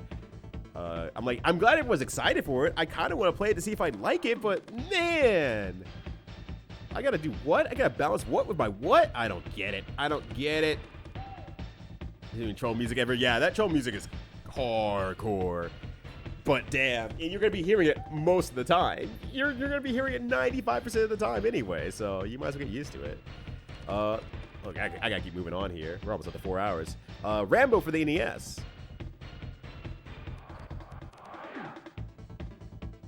I liked it. I'm thinking I'm getting to the aftermath of, like, I played the game and I finished it and it was an enjoyable time, but I'm trying not to mix that with really liked it. I think it's still a like. I think it's honestly still a like. It was a very funny game with a lot of weird things going on, but once you start flowing with the game a little bit and you get out of like effectively the forest maze and like things start making sense in terms of like direction a little bit more, and you figure out how that works, the game starts to move a little bit, and not like necessarily like in a great way, just it starts to move a little bit. You get to start getting to the rest of the game, and it's fun. Honestly, I think it's a fun game. I really have a thing for games that can be learned by playing, even if it is a bit obtuse for like the first hour and a half. But after I made it past that point, like in a single sitting, I went through the rest of the game. I think I did it in a single sitting. Yeah, I did. I did it in one night. Yeah, right. Because Fizzle, if I ever say their name right, he was very upset that I blew through the game in one singular night, and he could never figure it out during his whole childhood. Old Armored Core, get the basics down, the core basics down. Yeah, how the fuck am I supposed to learn how to put shit on my robot properly? How do I do that? Zuma is the sequel to Snood. Snood. That's a sound effect that lives rent free in my head. Snood. But yeah, I appreciate it, Rambo, enough that I gave him his own emote in my channel. There he is, it's John Rambo. Oh, is that actual Rambo? That is actual Rambo. Yeah, of course Macaw wouldn't have that shit. That makes sense. Dark Soul kids are going to eat their own get good when they touch an armor core. That's going to melt under an armor core, you know? They're just going to completely get blasted away under the weight of armor core. Just like a golf ball being whacked by a number of golfers who are on a golf course having the best time of their life. What is up, Escover? Thank you for bringing in a bunch of cool golfers into the stream right now. Happy to have you here. What is going on? Hey, nice to meet you all. Name's Ryudo, variety streamer, out here reviewing my year of 2022 and all the games that I played during then, and just ranking them on 2 different lists. The top list here, where my mouse is kind of futzing around right now here, is how much I enjoy playing the game. And then the list on the bottom side here is how much I enjoyed streaming the game. So sometimes they're very linked up, very, very obviously linked up in the same way, but sometimes they're very different, and there's different reasons for that. And hey, maybe it gets you a little bit more mindset of what I'm going through, what I'm thinking about when I'm streaming games, and all that sort of stuff. And it's just something for fun. It's not to put anything on anyone. It's just like, yeah, it's just a thing. What's up, Polk Kitsune? How you doing? And what were you up to? Dead by Daylight. That makes sense. That makes sense. I am alive by daylight, and then I immediately go take a nap when the sun sets, like now. Get a crate for Puzzle, get some combos in. Yep, it just doesn't stop, and you're like, please stop, please stop, please stop. Look, I'm already having a hard enough time here. I'm going to make a mistake. And the game's like, yeah, that's how we're gonna get you our quarterback here. Tigger is the first run going massively into debt, so you sell yourself to Science for Human Plus? What? That's a thing? Oh my gosh, I am learning so much about this goddamn game. Most pieces sell for the same price, so it's a game that forces you to buy a memory card and trial and error. If I ever play through or try to play an Armored Core game, I'm probably going to bring someone else on. You, Dubs, Voice of Dog, someone else on to just help me walk through these games, because I think I'm too dumb to figure this shit out. I'm not going to lie. I think I'm way too dumb to figure this shit out. So next game that I have on the list here. Sonic Adventure 2 Randomizer. And despite how highly I talked about the Sonic Adventure Randomizer, I liked the Sonic Adventure 2 Randomizer. Oh, Ty, yeah, true. Ty as well would be a great pull-in. It's not as good as the original Sonic Adventure Randomizer, and there's a few reasons for that in my head. And all at the same time, I think it's also a like on terms of streaming it as well. But there's a few things that keep it away from me in terms of things I liked more, a lot more about the Sonic Adventure Randomizer. One, I like Sonic Adventure 1 a lot more. I like the characters, I like the mini-games, I like everything else that Sonic Adventure 1 does a lot more than Sonic Adventure 2. So, base game, I like Sonic Adventure 1 more. But 2, Sonic Adventure 2 Randomizer didn't have as many gotcha surprises or anything like that. The areas aren't nearly as interesting. And because it has that stupid kart racing game that you're chasing after the president or like driving on a highway, you have multiple situations where you're driving on that stupid highway again and again and again. There's a high rate of how much you're playing on there. And the gotcha moments got old really fast because the main thing I say it had there was that it had a cursing sensor sound when it was randomizing all the voice lines. it was funny the first few times, but then when you get into like hour 3 of the game and they're still doing it, it's like, oh, that joke ran so dry. Please stop. It's still funny, but it's like, it's not as funny as it was the first time. So yeah, they're just designed, like Sonic Adventure 1's levels are just designed to be handled by any character. And so, you know, they could rebuild certain characters in certain stages and let them run through the same stuff and all that good stuff. But no, Sonic Adventure 2 is very much like, it's for this character, and the stages aren't, half the stages aren't even good. I mean, you can give or take the Tails Eggman stages. The Knuckles and Rouge stages are ranked from being okay to being extraordinarily bad and unplayable. And then Sonic and Shadow stages are good, but then you have other characters kind of trying to do the same thing. It's like, yeah, it's not as good. So there's a lot of issues with that. That makes it like, just Sonic Adventure 2 randomizer just doesn't. I like it, but you know, if I had to play one of the randomizers 10 times to be able to skip my slowly gas filling cell, I would do Sonic Adventure 1 all 10 times. I would not play Sonic Adventure 2. It's like, no. But also, just get me out of here. Oh, whoops, I didn't put Rambo on my list here. I forgot to say, I really like Streaming Rambo. Sorry, I got distracted.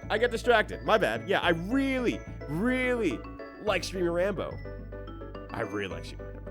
I had a great time with that game. It was really fun. I got a little bit tired at the end because it was going long, but I had a fun time. And then this game scared the fucking shit out of me with a jump scare, and I screamed. And now it's clipped forever on twitch.tv.com. So there's a lot to be said about that. This was a little bit weird. The Matrix Path of Neo. I didn't stream it, so it was a little bit like, does it count? The answer is yes, because I put Warriors of Virtue 2 on there, which wasn't even a game. Anyway. But yeah, this is streamed over on Ty's channel last Thursday. So we did it for a Cyber Couch, but it came from my bad game list. So I figured, you know what? If I'm putting Limbo of the Lost on there, I think this easily counts on there as well. So yeah, exactly, Flare Sword. That counts as well. So Path of Neo, man. It's a line between, did I enjoy it, yes or no, or is it just okay? Eve, this is gonna be a little bit of a push. I think it was starting to lead to being an okay game. There's a lot of problems on the first half of the game where you're Matrix 1 Neo, but once you kind of start getting like later into that Matrix 1 Neo and like Matrix 3 Neo, it starts playing a little bit more to like that power fantasy that I guess you would expect from this sort of thing. You have all your moves, a lot of your moves unlocked to you. You're able to do a lot of things. It's a lot more fun, and it starts loosening up a little bit. It's that Final Fantasy 13 thing. So it started getting more okay and good in terms of play style. Even though the front end of the game is absolutely baffling, weird, strange. I don't know why they put it together the way they did. Just throwing cutscenes at you from the movie and just slapping into a power wheel that doesn't make any sense. Ironically, maybe the best Matrix licensed game. The bar is really that deep underground. Yeah, it's rough. It's really rough. But that said, it's a very tough line between really liked and loved. And I would say I really liked it. Of course, streaming with Ty, streaming with a friend, always a fun time. Like, duh. I had a great time streaming with Ty, 100%. The game, because we were so hyper-focused on that front half of the game, it's just rough. It's still just rough. Even when you're taking turns and you're watching the other person have to fumble with stuff and everything like that, it's a little bit rough on the front end enough to say, like, I didn't love streaming it per se. I mean, I wasn't the one streaming it anyway. But I really like streaming it and doing it with a different audience as well. And seeing how they interact with the game is always something exploration-wise I really enjoy. So I was glad we were able to do that. First training session, yeah. Yeah, it had a great concept, and then they made you fight this weird guy, cursed training session thing for 20 minutes, and then it threw a lot of clips at you, and then you were still in training for so long. You were in training for so fucking long. Oh, it's such a... that front end is so rough. That's so rough. All right, well, anyways, let me go back down here, because we're back. A Dinosaur's Tale for the Genesis. It's actually okay. You know what? Honestly, it's actually okay. Yo! Woo! What is up, Bam? Happy New Year. What's the biggest discrepancy between disliked game and good stream? That's a great question. Well, first of all, thank you for the 23 entire days, almost a whole February subscription. Much appreciated. Good to have the love continuing on throughout all this time here. It's great to see you. The biggest discrepancy, I think, is... It's definitely down here. If I can find it, my brain will go like, yeah, it was that. Oh, no, maybe not. Maybe I did put it in okay, then.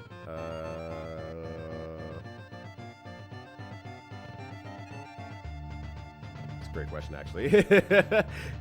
I placed things in different areas much more positively and negatively than I thought I did, apparently. Maybe I just go backwards and I think it's going to end up being a Blue Stinger overall. But I like Blue Stinger, so it's like not that big of a discrepancy, I feel like. So, like, that's fine. I guess it'll be Yump. But I like Yumps, too. I put Yump up here as well, because it was funny. And I really appreciate that this game was kicking my ass for the jokes of it all. Huh. You know, that's a great question. Maybe it's Lagoon. I guess it's Lagoon. I guess it's Lagoon. I just didn't think it was gonna... I thought it was gonna be something a little bit more deep than Lagoon. But I guess that'd be Lagoon at this point. Yeah, Lagoon. I think that's it. I mean, the fact that I went 10 hours of Lagoon wanting to finish the game because I was having fun streaming it, even though I acknowledged that the game wasn't that good, it kept me going. It kept me going for a long period of time. So I guess that is actually the biggest discrepancy in terms of streaming. Happy New Year. Yeah. But I actually like Blue Stinger. So I don't think that counts. I guess it's Lagoon. Yeah, Lagoon. And apparently that's how hard it can save me. It can make me play the game for 10 hours and make me finish it in one go. So yeah, sweet. Hell yeah. Okay, so yeah, I put We're Back with Dinosaur Story. It's actually, like, the other one, the SES version is absolutely buns. The Sega version is actually okay. It's actually okay. And I was very thankful for that. Holy shit. I was so happy that the Genesis game was actually a fair bit better, because I was worried after I had finished the SNES version of the game, or had gotten close off the SNES version of the game. It's like, oh my god, it's getting so bad. I'm having a terrible time. I thought it was going to be like so bad it's funny thing, but no, it's just bad and unenjoyable. And now I have to play the Genesis version as well. Excuse me, by the way. Oh god, I'm going to play the Genesis version. It's going to be fucking terrible. No, it's actually okay.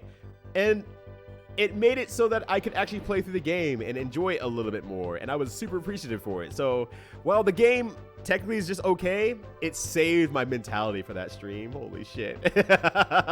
I needed that. I absolutely needed that.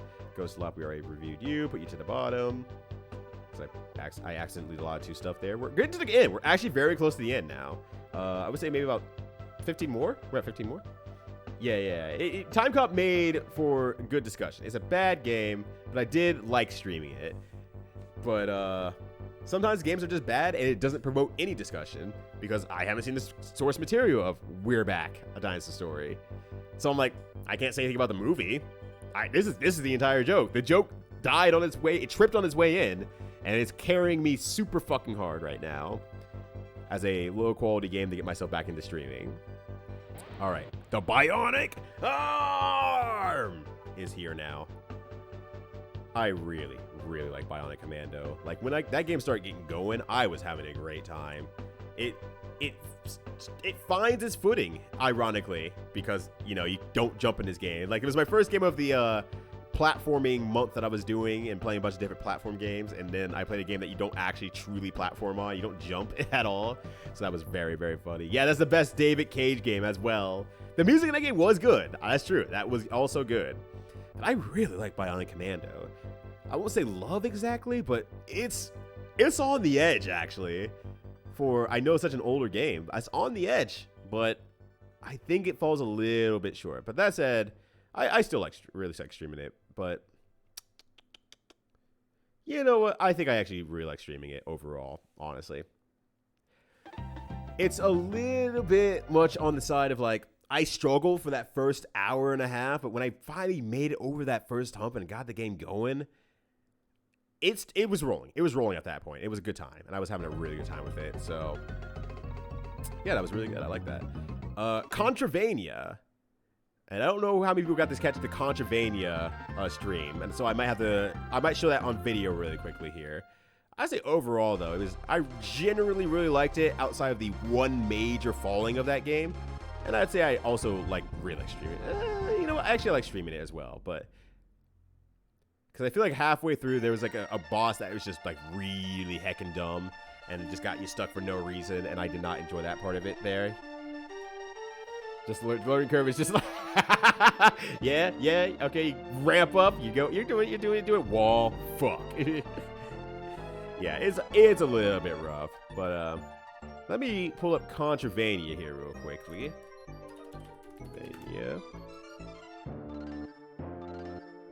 There we go. So Contravania, for those of you who don't know, are let me actually stop this for half a second because music in this game is obviously very good. Is using Contra 4's Bill Riser in Castlevania Order of Ecclesia as a modified character in the game.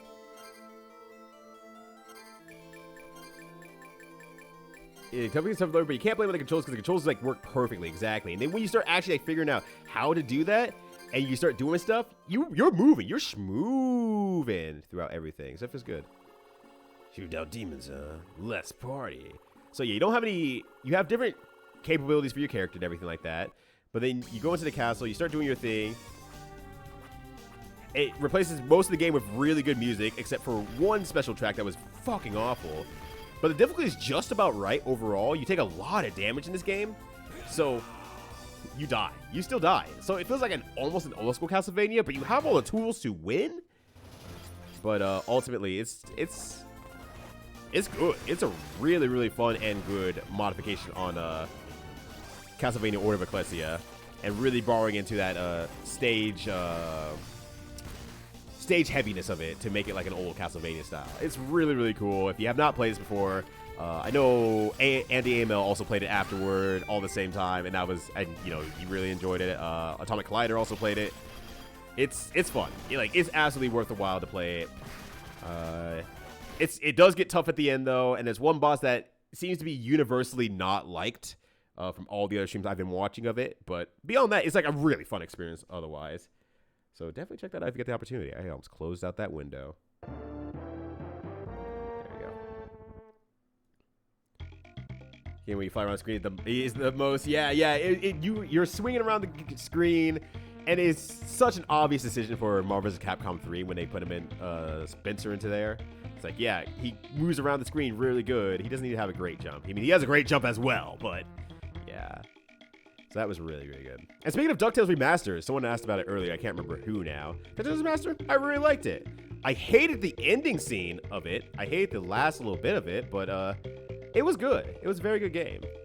And I think for the most part, I really enjoy streaming it. And I think all at the same time, I hated it because of the last sequence in the game. After playing, because I did it in one shot again. I need to stop doing that maybe, but I won't. I got to the end of it. I was getting pretty tired, pretty hungry, all that sort of stuff. And so when I finally got to the end of it, and I'm like, okay, let me play DuckTales Remastered and all that sort of stuff, and I'm enjoying this game, and I got to that last little bit where it's like, you have to start the level all the way over if you fail this last little segment. And then I finally played DuckTales for the NES. I'm like, oh, that was it? Why is it so ridiculous here, and why does it send you back literally 35 minutes of progress? That's something I expect from the NES game. It's just like, it's so no good. I don't like that last little section, but the rest of it is a really good game. Really liked it. Music by Jake Kaufman. Like, there's a lot to enjoy here. Yeah, the last little bit worked so much better on the NES. They just decided the last 3 screens weren't hard enough. It's like, you gave me a boss with like a lot of phases. I persevered. Let me start over from here. I'm begging you. Like, give me a different failsafe type of thing here. Like, the rest of the game flows really, really well, and that one does not flow. The stage is way too long before it. And even with the boss, when you throw that boss on there, then you have to go to the ending scene, and it's just, I don't like it. I can just say I don't like it, and I think I'll leave it at that.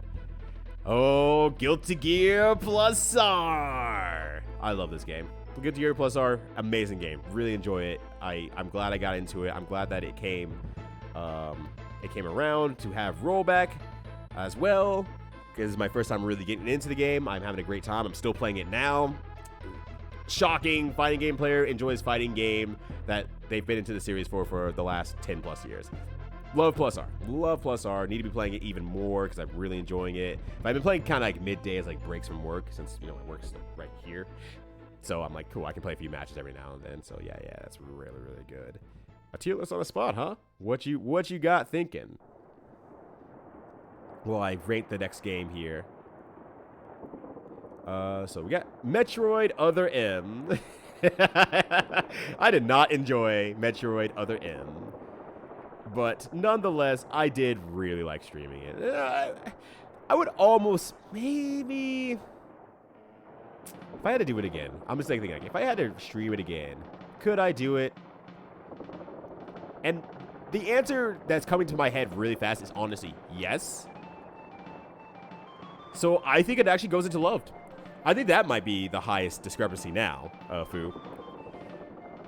Yeah, Metroid Other M, really bad. I played on actual hardware as well, so there's that. So I got all the experience of trying to hold the remote and like having things not work properly and everything like that. That was a pain in the ass, but got through it. It's so much of an easy game to laugh at and complain at that you don't want to do it alone, and it makes it for a very valuable game to share. But ultimately, I have to really thank Eskimo7 for hanging out as well on that stream, because that's what really pushed it over into something I highly, highly enjoyed. It was a really good time having the local Other M liker in the chat, in the voice call, just talking about stuff, letting me dumb myself and forget about all my skill sets, and letting me just die on my own sword like that over and over was a fun time. I really did love streaming that, I think. It was a great way to start off the new year in 2022. That was my first game I streamed in 2022, and ended up finishing it in... Did we do it in 1 or 2? I think we did it in 2, right, Eskimo? The Other M is bad. But yeah, that's right, Toes. It's fun to share, but it's not a good game. And the Space fucking Wizard, god damn it. Rank my GGs. Xrd is my favorite, followed by Plus R, and then Stride. But they're very close together. They're all very close together. Stride's a completely different game, so it's a little bit harder for me, and I do have trouble learning that game. I don't know why, but that game just does not gel with me in the ways it should exactly. But I still like it a lot. I still really like the game. So it's like, I'm saying, like, you know, Guilty Gear, Xrd, and Plus R are probably neatly next to each other in S rank. And then A rank is Strive for me. We needed to because I go things. Okay, yeah. Okay, that sounds right. That sounds correct. I'm also turn this down a little bit. 5 years back and had some fantastic time in comedy for both the Streamlers and Ty himself. Yeah, that sounds absolutely correct. Like, there's just so much to that game that can just be absolute comedy and have a good time and plays itself basically. Speaking of games that have great timing and comedy, and looks like we're gonna have to jump the original reason we had to bring it back on. We had to bring it onto stream. Resident Evil 6. It's fine. It's okay. But it's definitely a game that benefits from playing 2-player. If I had to play it single player, I'd hate it. I would absolutely hate the game. We're gonna have to jump. Yes. Oh my gosh. Someone hit that perfectly on the bus jump. Like, it was so clean. It was so good. But yeah, it's okay. And this is like, it's okay with 2 players. If I had to play it by myself, it'd be a miserable experience. I would hate it. Once again, though, because I got to share this with somebody else and have a really good time with it, it was so much fun to stream. It was a huge, huge fun time to stream. Dubs put so much effort into making the art for every stream as well. I was happy to spend that much time with Dubs, honestly. That was such a good time. It was such a good stream game. It's so good. And I would still say that Metroid Other M is a fair... Well, actually, I mean, even on the list, it is the biggest discrepancy. So, I'm out of things to say about that. Space Jam for the PlayStation 1. That's okay. It's okay game. It has identity issues.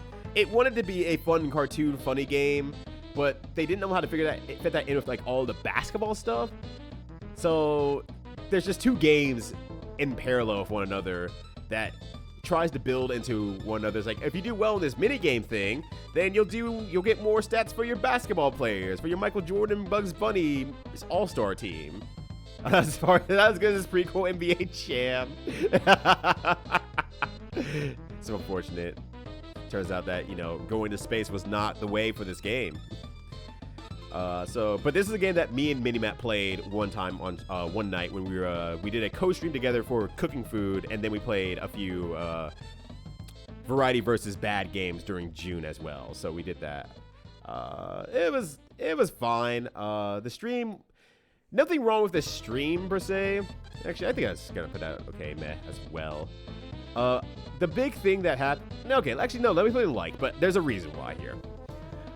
I went back to the VODs of that stream and I kind of was like looking at it for something, and I realized that, oh wow, having two people around a singular microphone, and this one specifically, because this is very hyper bad if you're not right in front of it, that was a bad quality stream. Like, we couldn't fit ourselves on the camera together. My DDR pad was right behind my old apartment, so we really were squashed in and not comfortably so. And I felt really bad for inviting Matt over in those conditions. Alongside with the stream quality itself was just really poor because we were just too far away from the microphones or microphone. That I enjoyed the time I played with Matt. Like, that was even on my mind. I thought everything was working fine, but when I saw the VOD, my heart sank. So yeah, my heart fucking sank. And I was like, oh no, the quality is so fucking bad. So I like it a lot. I can't blame anyone specifically besides myself for that one. I wish it was better. I had a great time. And like, if everything had worked for the game and everything like that, I would have really liked or loved that stream. But tonight, not to be too mean to myself, I enjoyed my time anyway. The quality is not where I wanted it to be, and I felt really bad about that. So it is what it is. It happens. Once again, stream is a blow up, all that good stuff. To get a stream, I'm going to steal you some time for that stream sometime soon. Yeah, let me know. Let's plan out a day. I have a lot of, whatchamacallit, semi-soft scheduling co-op streams going on this month, so I would like to fit folks in wherever I can. And then I might start Doom in February, I'm realizing, because I'm going to be kind of unavailable-ish for January between all the commentary I'm doing and everything like that. Also, what's up, Grums? Good to see ya. So I might push Doom to February. We'll see what happens. Since Doom's not a long game, I don't think. Doom like 1 and 2, I assume are not long games. Maybe I might be able to sneak them in throughout the weeks between. We'll see what happens, honestly. That's right. Tier list, I do say. The top one being how much I like playing the game, and the bottom one here being how much I like streaming the game. So, we're almost done, actually, though. The Mummy Demastered. This was a shocker. I really like that game. I was doing it during the month of games that have really good music. Music Games March, I believe. And I'm like, okay, this game has really good music. Let's go ahead and give it a try. That game is good. It's very straight to the point. Has a lot of good action in it. It's a fun game. I really like that. That game is really cool. And I really like streaming it. Like, that was a fun game. Like, there's nothing else to say about it. It was a fun game. It was a surprise game. I really had a great time. There were some sticking points here and there, but I mean, sometimes games have that. It's not a perfect game. Way Forward does good work, though. The graphics were amazing. The music was great. Good time. Had a great time with it.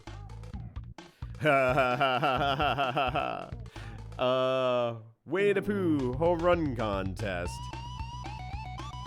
I don't know how I rank this one. It sure isn't a meh game. It does a great job on its execution. Also, it does a good job on executing people, human lives. And this is a funny one. I did enjoy streaming this one. I will say I probably really like streaming this one. This was during the marathon as well, the 10-hour marathon. This is the one that my friend Femoral did a donation. So I was drinking a Hassie at the same time while playing Winnie the Pooh home run contest for an extended period of time as well. And when you put all those two things together, it was an experience that was very unique, very funny. Drinking a Hassie while playing Winnie the Pooh home run contest while, I don't think I made it to Christopher Robin that time either. I had about like 2 or 3 hours for that, and I don't think I made it to Christopher Robin, so whoops. That was not good. I didn't make it. I think I was at Tigger, and he just ruined me. I could not get through, unfortunately. It is what it is, though. Maybe. I can't remember, honestly, how far I made it, but whatever. It was a fun time anyway. Just drinking a Hassie and playing home run contest, getting obliterated. Plus R, I've already ranked you, so you go down there. Ranked you, you go down there. Okay. We're very close to the end, actually. Holy shit. So let's see. We have Blade for the PlayStation 1. Oh boy. I think overall that goes into the did not enjoy at all. Monkey Days Master is a fantastic game that I feel may be too expensive for what it is. I agree. I think it just depends what you value in your games. I am of the person, and this is something I really stole from, oh, now I can't think of them. Extra Credits, the awesome per second. And I think that hit a very high level of awesome per second for me, where I don't have a lot of time to always play a long game. But they did a lot of awesome stuff during that time that they made. Lengthwise, yeah, it falls a little bit short, but intensity-wise, it was just perfect for the amount of time I get to play. Very similar to Wonderland, Deedlit in Wonderland, or Wonderworld, or whatever. The Castlevania, the Metroidvania game. That has a lot of awesome per second, but it's a very short game. And I still think it's the right price point for me. I think you're giving everything a lot more thought than I was able to in my own stream. You do it however you want to. I think a lot about video games and streaming. Yeah, don't be like me. Yeah, best me for a stream sometime, Eskimo. Like, we gotta plan it out, but let's plan it out sooner rather than later, so I don't get stuck up like on everything. Drunk on Home Run Derby. I wasn't drunk because it was the Hassie that I made was hot Sprite cooked with cilantro seeped into it or cooked into it. And it was not good. It was very not good. Yearly, they still haven't beaten the evil. Jeez. How many games I streamed? Like Ziggle, I did like 9 games last year. Yeah, but you also completed those games, and they're not short games. They're like Dragon Quests. Which one did you play? 6, 7, 7. Like Dragon Quest 7 and stuff like that. Like, I can't do a JRPG. That takes too long. I got other games I gotta play. Some games on the docket to be finished, I recall. No.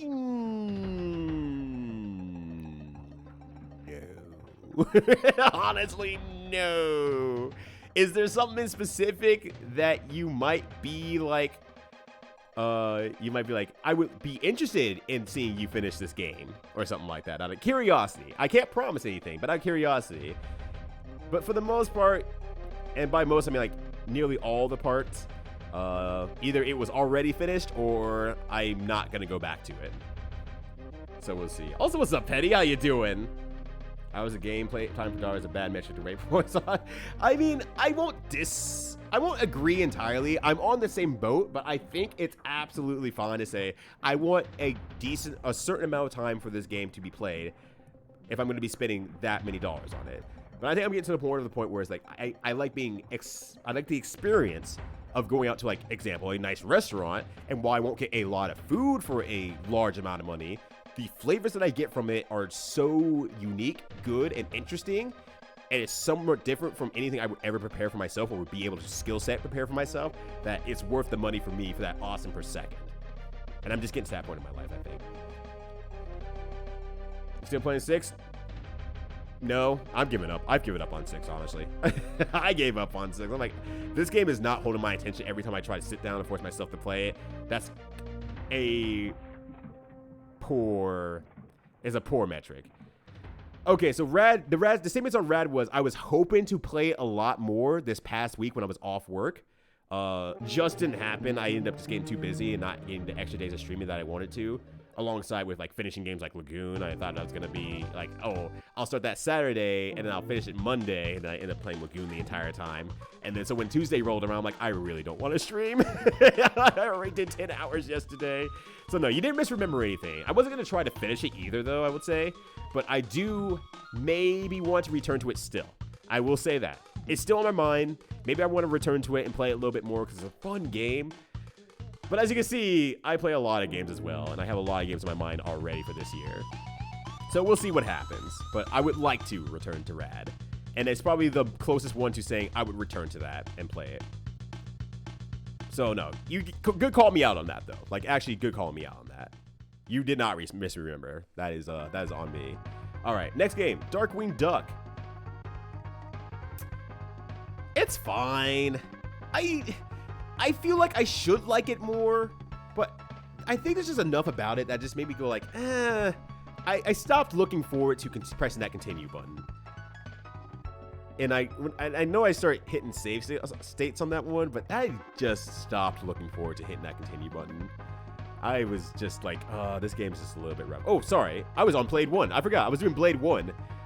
Did not enjoy Blade 1, but I say I like streaming it. It was a funny game to stream. There was a lot of things going on that was really funny and enjoyable. The end game absolutely sucks, but damn, I'm glad I sure didn't have to do that alone. But yeah, okay. And Darkwing Duck, I was also, I think it leans on to did not enjoy streaming it. That was my third Duck game of the day because that was my third game after I finished DuckTales 1 and 2. And then I was doing a Duck Day for platformers, and then that was my last game, and it was rough. I think I felt it to myself that I was running out of steam.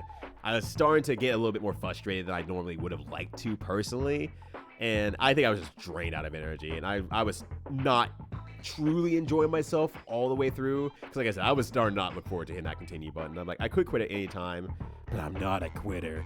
And then somewhere in my head said, but you should be. And I said, shut the fuck up. And I continued anyway. That's a bad thing about me sometimes. And I know that's a bad thing about me, but it's what it is. You're supposed to, the list occurs. So yeah, which is understandable. Yeah. It's a little bit unfortunate, but Rad also can be played at any time. It's a cool game. I would like to see the end of that game at some point. And I might just look up like a long play, see how long it takes someone to finish it. And I might be like, okay, that's this many streams. Maybe I'll just spend some time here when I don't know what I'm going to do or anything like that. But January is so busy already that I'm like, all right, there's a few co-streams coming up. I'm doing a lot of commentary. I'm going to Frosty Faucets. I'm going to MagFest. That's kind of why like I might push Doom out to another month, or at least Doom 3. I don't think Doom 3 is happening this month. Called Blade is the worst thing to use in the game. Yeah, definitely use guns in Blade, but don't use Blade in guns. Actually, no, you want to use your blade in guns. I feel like I've dated myself with this joke. Anyways. Does anyone remember Guns? That online game? That was a cool game. Anyways, Dungeons and Dragons Shadows over Mystara. I would say I like that game quite a bit. It has a lot of style to it. It's really fun, really cool. I was doing the $2 Tuesdays arcade streams, and I fell short of that one, but I made it pretty far, and I was enjoying it the entire time. It's a fun game to play as well. I think it also goes into the side of streaming it. It was just solidly good. There was enough finesse to the game that even though I wasn't playing exactly well or anything like that, it was a lot of fun to play through anyway, and I very much enjoyed that. So that was very, very good. It was a cool game. It was a very cool game. Like playing it, like streaming it, like all the good stuff around it. Guilty Gear Strive. Yeah, I think it kind of goes into the same aspect of like, yeah, I still really like Guilty Gear Strive a lot. And it's what I've been telling everyone this whole entire time. Like, they're like, oh, wow, you're really into Plus R, huh? Now you know what Guilty Gear Strive sucks, right? And it's like, no, Guilty Gear Strive is still really good. I just like other Guilty Gears more. Like, it's absolutely fine to just be like, yeah, this is not my favorite game, but I still really like it. I especially like watching it. I still love watching Guilty Gear Strive a lot. So I'm having a lot of fun with that game. Still, even just like watching from the side.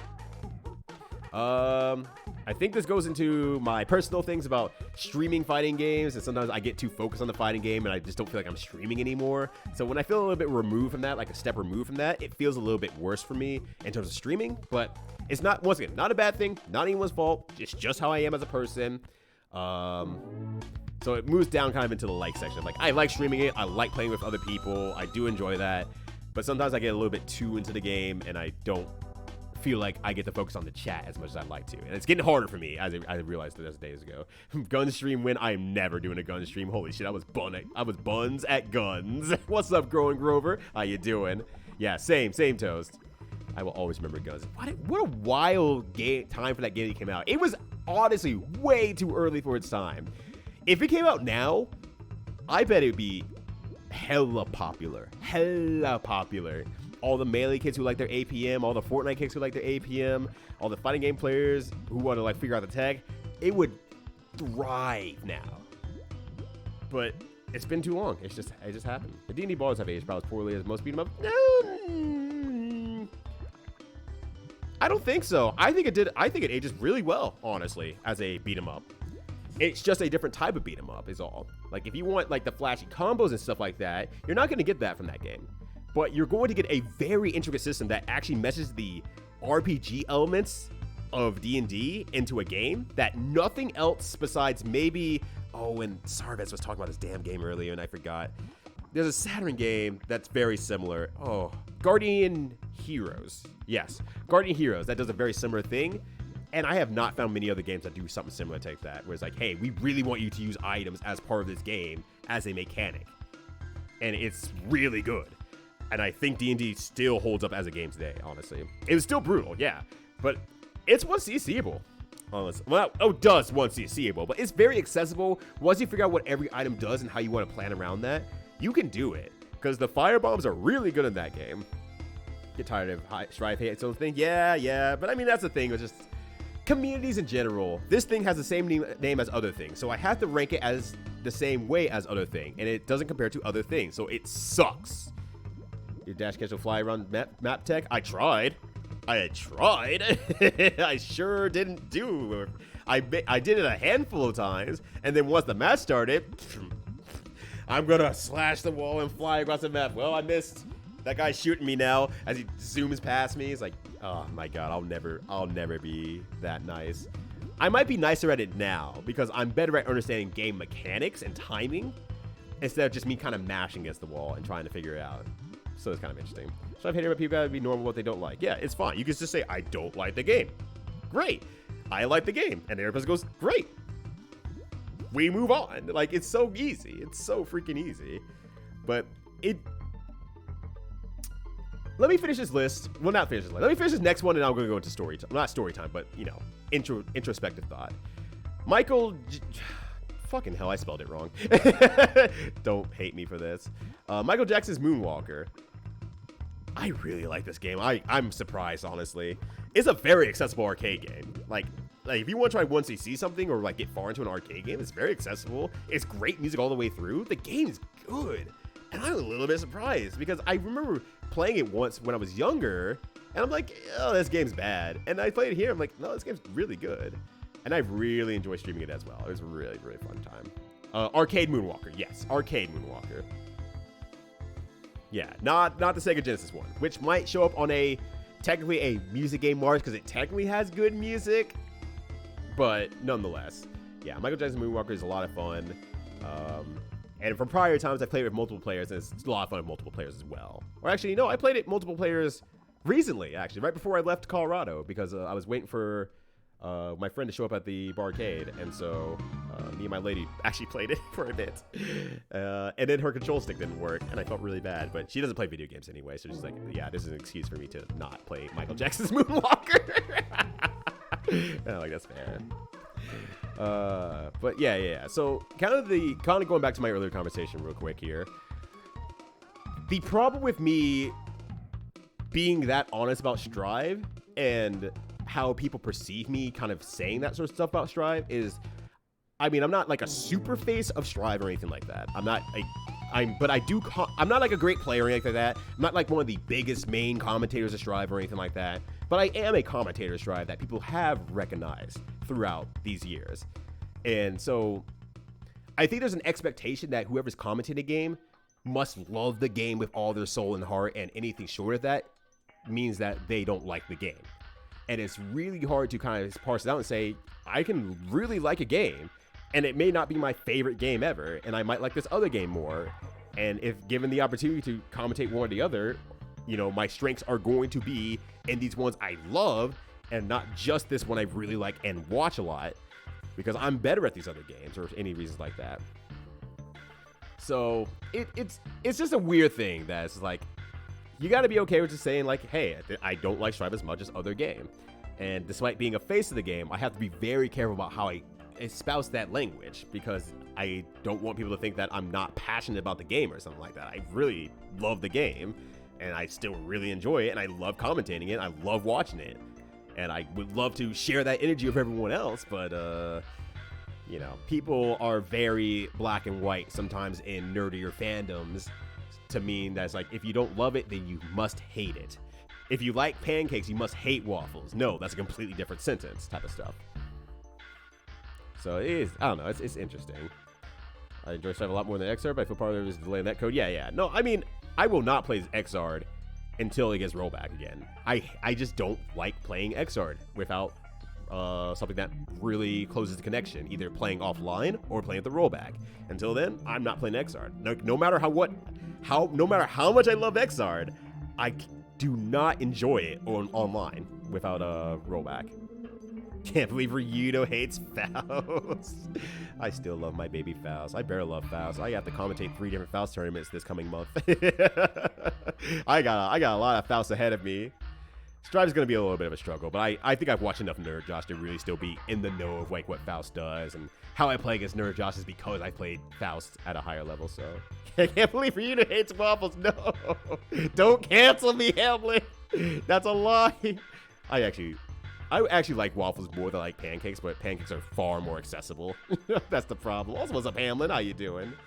Ryudo month. Yeah, this month's gonna be. I'm gonna get to the end of this month.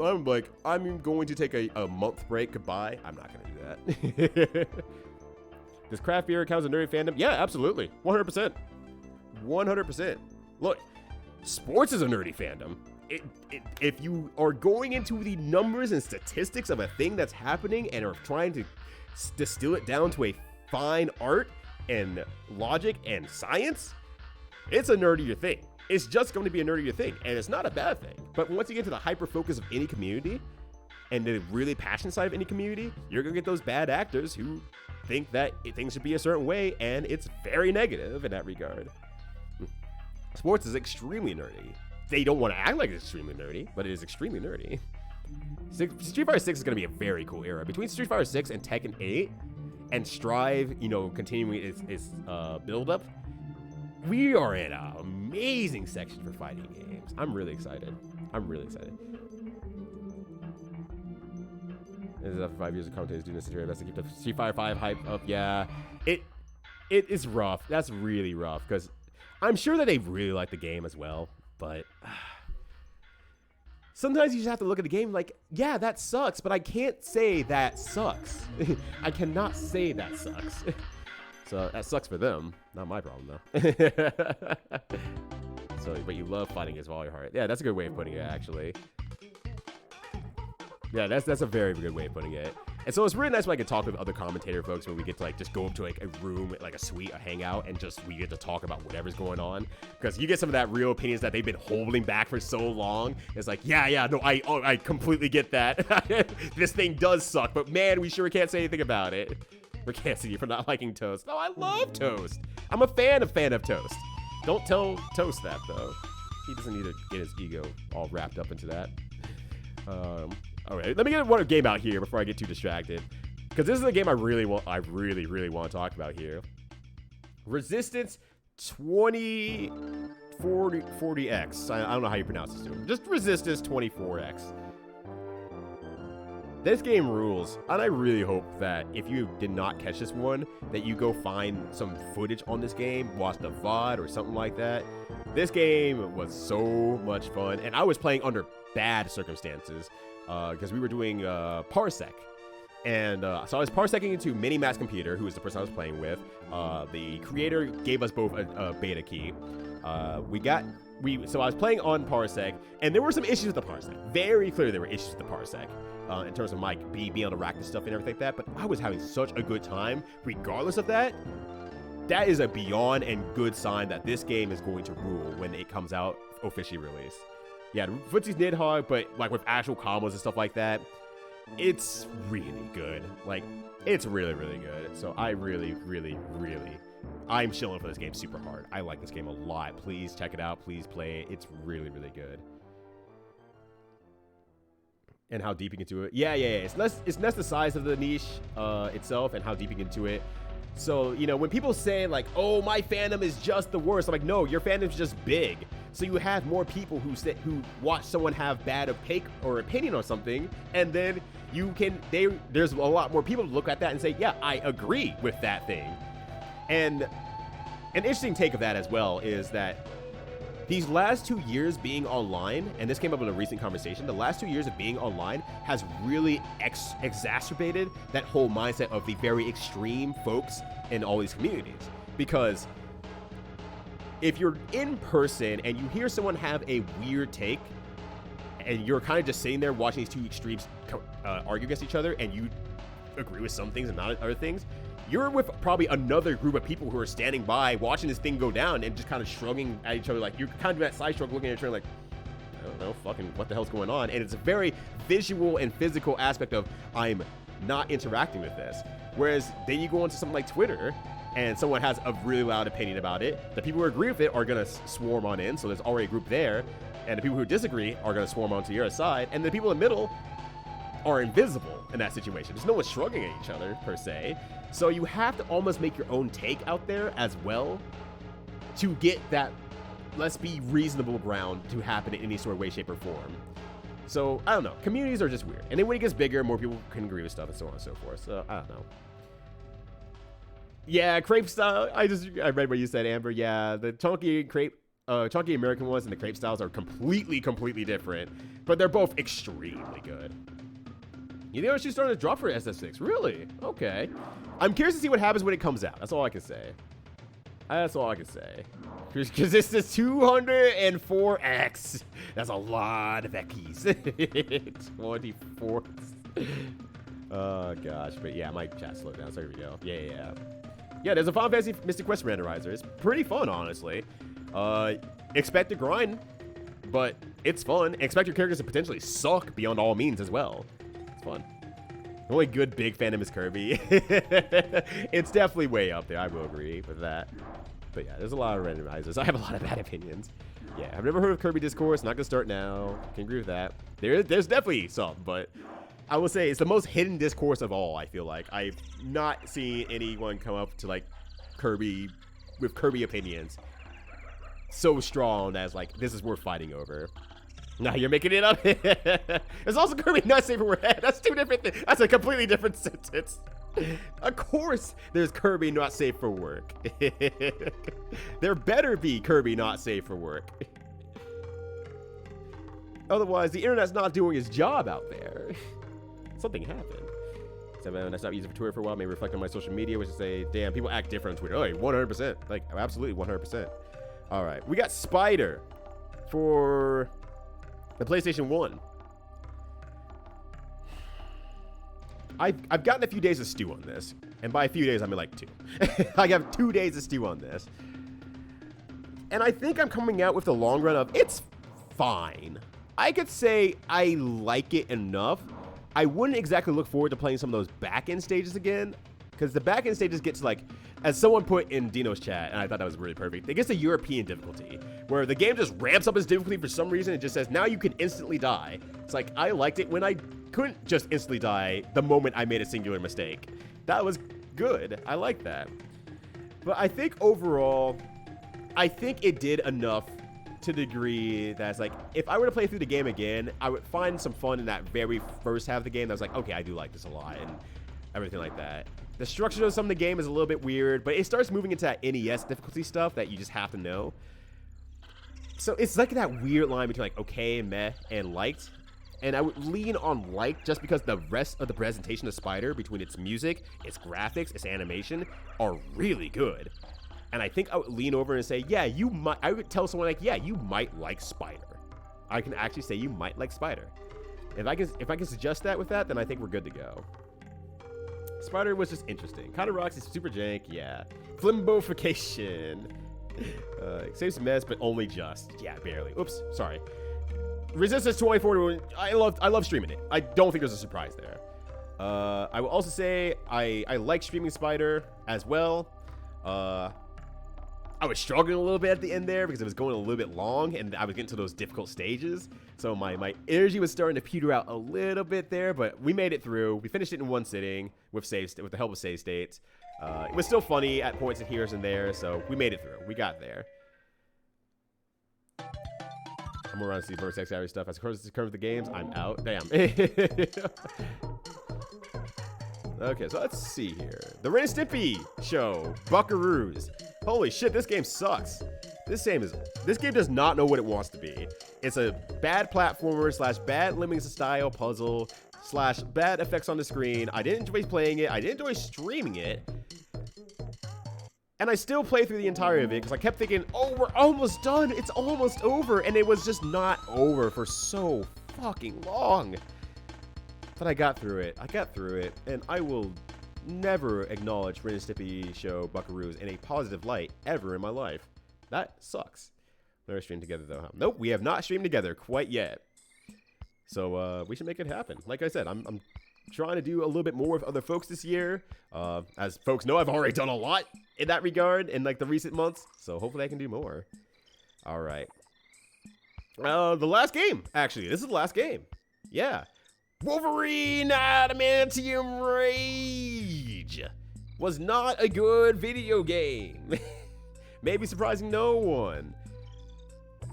But you know what? I had an okay time streaming it because it was a little bit funny because the game's fucked up in so many weird ways that it's one of those so bad it becomes funny situations.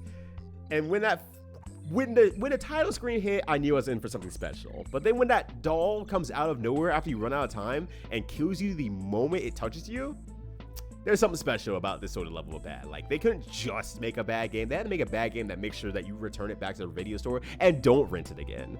So, Wolverine Adamantium Rage, absolutely out there doing the work as a bad game. All right. It's been almost 5 hours, but we are here. We've made it. We've made it all the way through the list here. Let me do this real quick for a quick... Oh, that's not on front. Hold on a sec here. There we go. Just do it like that. So, yes, we have the list here. As Jen mentioned earlier, it's too freaking big. Is Plock on here on this list? No. Plock was last year. In 2021. I played Plock in 2021. So Plock is not on this list. So yeah, this is the list of games how much I liked playing the games themselves. So this is here. We'll just kind of do a quick glaze over it. I'll post on like Twitter and co-host, so you can look on there if you want a little bit more time to look at this. I did put Rockin' Cats on there, right? Just gotta make sure I did put Rockin' Cats on there. Oh my god, there's so much to search through. Rockin' Cats, where are you? You should be in like liked. Did I put it on there? Maybe it fell off. Because yeah, sometimes things fall off, and it does happen sometimes.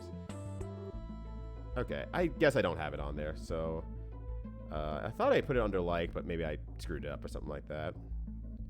Let me just check once more. Okay, maybe I did not put Rockin' Cats on it. Did I not put Rockin' Cats on it? I swear I went through Rockin' Cats. Because I was talking about the final stages and everything. It must have just fallen off. I don't know why it fell off, but problem solved. Okay, I put them both on there. They're both significantly in like. When's Jelly Boy? I have never returned the Jelly Boy, huh? Maybe what we should do at some point is I'll start putting together a list of like I'll make like another open list like games that you want to see me return to, and maybe I'll just put that list together and then I'll make it like a points goal thing as well. Depending on how long the game is, that'll be the difference of points goals, and then see if we can get that going. Maybe I like that idea actually. Maybe that's what I'll do. The run back list. And then don't make it like sub goal or anything like that. Just make it points goal.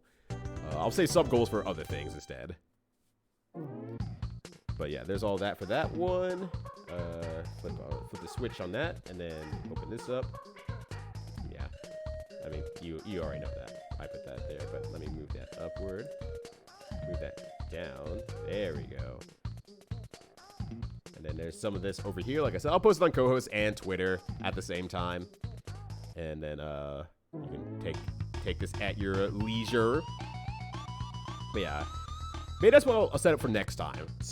I'll just set up a run back list so people can put games on there. It's like, is there any games that you want me to return back to? Give it like a month or two to fill out if there's anything you forgot or that we could forget or remember. And then I'll set up some point goals. I'll roll something and I'll probably set up some point goals afterwards for that. So that should be a good time. I like that a lot. All right, well, it was my original intent to maybe do some speed runs of Elevator Action Returns after this. I have about an hour and 30 before I have to do. Me, Corn Dan, and Wobbly Python are gonna get together and do some quick runs of Battle of the Eras before GDQ next week, so that makes sure that we everything works fine. We know what we want to talk about. That we kind of practice it a little bit so that we don't go in like completely raw dog. So I'm just gonna get ready for that. Actually, I won't be able to do some speed runs tonight, and maybe I'll do some tomorrow if I have some time. But we'll see what happens. So that said, actually, you know what I'm gonna do right now? I'm gonna click save of this on this as well. Rito 2022 playing games list. Download image. I just want to download the image. Okay, let me save this real quick because if I forget, I'm gonna be real heckin' embarrassed. Playing tier list. Okay, and then let me save it over in this over here. Yeah, playing tier list. There we go. And then we'll save this one as the, once it loads up, streaming tier list. All right, there we go. All right. Well, that said, before I head out, any questions? Anything that you're like mysterious about, or like, I have a question about this thing, or I have a concern about this thing, or anything like that? As I move to the full camera. Wrong full camera. This full camera. There we go. But yeah, I think outside of that, you can get... Actually, you know what? I'm gonna silence Donkey Kong. We've been listening to a lot of music. How do you feel about Monster Hunter? I don't know. I still haven't played it yet. It's been on my list for like 2 years now. On my bad games list for 2 years. So, we'll see what happens with that one. We'll see what happens. That's good. That's really good. Oh, my gosh. Might force that hand. Well, hey, if you can't find anyone else to do your Curse 50, then I can take back the Curse 50 and then throw it back at someone on the other side as well. So that'd be fine. DMC to win best game. I have never played a Devil May Cry. So, well, I've played through part of Devil May Cry 1, and I've never played Devil May Cry after that. So, I guess I should probably play some Devil May Cry. Well, that said, thank you all for hanging out. It's going to be another good year. We've been at it, for like 2 years now streaming. 2-3 years now streaming. I guess, yeah, this was my official 3rd year of streaming. So I greatly appreciate you taking the time to hang out, have a good one, enjoy ourselves, and everything like that. And if you want to hang out for a little bit longer, let's go ahead and see who's doing the good streaming out there. Computer froze. Oh no. Okay, here we go. We're fine. Let's see. Let's see here. Who is doing what today? Oh yeah, I guess Jinpu is still playing. And okay, let me go ahead and I will send you over to. Well, first I need to find my freaking chat. Trying 2 years of streaming. I know it's insane, right? How did I do that? How am I managing this? I'm a god. I'm built different. Let me send you over to Jinpu because they're playing some Played Up, and it'll be a nice, once again, a reminder and thank you for making that sick chef's kiss emote. Hold on, let me. Oh my god, no. Here we go. I'm gonna type it in there before I get out of here. I have limited time. Here we go. Okay, sweet. So that said, thank you all for hanging out. Greatly appreciate it. Expect some speedruns in the near future from myself. The Doom Marathon will be happening soon, so definitely prepare for that as well. I'll be doing a lot of commentary over the weekends, Frosty Faustings. This weekend, no stream. Actually, no stream the rest of this week. Well, no plans to use the rest of this week. I'll be at MagFest. If you're going to be at MagFest, let me know. Hit me up so I can meet you there. Would be great. Otherwise, I will see you all next week, Monday. Yeah, that's right. That'd be right. That's right. All right, take care of yourselves. Have a good one. And until then, see you next time. Stay cute. And peace. I'm definitely not disheveled. You're disheveled. Shut up. Go away. All right, see you later.